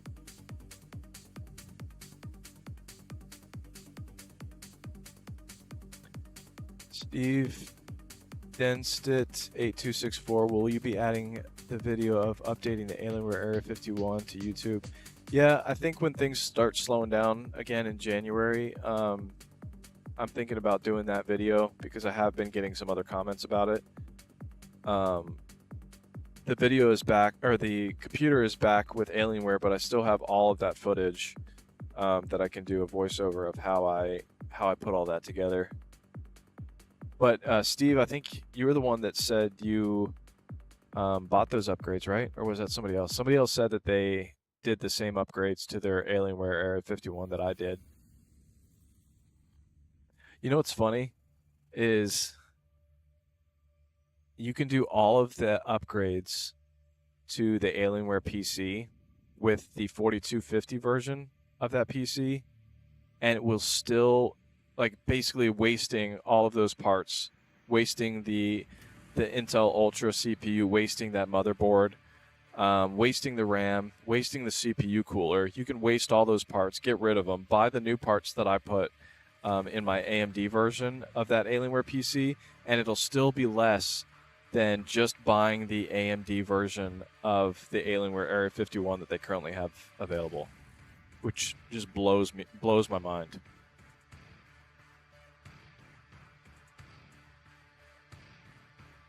So it's like, for those of you that don't mind, like, they want the Alienware look. Let me actually see if they've come down in price after I've been trashing their price gouging. So there's the 4250 version.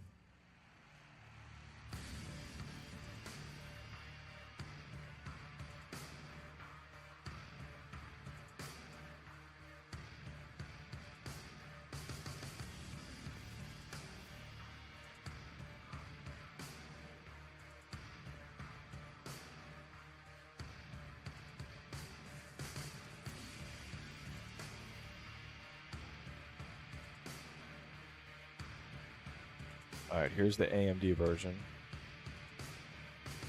Yeah, still $6,000.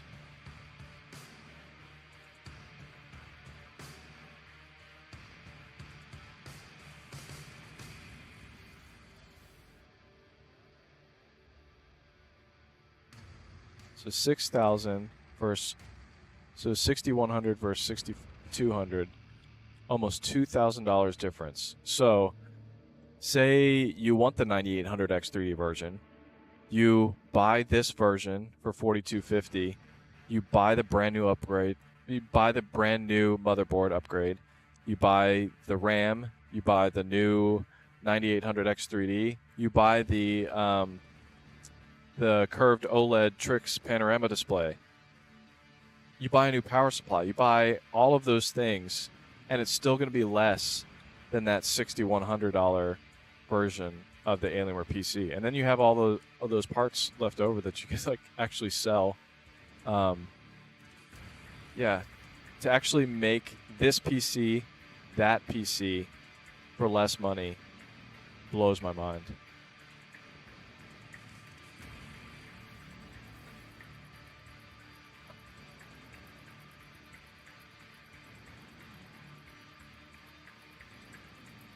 Siphon, by the way, how come iBuyPower and CyberPower PCs are so cheap right now? It's mainly due to a lot of times their power supplies are not the best quality power supplies. I think I was mentioning this to somebody else. I think it's a fair trade-off to have possibly in a few years your power supply needing to be replaced to save that much money on a pre-built PC. But they do a really good job at keeping the price low for a pre-built PC. Snackless, thank you for your insight. No problem. Absolutely.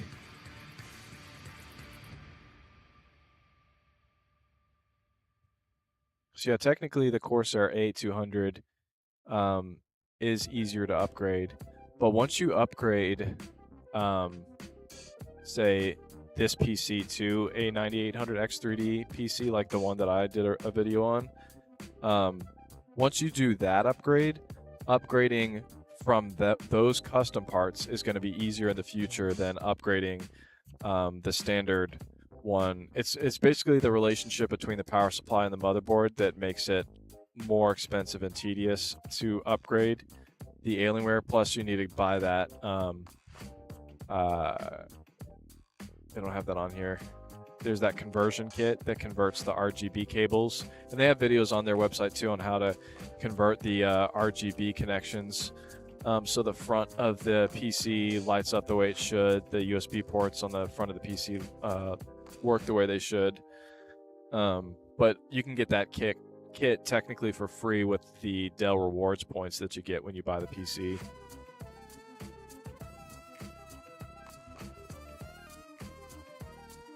I usually purchase from Best Buy. How is the experience buying direct from Corsair? I've done returns to Corsair in the past, and it's been pretty much the same experience. The main difference is that you can't go just drive to Corsair and make a return that way. But if you live close to a UPS store, then that's pretty much the same thing in my mind, because it's always free shipping on returns as well. But the big benefit, actually, I think if you buy a Corsair PC from Best Buy, I think you still get that 2-year warranty. Even like you get that warranty from Corsair through the manufacturer, even when it's not bought through Corsair. Let me double check.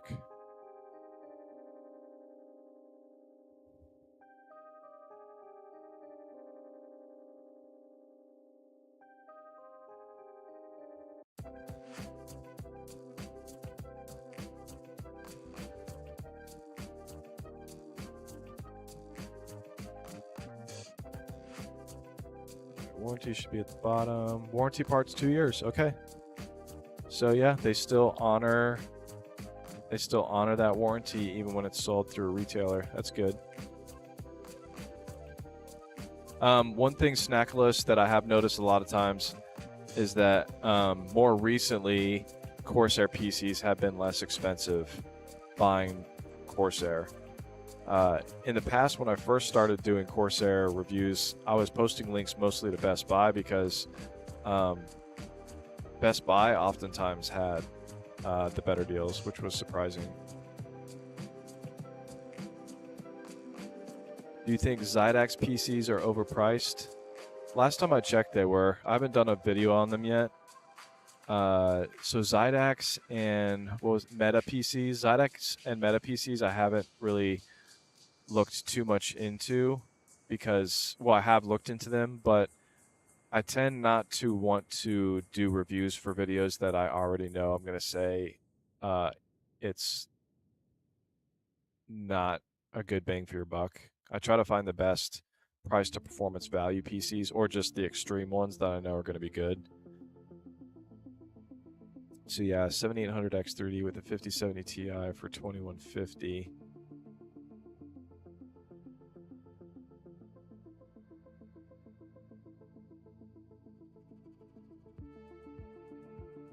Yeah, that's a few $100s more than than these PCs. It is similar to the Asus ROG though, so it's not like horribly overpriced.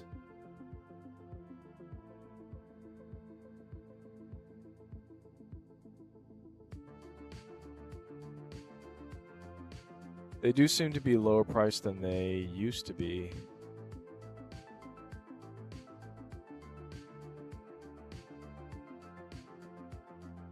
It's a pretty cool looking PC.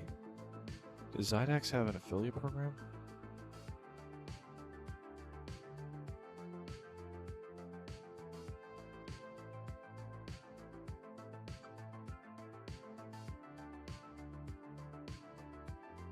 I might as well register for them. Alright, who showed up at my house?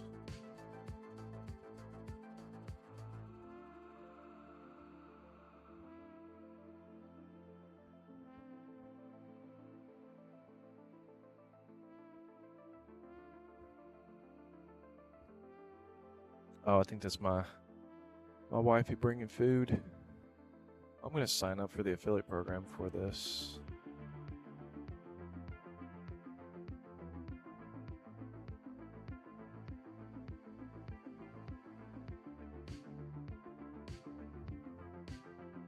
Thank you, baby.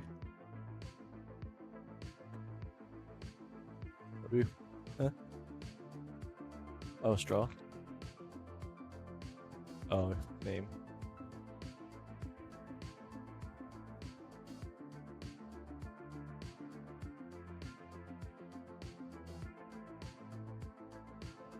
No, I didn't. Chick-fil-A. I wish Chick-fil-A had an affiliate program.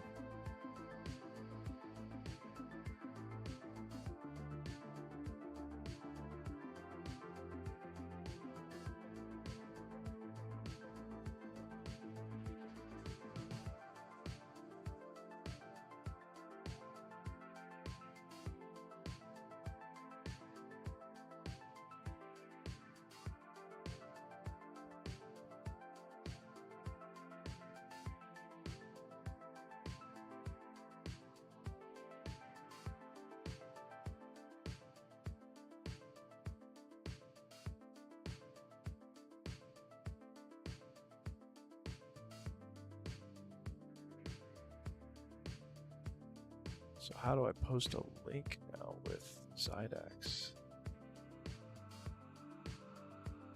Oh, it's not, it's just one solid link. You can't link to a specific product. I don't like affiliate programs like that, where like it just only sends you to their homepage. I guess that's fine, but I can add that to this list.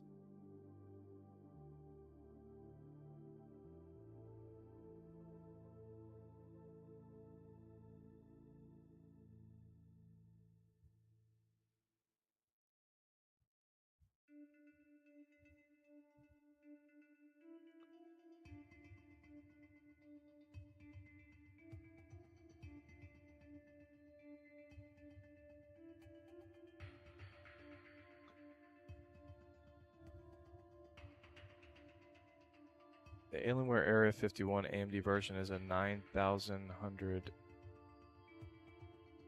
XT or X3D.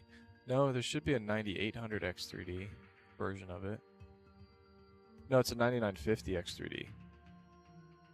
So the 9950 X3D is pretty similar in performance gaming wise to the 9800 X3D, but the 9950 X3D on top of that has more cores and it's better for rendering and other productivity tasks.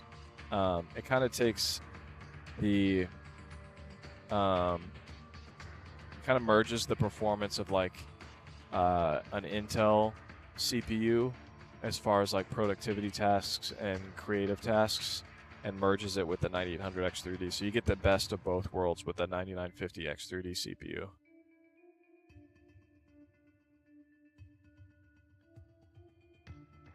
Do you recommend getting a cheaper Alienware and getting parts separately?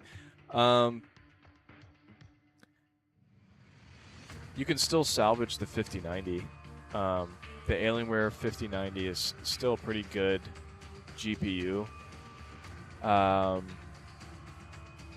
But yeah, if you're going to be upgrading the liquid cooler anyways to the Trix Panorama 360, like what I did, you don't really need to get one of those high-end models that already have a liquid cooler in it. So yeah, if you're going to be upgrading everything and you kind of just want the case, then yeah, get the lowest spec version of the Alienware Area 51, and then just build the version you want if you really like that case.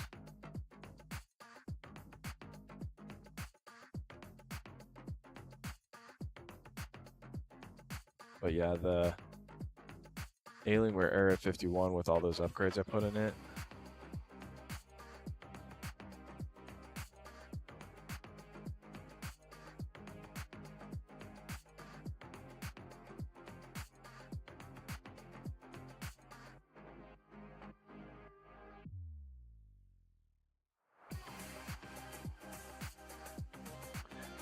Yeah, it definitely was a time-consuming upgrade.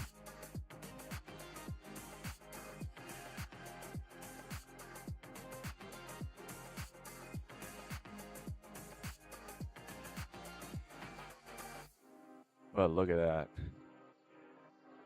You can't tell me that's not pretty. Such a clean look. I don't know why Alienware didn't do this from the get-go. The RGB fans on the front, on the top, giving you at least the option of a curved OLED, or even just a solid OLED LCD CPU cooler. We've added so much to it. And technically, if you want to go RGB happy, adding a RGB fan in the back would have been nice too. Although they don't have screw holes for that in the back, so you would kind of have to use the grill as a holder, like screw through the grill hole, which is kind of like a not clean way of doing it.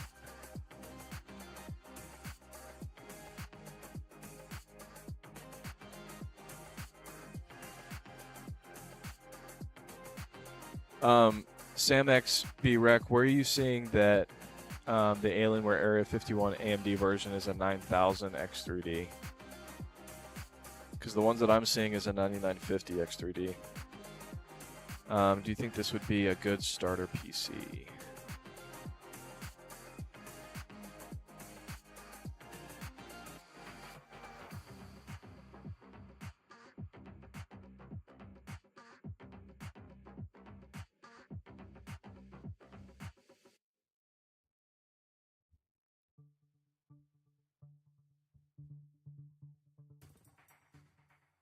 i7, I think I put that, that's on my list, right?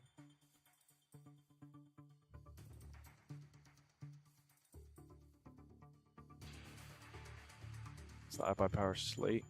Yep, yeah, that's one on my list. Yeah, that's definitely a good starter PC. And I have done a PC with similar specs to this. The ABS Cyclone Aqua has the exact same specs as that. So you definitely don't want to game at 4K with that PC, especially with ultra graphic presets, which is what I always do. Cyberpunk just had abysmal 1% lows, but it is a good gaming PC for 1080p. And then once you turn on like medium settings or even high settings, would be okay with this. With DLSS on, even these numbers won't be too bad. So yeah, that's definitely a good starter PC. What's good about, like, I know there's a small percentage of people that end up pushing the CyberPower PCs and iBuyPower PCs a little too hard for a few years, and then they have to replace the power supply. If this is your starter PC, you don't want to quite build a new gaming, you don't want to learn how to build a gaming PC, or you just don't want to think about putting all those parts together. You only have one part to build if your power supply goes out in a few years, and that's replacing the power supply. It's the only thing that you have to buy and replace, and basically you're paying later what you're saving now, as far as its price to performance. So you might as well save money now if you don't have the money, and you still come out spending the same amount of money. It's just you don't have to spend it right now. All right, I'm gonna eat some of this Chick-fil-A.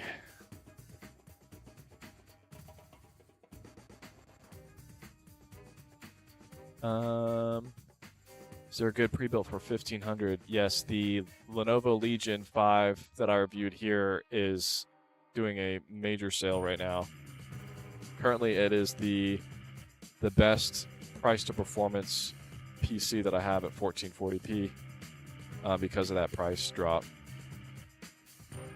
And that is on my list at number 44.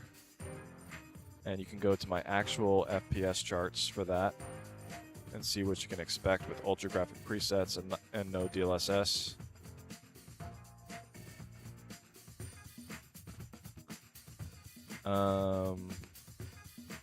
Gemma Luck, would you advise me to get a pre-built PC or a custom build? Custom build, are you meaning build yourself or like customize it online? I recommend, you're going to save more money. It's going to be a better bang for your buck to get a pre-built one, ready to ship one, than custom build, because anytime you start custom building on those sites, choosing which CPU and GPU you want manually, it usually costs more. I just realized I haven't said anything about this poll yet. So 60% of you guessed 30. I'm actually 38 years old, surprisingly. I guess once I get closer, you can kind of tell that I have like a little bit kind of like baggier eyes. But the bags under my eyes actually aren't. If you go to my video that I made on Wednesday, when I didn't get that much sleep the night before, I definitely looked older. And more people guessed that I was 35 on Wednesday, and now people are guessing that I'm 30. But yeah, I'm 38 years old. Only 12% of you thought I was older than my actual age.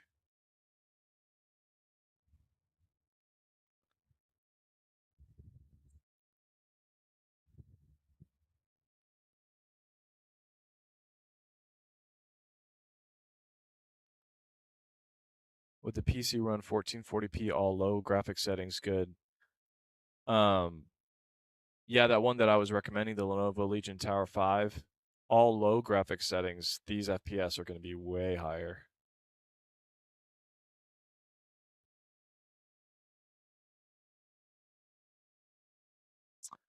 Are there peripherals that you would recommend? Gaming headphones wise, my favorite ones are these really expensive Sony InZone headphones, which I'll put a link to.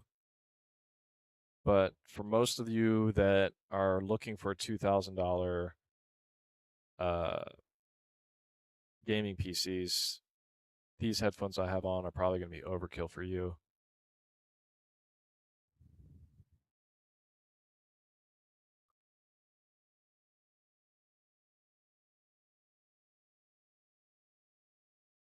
This is a Sony H9 II.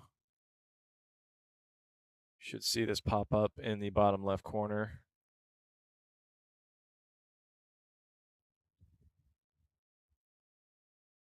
I'm going to mute this real quick so you don't hear me chewing.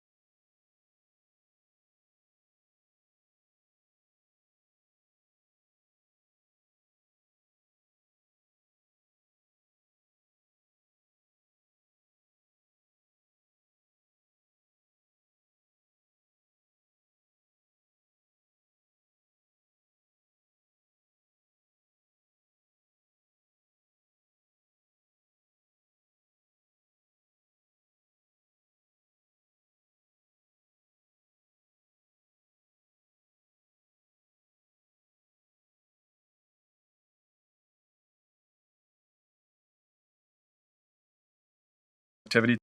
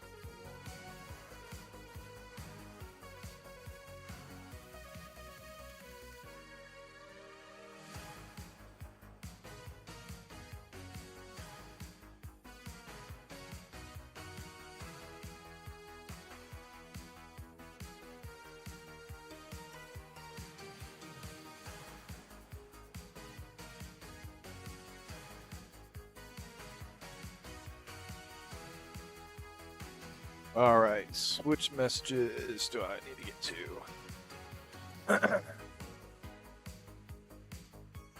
Sorry to ask again. Am I making a mistake going with the Costco 2200 MSI Aegis with a 9900X 5080 over the 2400 Skytech AMD Ryzen 7 9700X? I record music, hence no 3D CPU. So,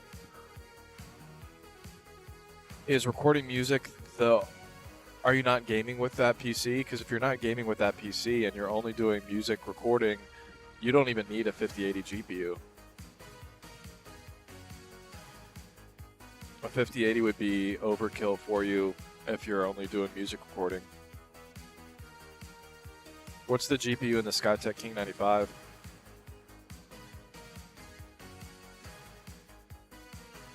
Have you reviewed the Skytech King 95 from Best Buy with a 9700X in either the 5070 or 5060 Ti? No, the Skytech King 95 that I reviewed was actually last year, so I haven't specifically reviewed the newest ones with the 50 series GPUs yet.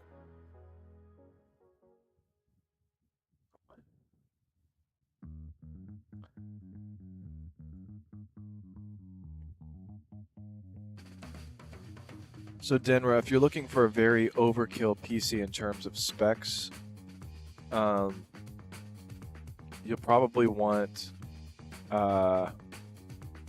if you want to keep the GPU super cool, then I would get a PC that has a water-cooled GPU.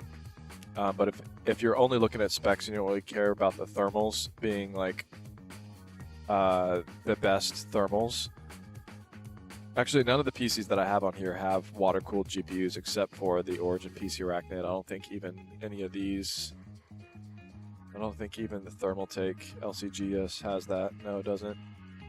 But yeah, for you, since you're not actively trying to stay away from it, you'll probably just want to turn the RGB off for any of these PCs. But as far as overkill specs-wise, the best bang for your buck PC with a 5090, and if you're doing a lot of productivity tasks, that 285K CPU is going to help you a lot there as well. These are the actual FPS that you can expect with this PC. The Alienware Area 51 had the best price to performance value of all the 5090 PCs that I've tested. But if you understandably want to stay away from the Intel CPU and you're not really doing any productivity tasks, actually, if you still are doing productivity tasks, the 9950 X3D CPU and like the Skytech Legacy is going to be a good bet for you, because that can handle. That's basically like having a productivity-ready CPU merged with the power of a 9800 X3D all-in-one CPU. But this one did go back up in price. It was $4,700 before these Black Friday sales. So now that things are less and less in stock, we're starting to see more aggressive prices, unfortunately. At least with some of these PCs.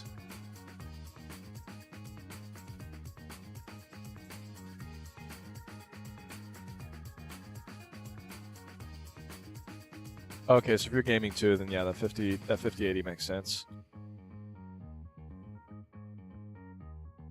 Yeah, let me show you the difference between a 9900X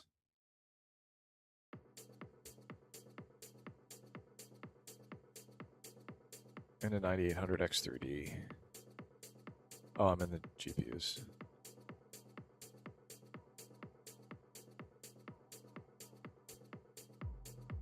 Oh, that's right. It wasn't in the Tom's hardware charts. When we looked at it, it was like 15 to 17% increase in gaming versus the 9800 X3D. But I guess you're looking at specific deals, so that makes sense on why those are less expensive. But yeah, if you were going to go between the MSI Aegis and the Skytech King 95, I would go the Skytech King 95.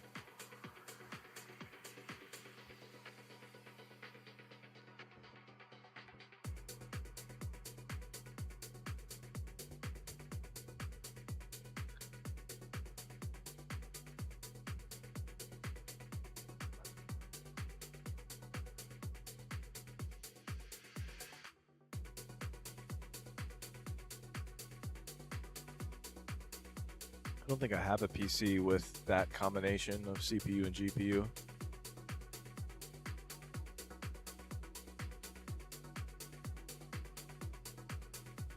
I have a 9700X with a 9070 XT.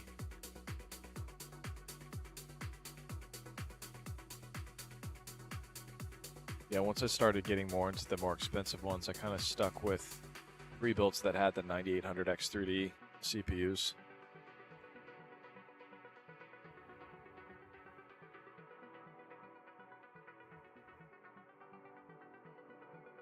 Man, Chick-fil-A is the major winner. Chose my lunch right.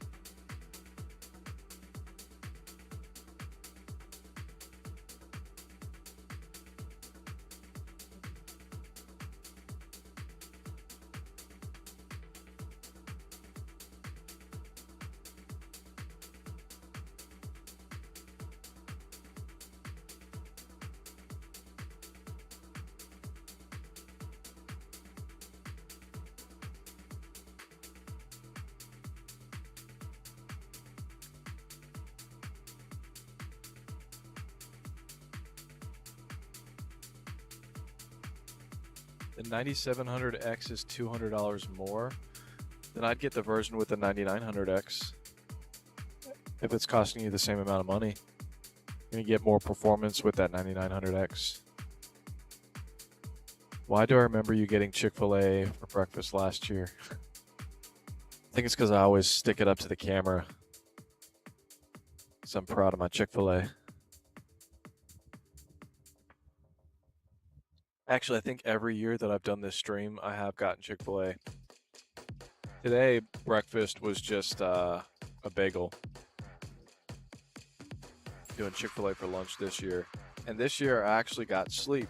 Last year, I just went straight through, and then I asked Gemini, Google's AI, to analyze all 24 hours of everything that I said in my stream last year, and it came to the conclusion that that was not an efficient use of my time to go 24 hours straight. That there wasn't enough people online between 3 a.m. and 9 a.m. anyways.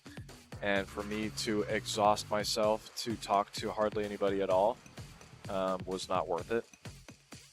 And then it made me less alert and aware of the questions that I received the next day because I was just too mentally tapped.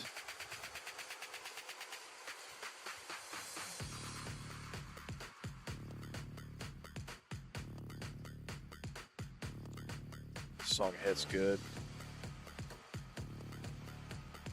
All right, so for those of you just joining the stream, going to give you a little update on what's going on. Sorry for those of you that have been on the stream for a long time, if I'm repeating myself. But so we have the Lenovo Legion 5, the AMD version with a 7800X3D and a 5070 GPU. This is the Asus ROG G700 that I did a review on. The review for the Lenovo Legion 5, Legion Tower 5, this one, it should be coming out in December. My review for the Apex gaming PC, you see right here, this is the Apex RTS 5090. That should be released in December as well. This is the Corsair Vengeance A7500. I've already done a review for this one. This is the AVG PC Max. I've done benchmarks on all these PCs already. It's just I haven't done a review for these two. And then this iBuyPower Element. I've done the benchmarks for that one. Just haven't done the review for it yet. It's the AVG PC Max. I've done the benchmarks. Haven't done the review for that one yet. This is the ABS Cyclone and then the MXZ. And then for those of you that don't like all that flash, this is the HP Omen 35L Stealth. It's just a completely all black design, no glass, no seeing the internals. Although when I open the internals, they're surprisingly clean. It actually looks pretty good on the inside as far as cable management and just how everything is laid out. It doesn't look like something that should be hidden, honestly. And then this is the version of the Asus ROG G700 that they sent me that didn't actually exist. So I asked them to send me the version of the Asus G700 that actually does exist. That's why I have two. I have one right here and one right here. And then if you go into the description of this video, you can click on this link right here. Let me actually go into the video.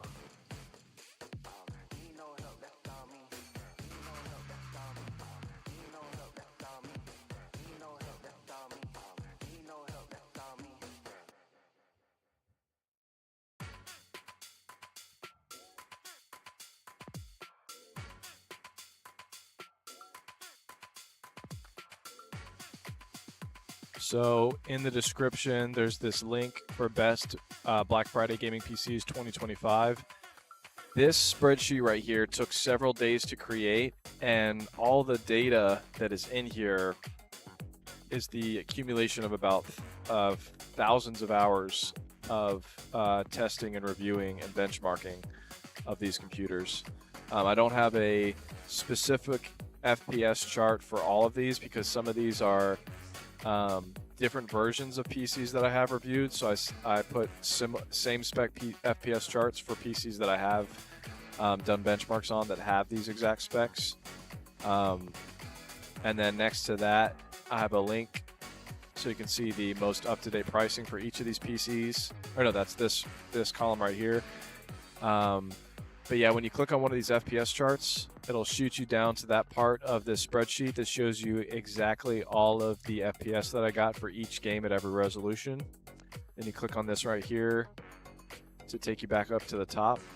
If there is a PC that you end up wanting to get that's not on my list, if you could please make sure to use one of these links if any of the information that I give you today, any of the advice that I give you has been helpful.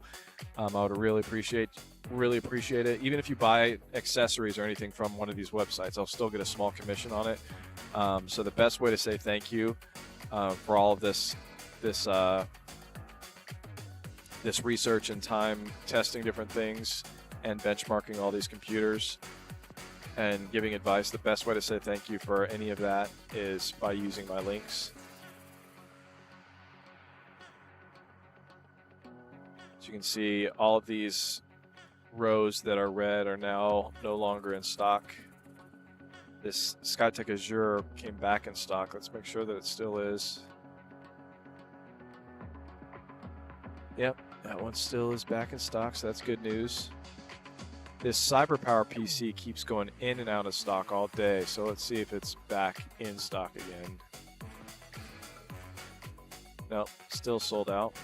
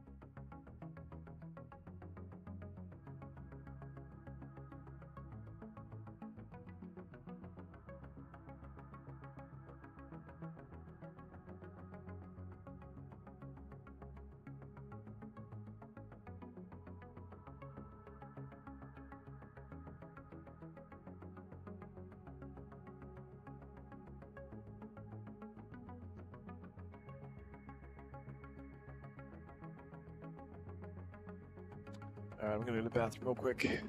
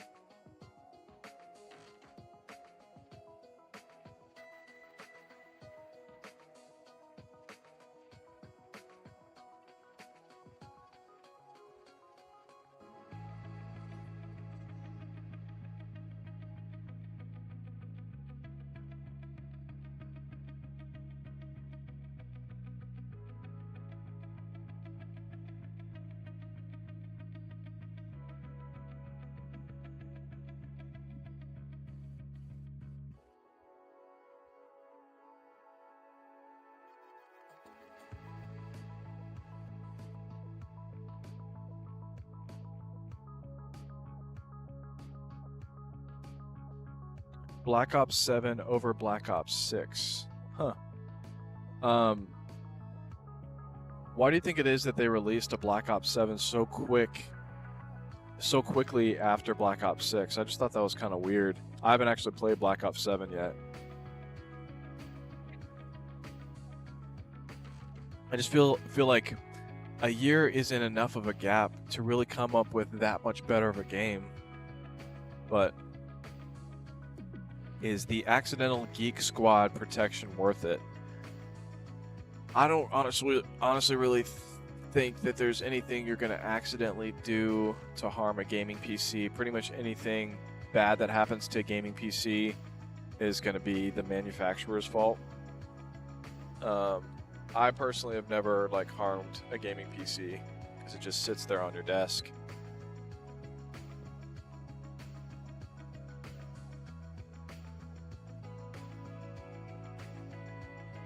So yeah, for things that are stationary, I can understand accidental Geek Squad protection on a laptop, but for a desktop, I think it is a waste of money.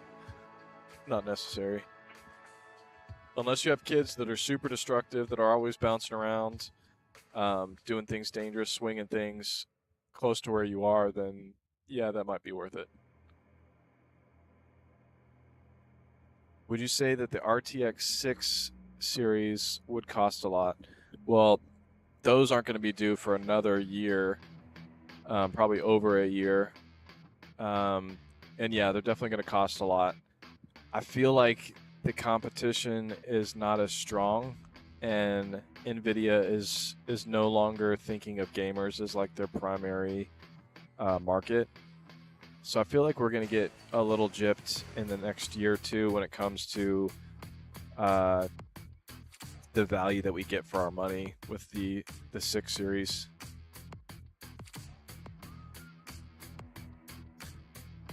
You got a whole room full of PCs. You doing a giveaway? I wish I was doing a giveaway. I have to give away these PCs back to all of these brands once I'm done with them.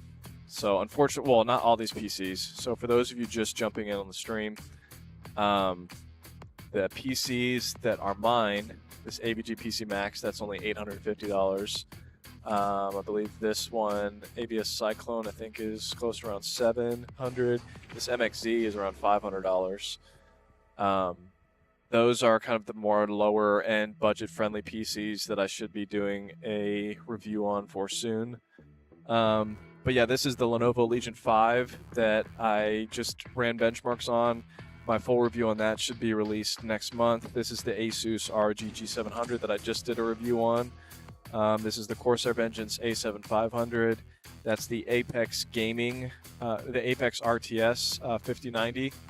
I'll be doing I'll probably finishing my review on that one in December as well. This iBuyPower might finish the review in December, maybe January. And this is the HP Omen 35L Stealth, and that is another Asus ROG G700. The original first one that Asus sent me was not one that you could actually purchase, so I asked them to send me this one that I can actually do benchmarks on. That is actually going to be a helpful review since it's something you can actually purchase.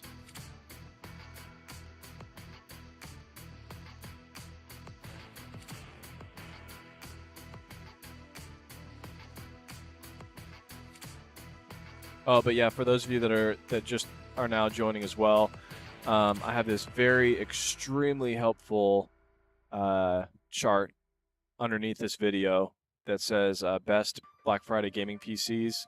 It'll take you to this chart, and this chart, not only did it take several days just to put all of this data in here and organize it nicely to make it easier to to read and get all the information you need from it, but it's also thousands of hours of just my review data, my benchmarks data, and my hands-on experience with all these different PCs.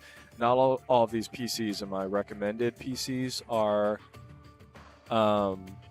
ones that I've had personal experience with, but all these down here on the recent tested PCs I have. Then you can click on here and see the actual FPS for each one.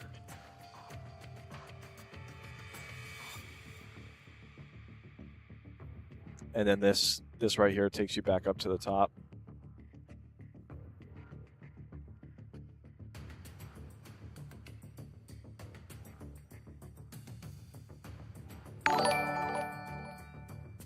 Future Shop, thanks for the sub.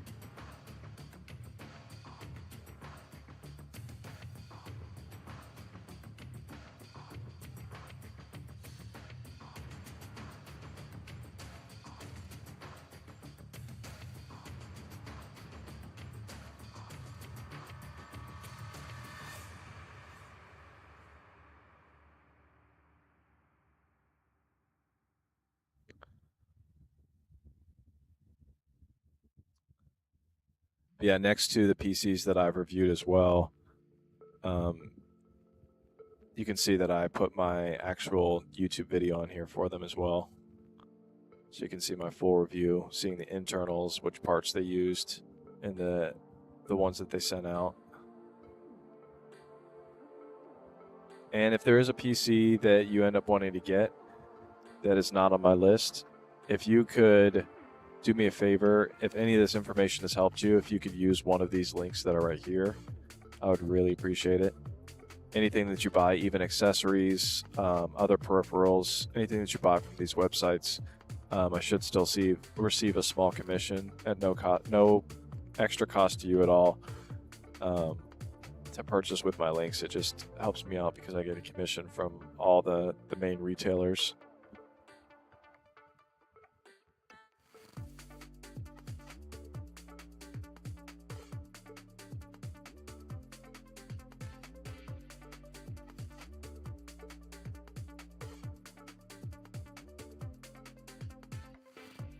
People hated the Beavis and Butthead Chucky characters, myself included.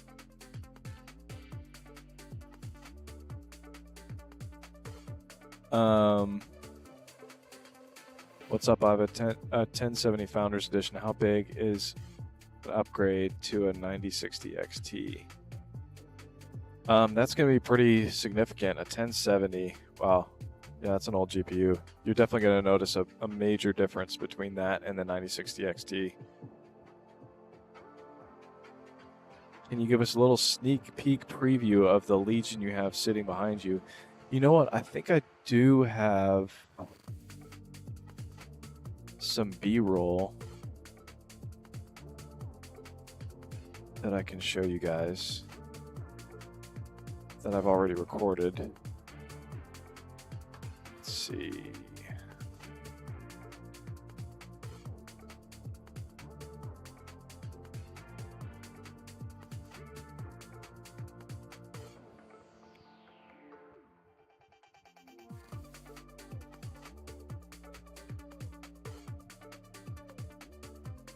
So some my raw B-roll of the internals. Never done this before, showing people behind the scenes of my unedited B-roll. Oh, it is a very high data video, so scrubbing is not always possible. So one thing about the Lenovo Legion is that to take the GPU out, you have to, it's a little bit more tedious because you have to remove this little grill thing. So here's the kind of like uglyish green RAM that they have in there.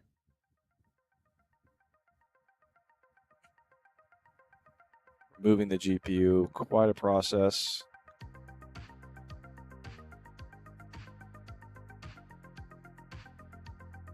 So here's me trying to figure out, okay, how do I get this little grill thing out of here? And I was like, do I take the front panel off? No, you don't take the front panel off. Do I need to remove something from the top part first? No.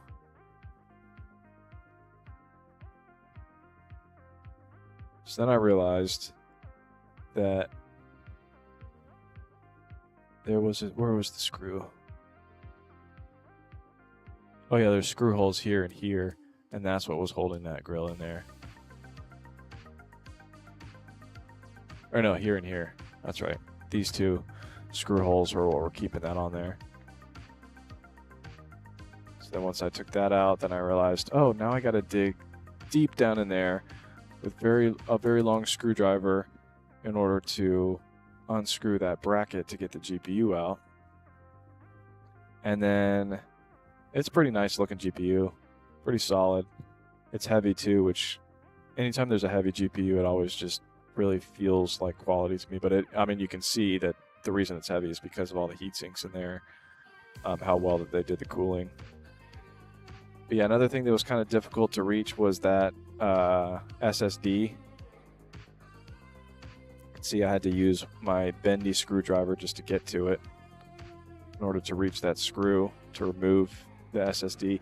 If you don't want to remove it, obviously just adding another SSD behind the GPU isn't as tedious. But then, yeah, it was kind of like this little Legion sock that they put around the SSD to give it that. It was like a paper Legion that they put on it, on just a regular Western Digital SSD.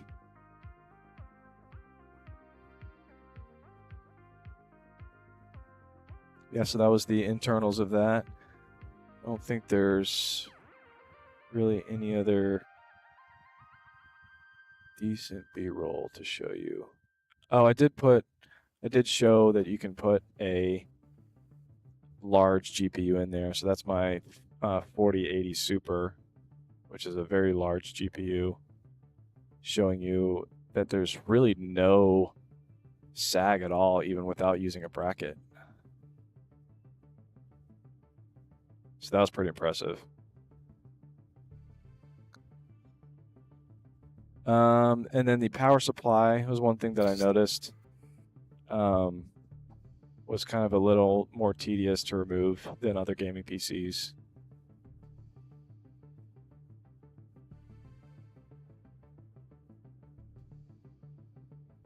It is a modular power supply, so that's good.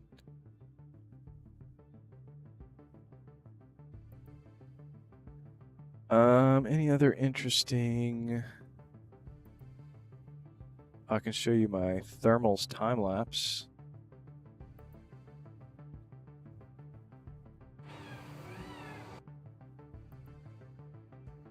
Oh, you know what? I guess, where's the first video of that? Well, there's the ending of it. I don't know where the start to finish video was. It's me kind of inspecting the different areas of the PC after it's been running for 30 minutes with very intense gaming. I love that thermal camera. I think those are the main things.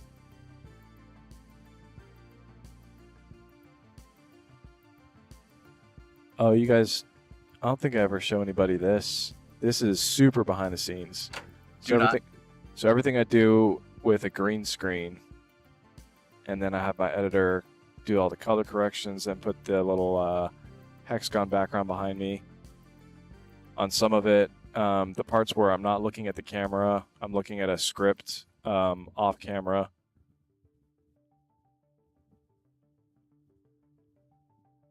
Yeah, that's kind of all the different takes. So this is just the intro. So I did 15 minutes of recording for a 1-minute intro. So yeah, that's a little bit of the behind the scenes and kind of how I do things. Oh, is my battery about to go out again on my camera?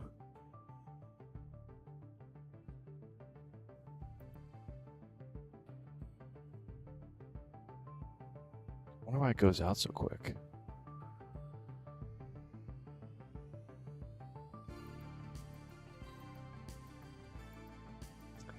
Guns games, I bet your room is hot. Yeah, it's definitely hot right now.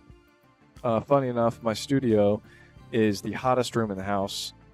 And now I have 1, 2, 3, 4, 5, 6. I got 8, 9. I got 10 gaming PCs that are all currently on in my studio right now. So yeah, it's hot. It's definitely hot.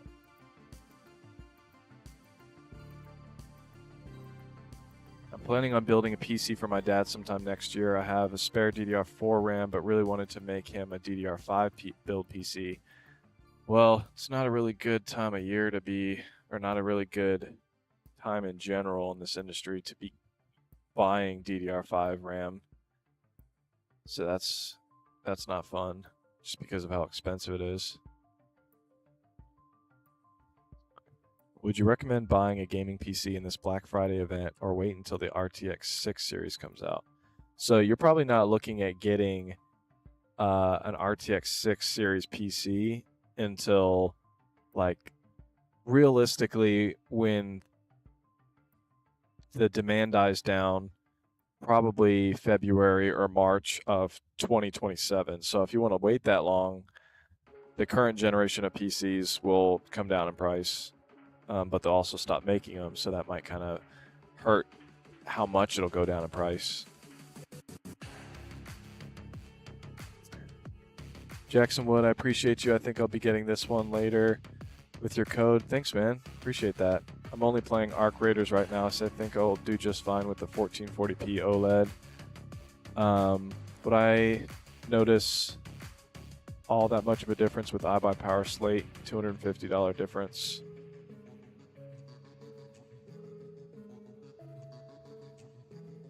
iBuyPower Slate versus the Lenovo.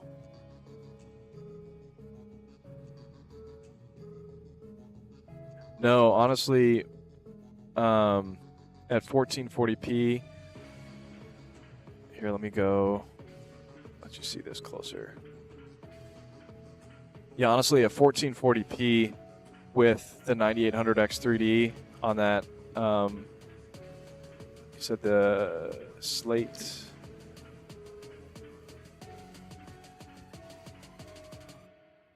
Yeah, so that's going to be a 9800X3D versus the 7800X3D. There's not as big of a difference between those two CPUs at 1440p versus 1080p.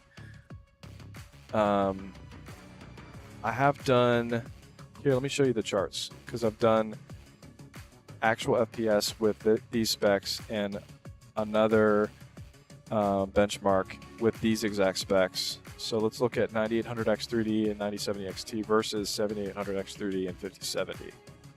So at 1440p, this is the difference that you can expect. So 9800X3D, let's see.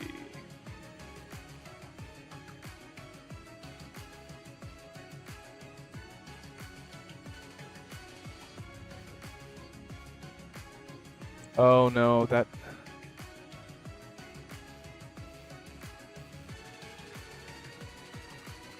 Oh, that's why I put similar FPS, because the one that I reviewed is a 7800X3D. So that changes things a little bit.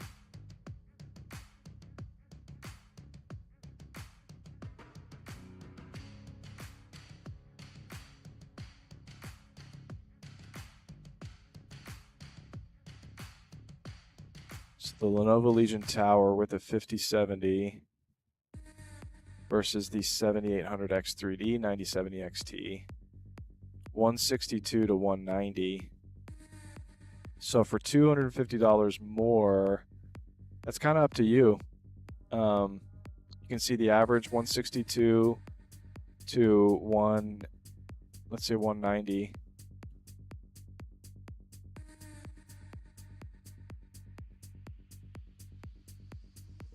So a 17% difference between that, but the one that you're looking at that's $250 more is now with a 9800X 3D. So you're looking at probably closer to at least 20% increase in performance for that $250 more.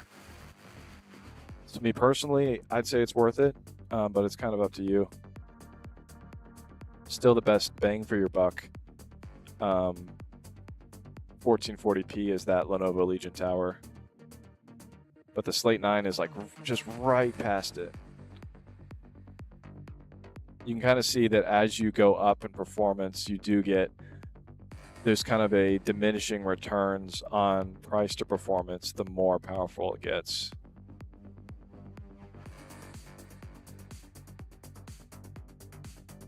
Future Shop 9266, thank you for answering my questions. I'm thinking about buying top-end pre-built gaming PC, and your YouTube channel is the best when it comes to getting informations. I truly enjoy your videos. Awesome. I appreciate that. Definitely makes me happy when I see my videos helping people out.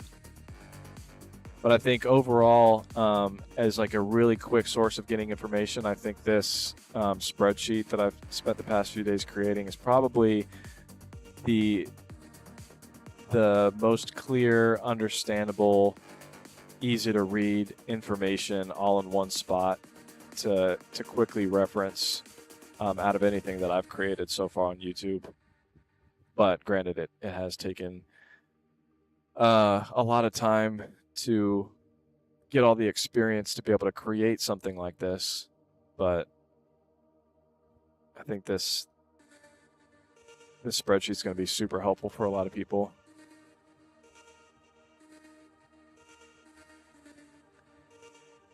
Hamid Al-Husni, have you seen the iBuyPower R07? I've not seen that one.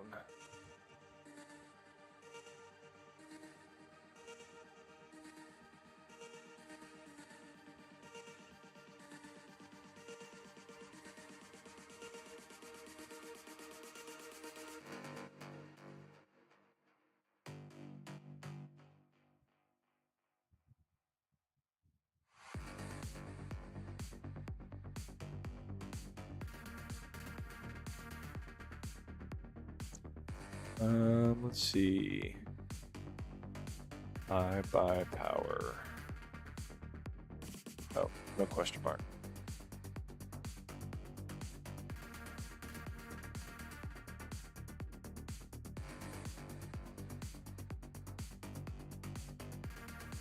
Might have to do a regular Google search with this.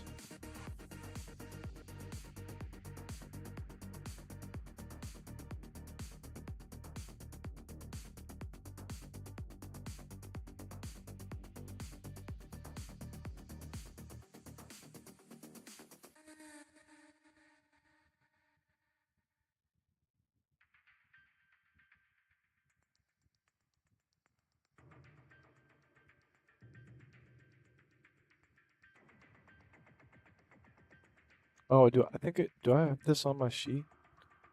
Element Pro.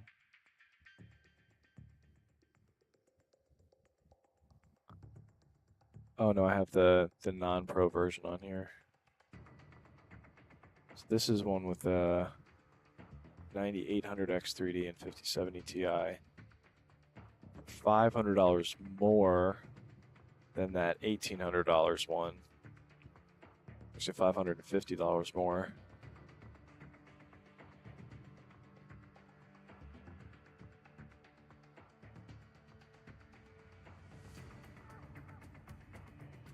Yeah, 2360 is a little steep, considering where we should be in Black Friday prices right now.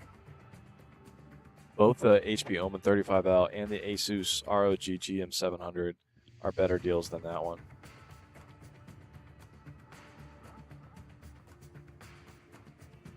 Jackson Wood, is there any benefit to having DLSS with the NVIDIA card over AMD? So DLSS is actually only for NVIDIA. It's a proprietary software thing for NVIDIA, so you can't actually do DLSS on AMD. AMD has their own something similar to it called AMD Fidelity. What was it called? AMD Fidelity FX Super Resolution, FSR.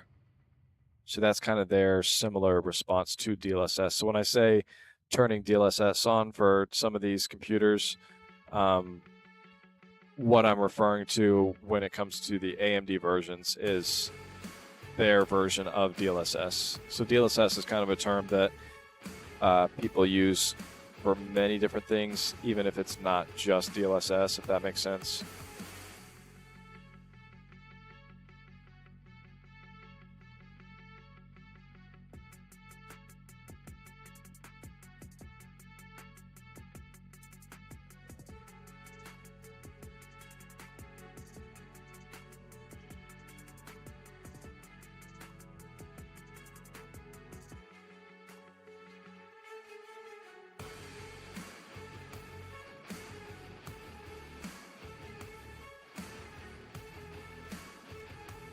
Okay, I see what you're saying.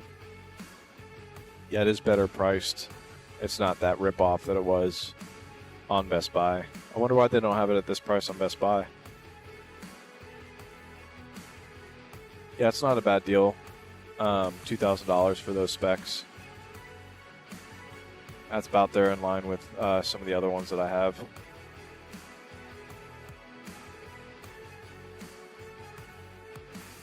Did I put iBuyPower on my list here to buy straight from them? I am an iBuyPower affiliate. I just forgot to put them as a brand.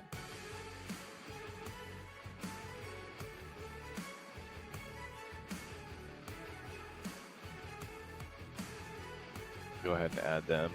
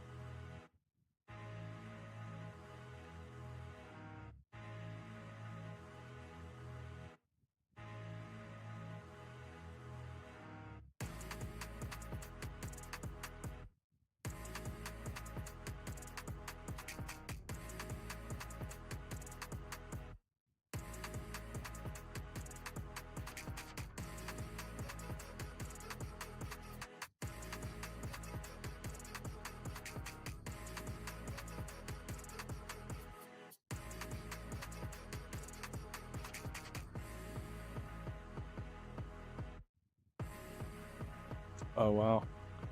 iBuyPower just removed. They're not commissionable anymore. I have 0% commission. Well, I guess I don't have affiliate links for iBuyPower. That's lame.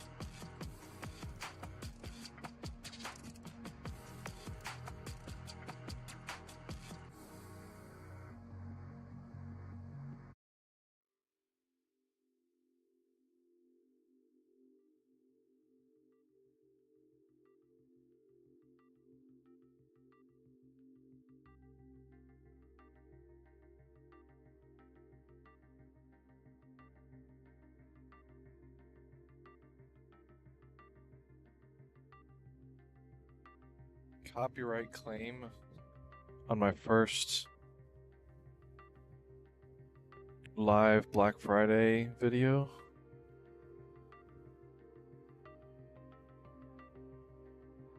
Oh, it's been released. See, that's one thing with Epidemic Sound that kind of frustrates me sometimes, is that you can stream music from them and all of a sudden randomly later on they're like, oh, nope.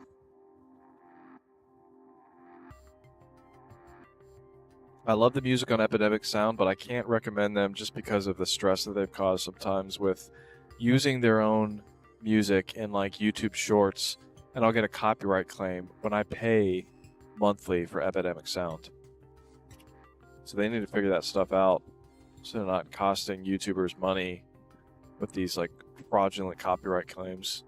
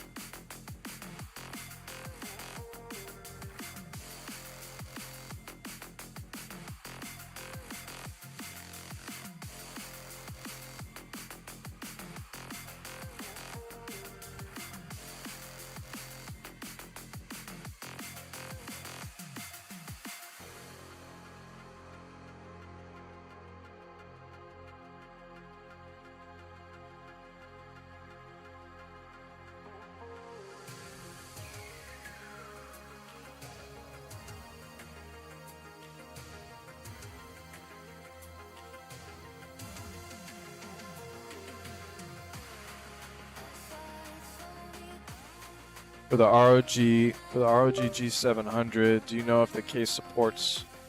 Oh.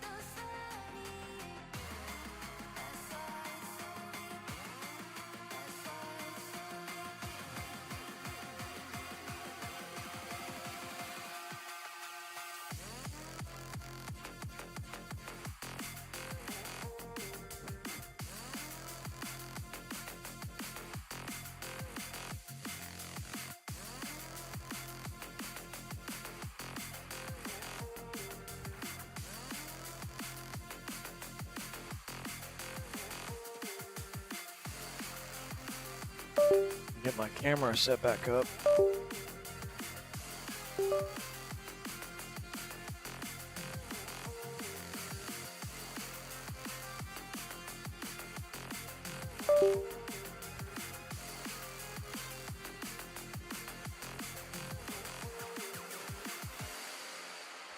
There we go. For the ROG G700, do you know if the case supports a 360 AIO? Yeah, I'm almost positive. Let me look. Oh yeah, for sure. Yeah, it's set up for the 360. There's only a 240 in my other one, but you can see in my other one here.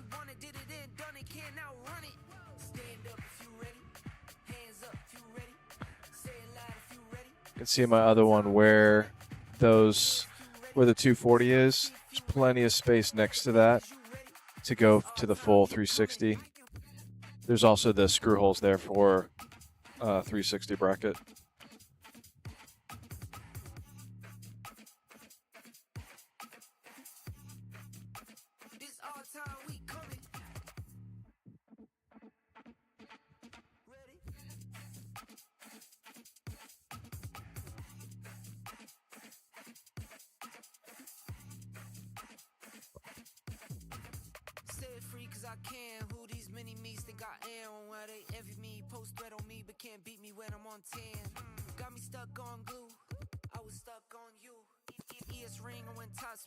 Top one in the booth.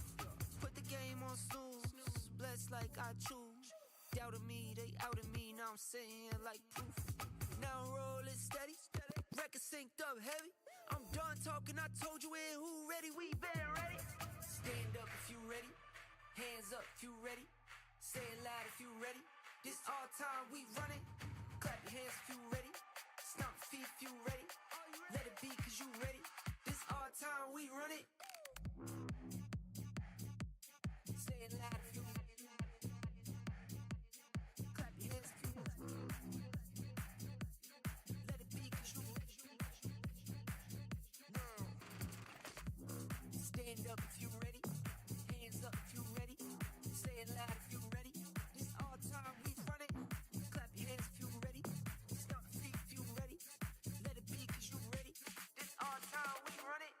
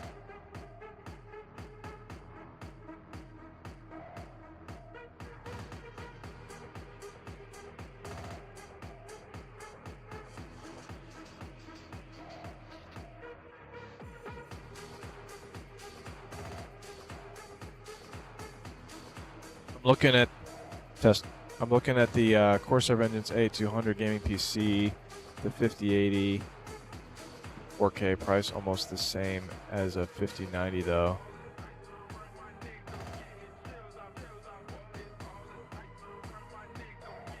Yeah, if the price is almost the same as a 5090, you might as well go up to the 5090.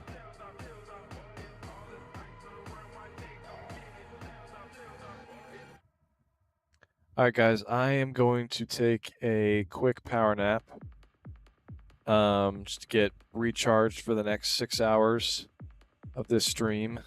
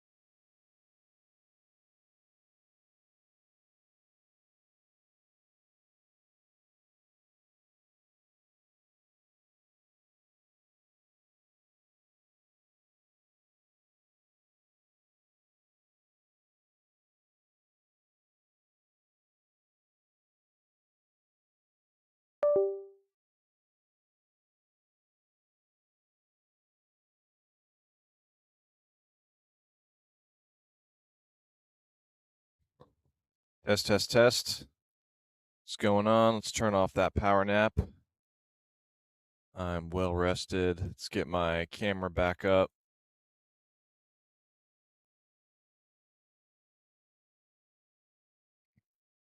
Well, I wouldn't say well rested. I'm rested. All right. Did I miss any comments while I was taking a nap? Jackson Wood, thank you, man. Really appreciate you answering all my questions today. Feel like I learned a lot more about PCs in one day compared to the past few months of research. Get some rest and God bless. Thanks, man. Appreciate that. Probably not still on. It looks like you probably signed off right when you send that, but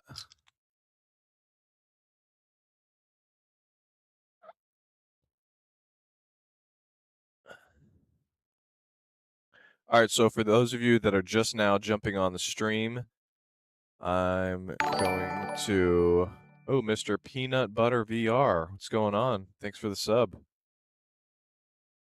I'm going to remove this so you can see everything that I've got going on here. So we've got the Lenovo Legion Tower 5. This has the 7800X3D with a 5070 GPU. I literally just ran all of my benchmarks on this PC a few days ago. This one I'm going to be doing a full review for in December. Hopefully this version of it is still available with the Black Friday sale. Because right now, if you look on my spreadsheet that I have, that PC is currently at $1,400, which is an insane deal right now for that PC. And if you go into my price to performance charts, that PC is now the #1 spot for the most FPS per dollar out of all the gaming PCs that I've ever reviewed. Now, this could only be a Black Friday deal, so I'm going to have to update that again tomorrow and then the next day after that. And then in my review, most likely it won't still be at the #1 spot in my review. But then we have the Asus ROG G700. This is one that I just did my recent review on. I actually flew to New York for a big pop-up event with Intel where they had a bunch of these. They actually had the voice of the guy from Grand Theft Auto there. A bunch of people were taking pictures with him. There's a long line just to meet the guy that did the voice for Grand Theft Auto. And this is the the Apex RTS 5090. This one I just ran benchmarks on for. I haven't yet put it in my charts, but this is one of the top pre-builts that I have on my list. Then this is the Corsair Vengeance A7500 up there in the corner. That is the AVG PC Max. This is the ABS Cyclone Aqua. That's the MXZ. And this is the iBuyPower Element. And then on this side, we've got the HP Omen 35L Stealth. This is the one that I reviewed just before the Asus ROG G700. That one is really good for people that don't like that gamer look. The RGB flashing lights everywhere. This is something that could look in a professional environment or even in a family room and not look off. And then this is the other version of the Asus ROG G700 that I was sent originally. That was not actually a version of that PC that you could buy. So I did all of my tests, all my benchmarks, even all my B-roll with that PC. And then I realized when I went online that is something that doesn't exist anymore. So I had to redo all of that. But luckily Asus sent me one that they actually do have available now. And that's this one right here. And then the specs that I got for that, or the performance, I'll show you how that compares to all the other ones. With 1440p gaming, the Asus ROG G700, that one had an average of 155 FPS. That was the one that I reviewed, but the one that you can actually still purchase right now. Oh, that's right. I don't have specific benchmarks for that one yet.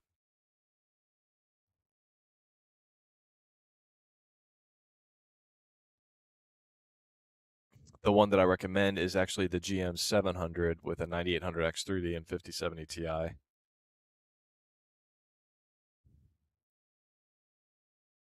Otaku, appreciate you putting this together. I'm actually reviewing this right now to buy a gaming PC for my wife and I. Awesome. Yeah, so for those of you just jumping on the stream, this spreadsheet right here is going to be super, super helpful for you. Not only did this spreadsheet alone take several days just to create, it's the accumulation of thousands of hours of my testing and reviewing of many gaming PCs. It's got the FPS for each computer that I've reviewed. If you click on it right here, this will show you all the FPS for every resolution of each gaming PC that I've reviewed. And then if you click underneath that, it'll take you right back up to the top of the chart.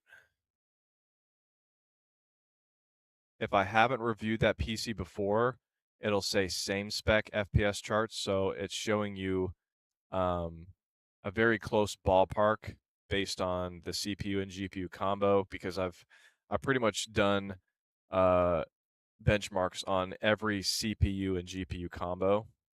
Not every CPU and GPU combo, all of the main CPU and GPU combos. So the ones that I haven't done a specific review for that specific configuration, you can click on same spec FPS charts. So you can see this right here is the 285K with a 5080. If you click on that, it'll take you to a PC that I have done benchmarks on, and it'll show you the FPS for that.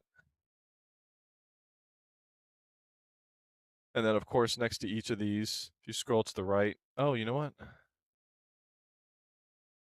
I didn't put the price for that Alienware next to that one.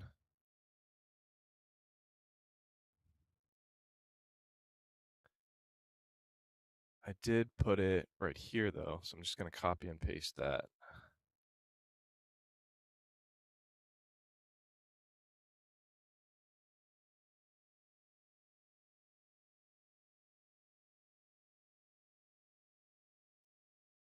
Yeah, currently I have a link. Currently, I have a link next to all of these PCs on them in the main list. It's just on that next to the FPS. I don't have a link for all of those. The HP Omen 45L. This is actually one that I don't really recommend people get. I just put it on here to show the FPS that you can get for it. But the HP Omen 45L with the 5090 was the lowest performing 5090 that I've reviewed.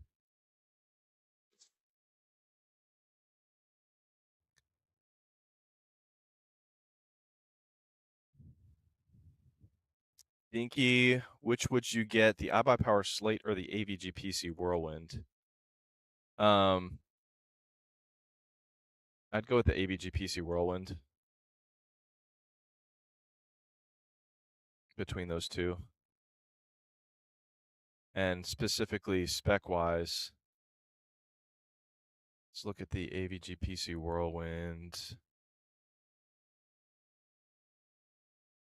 You said versus the iBuyPower Slate. Yeah, so it also performs a little bit better too. So here's the AVG PC Whirlwind with the 9700X and 9070 XT, and then the iBuyPower Slate with the 9070 XT, but it had a 7800X 3D. But you can see here it actually performed a little bit better than that iBuyPower Slate.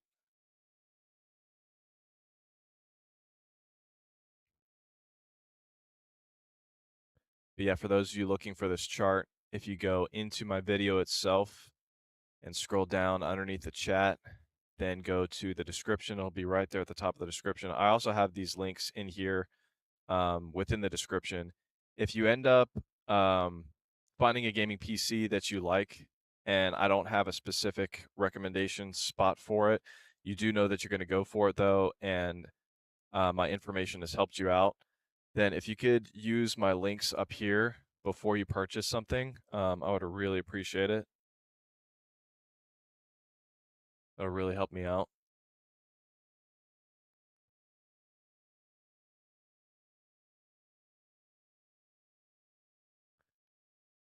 But yeah, underneath the actual FPS, like I said, these are all the recent PCs that I've tested this year and their configurations, their current price. Any of these PCs, you can go to the actually the APX RTS. I haven't verified the FPS on that one yet, so I'm not going to put that on there. I check all of my benchmarks before, I double check all my benchmarks before I post them. So let's go to like the AVG PC Whirlwind. So yeah, it'll zoom you all the way down to where I have that. So now if you click right here, it'll take you back up to that.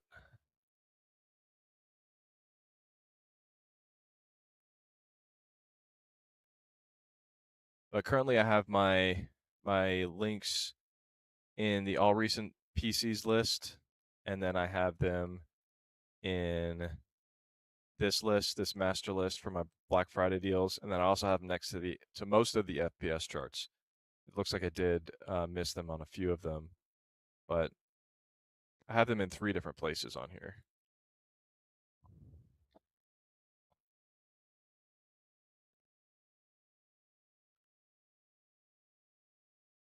I'm honestly looking at the Skytech Legacy 4, but really debating if the additional $500 is worth it for the Corsair Vengeance A7500 Air.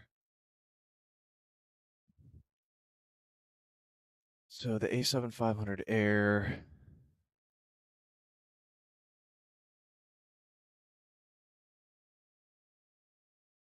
Yeah, that's a good point. Just know that with the Corsair Vengeance PC, you're going to get a 2-year warranty. The Corsair Vengeance PCs are usually higher quality components. Let's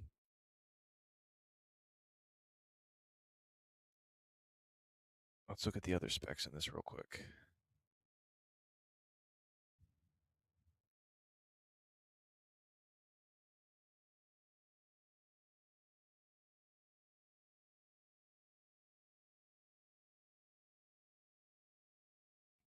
Yeah, that is kind of a hard decision. I would lean more towards the Skytech Legacy, honestly, because of that price. But a 2-year warranty, I mean, for one, a 2-year warranty shows how confident they are in the components that they chose for the PC.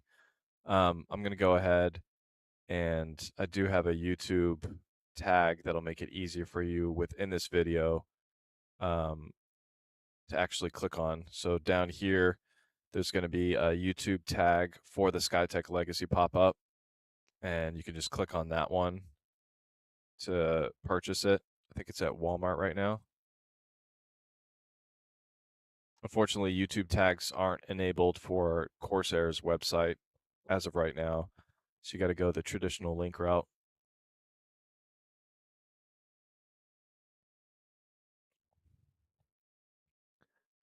I'm going to go ahead and make sure some of these links are updated.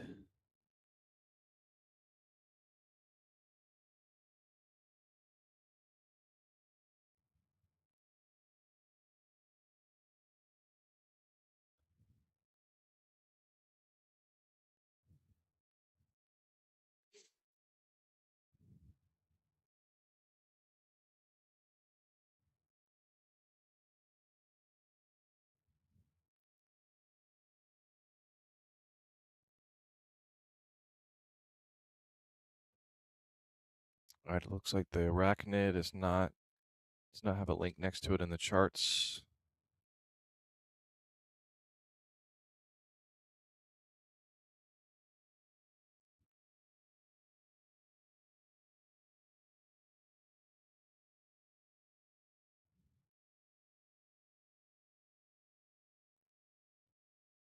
What else doesn't have a link next to the charts? What is this? Skytech Legacy 4.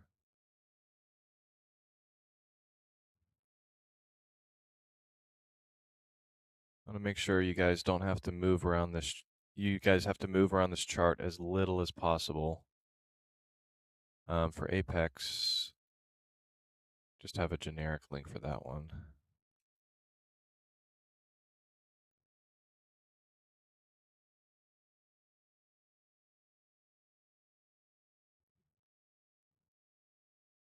What's this one? HP Omen 45L. I almost don't even want to put a link to that one on here.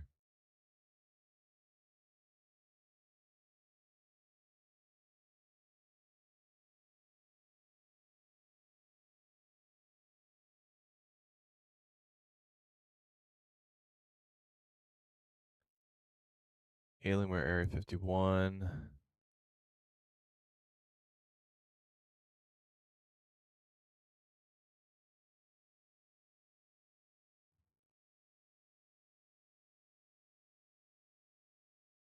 HP Omen 35L.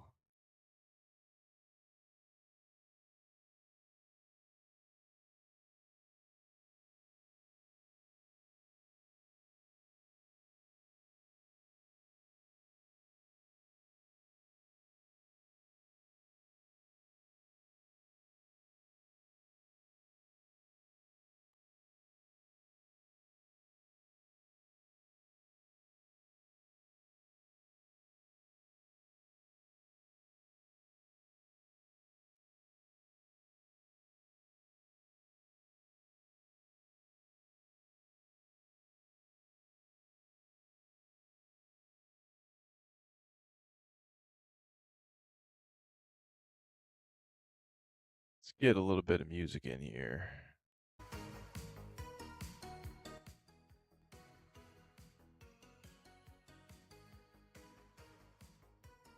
AVG PC Whirlwind. Where did that one go? There it is.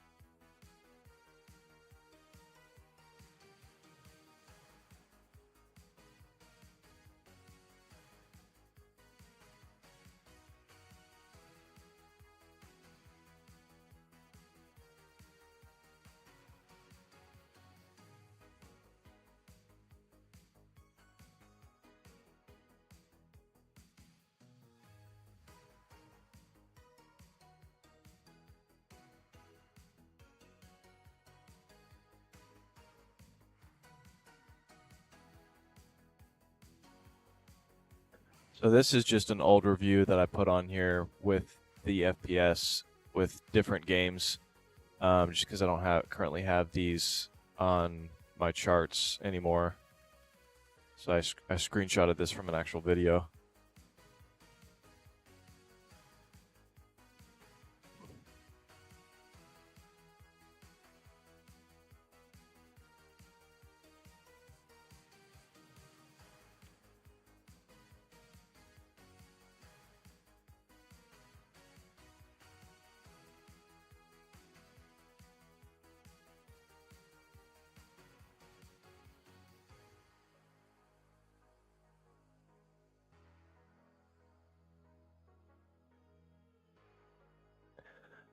Yeah, I watched all your videos, but your feedback is helpful. I will use your referral code for the Skytech then. Awesome, appreciate it.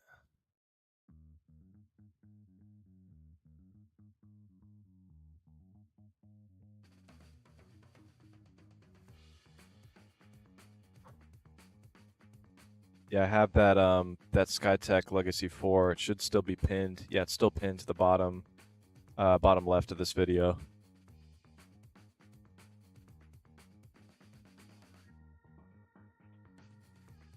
That one veggie, yo, Justin, I've been on your live streams for a few times in the past year, and I finally got a PC, the Micro Center G480, and got it for only $1,900 instead of $2,400. Awesome, congrats. How'd you get? You get a special discount code or something?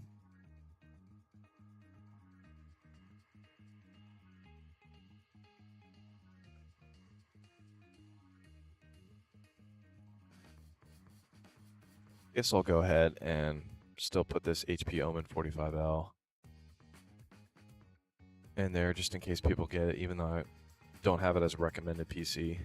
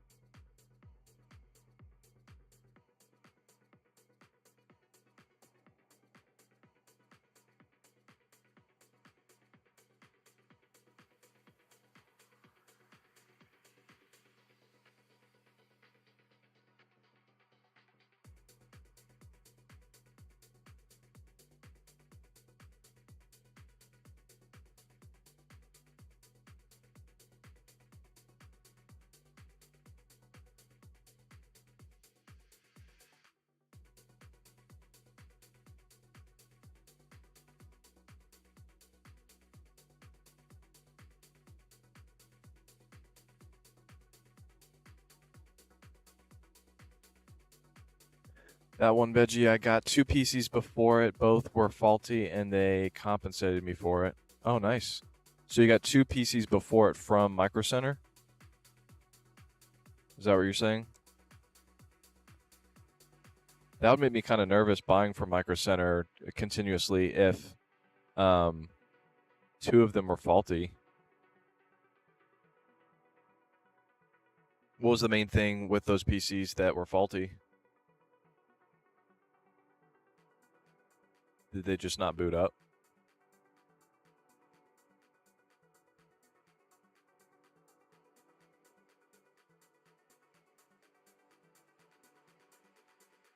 That's unfortunate. I think out of all the PCs that I've had delivered to me over the past few years, and that's a lot, there's only one that just didn't boot up.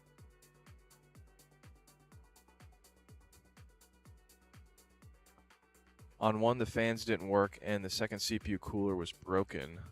Wow. I wonder if that was a shipping issue versus something that Micro Center didn't do right.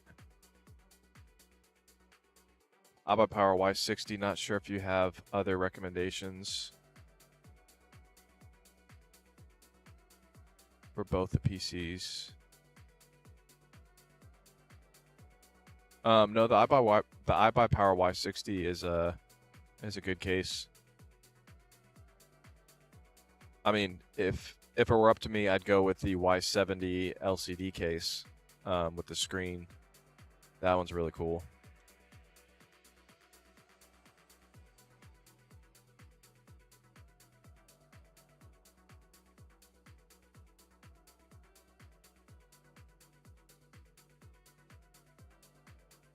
Oh, does Best Buy not have the Y6? Oh, there we go. Y60.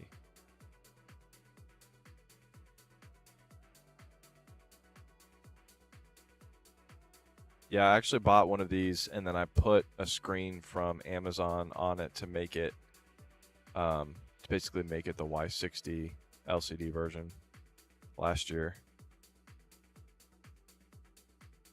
Yeah, cases like this, the Y60 and the Skytech King 95, I love these wraparound designs.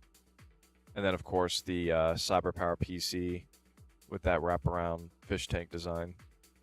That one's truly unique in the fact that it's got a glass on the backside too, which is really cool.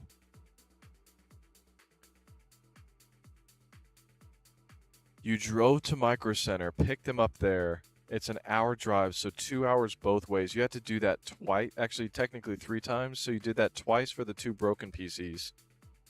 I think Micro Center should have compensated you for your time on that. That sounds pretty frustrating.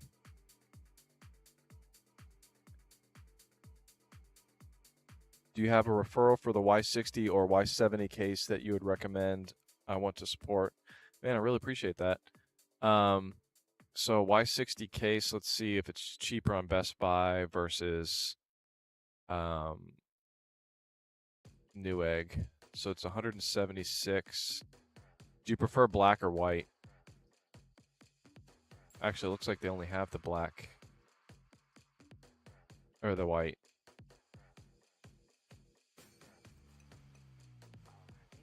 Ooh, the Y70 Touch. There she is. That's my favorite one right there. The black Y70 Touch.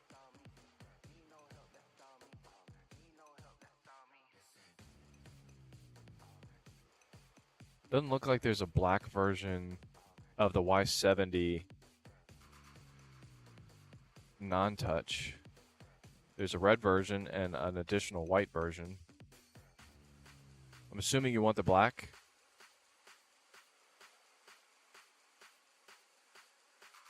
Or does it matter to you? Oh, Otaku. You look at Newegg.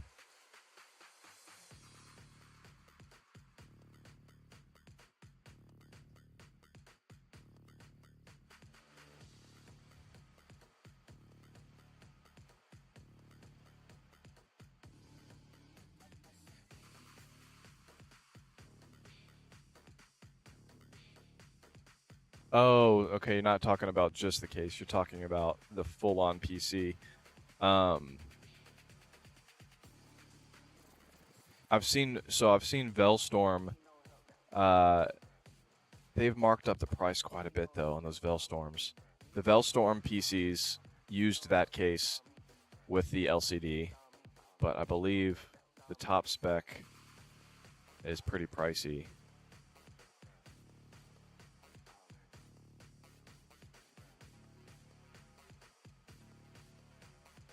So this, I think, just has the 5080. Yeah, with the 5080, it's over $4,000.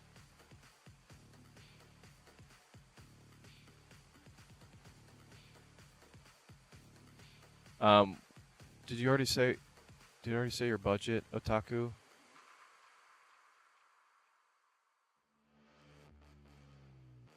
So you're already planning on spending around $5,000 for that Legacy 4. Oh, but these aren't using the 9800X3D. Oh, but you can be editing videos, so the 9800X3D isn't really an editing videos type of CPU. The Intel i9 is. Or if you found a PC with a 9950 AMD, a 9950X3D AMD CPU, that one's good too. Steel Boy, welcome back.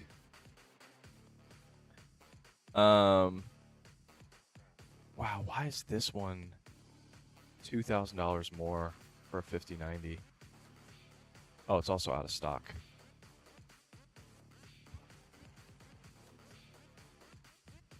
So I actually already have a link to this one in my weird but cool PCs list.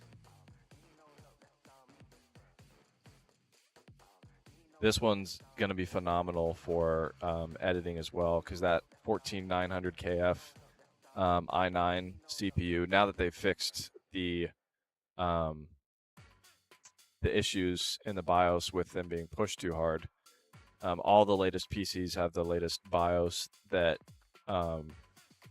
does not try to overvolt the i9 14900K. So those 14th gen Intel CPUs are safe to buy again in gaming PCs. Yep, that's my total budget for both the PC combined. It's about $7,000 to $8,000. So combined. Oh, are you saying you want to buy two of them? Because yeah, if you get the Velstorm, it's going to be over $8,000 if you get two of them.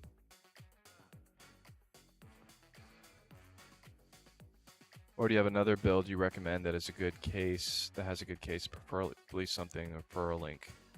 So, price to performance wise, something that's as good as this i9 14900K 5080. The Corsair Vengeance A5100. I love this case. It's a shorter but stubbier wide design that allows you to access the internals on the backside a lot easier. It's a dual chamber case, but yeah, the A5100. Actually, why do I have the Best Buy version of the A5100? Oh, that's because the A5100 doesn't have a... I don't think there's a 9950 X3D version of that on Corsair's website. Let me see.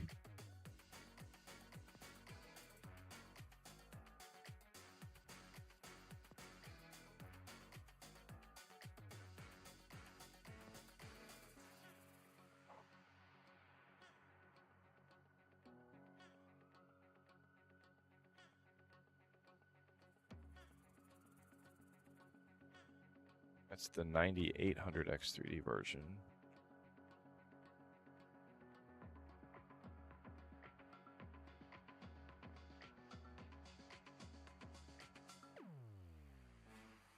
So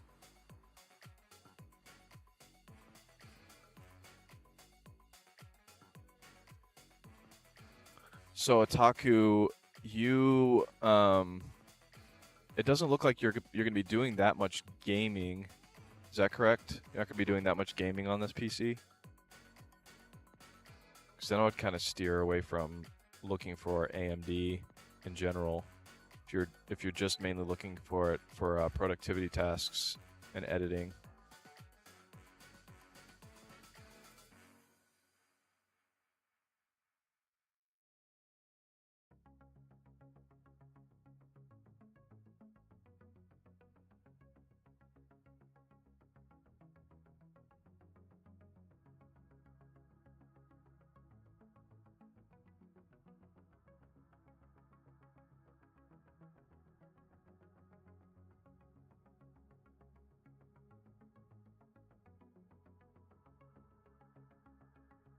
Okay, no, it is the same price as the Best Buy link.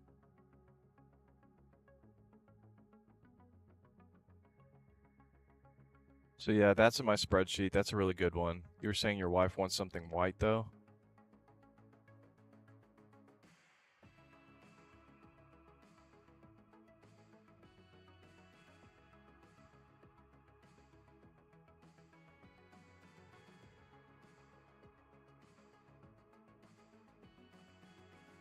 So one with a CPU that's also good for editing.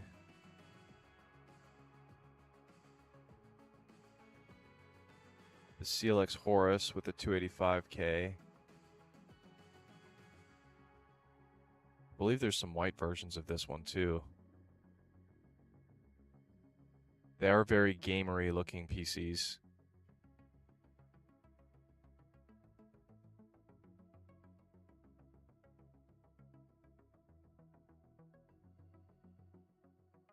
Let's see, CLX Horus.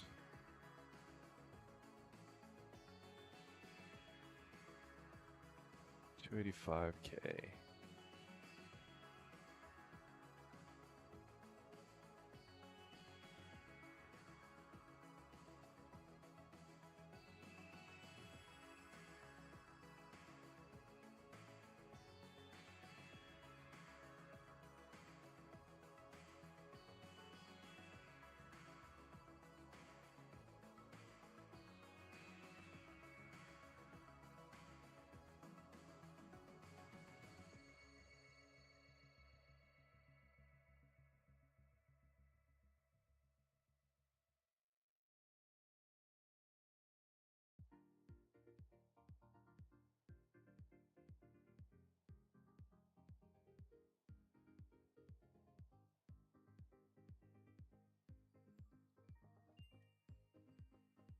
Oh, but if you get a 5090, your wife is going to want a 5090.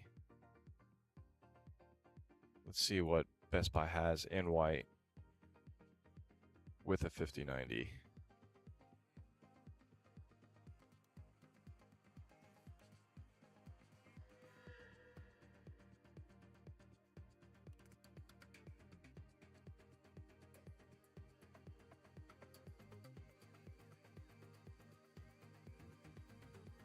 Kind of slim pickings with the 5090s as far as white PCs. I think even in my list, most of what I have are black because I did a poll and a large majority of everybody wanted to see reviews for black PCs. The Alienware Area 51, it's kind of more silver, but you make the RGB and all that pink, and it kind of has more of a white look. That's a good option for 4250.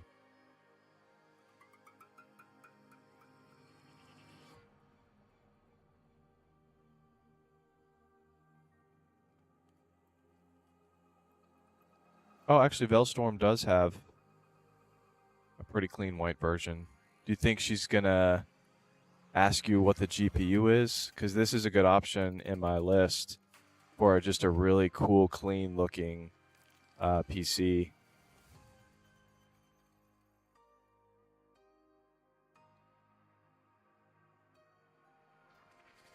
You think she'll like the Velstorm? We'll go ahead and pin that one in the bottom left corner.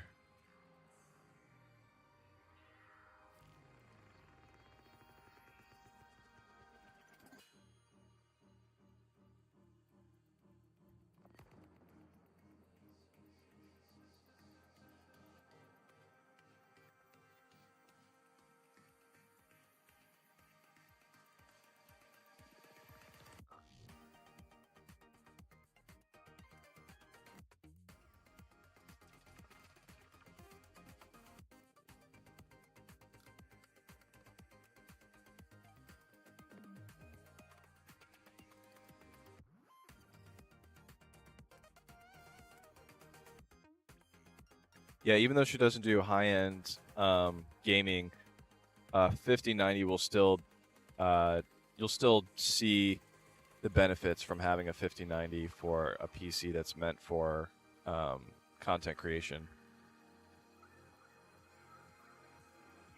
But yeah, if she's not going to ask you whose GPU is better, then I mean, hers is technically going to be just right up there, almost as expensive as yours, and it's going to look prettier in her mind because you can stylize that screen to be as fancy as you want it, as feminine and as pink as you want it, and then that along with the white is going to look really cool. But yeah, actually on the stream last year, I had a Velstorm, or I had a Height Y70 touch case right here, and I was kind of showing off what the Velstorm looked like. Because that was on my list last year as well.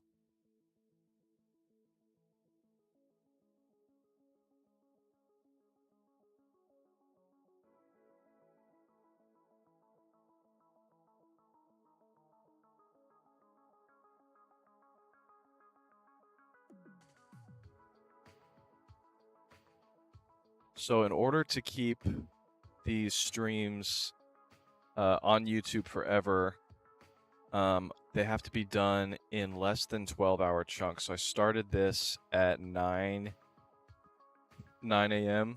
So 9 to 5, that's 8 hours. And then it's going to be from 5 to midnight. That's 7 hours. So that's a good spot to split it up. I think what I want to do is I have it set to automatically jump into the next stream as soon as I end this one. I think it'll carry all of you guys with me.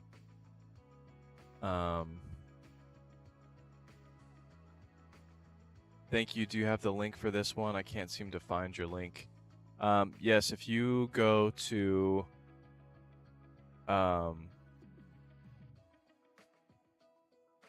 the bottom left of my video, if you click right here, there should be like a little tab that shows the Velstorm. Let me pull it up in my recording. So if you go to live, you can see it's popped up in the bottom left corner for you to be able to click on it.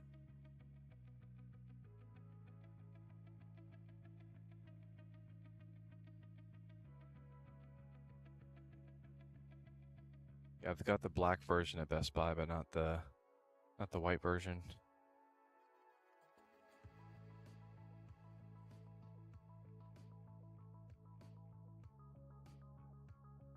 All right, so I am gonna go ahead and see if ending this. I have it set to where that when this stream ends, it automatically takes you guys to part 3, which is scheduled.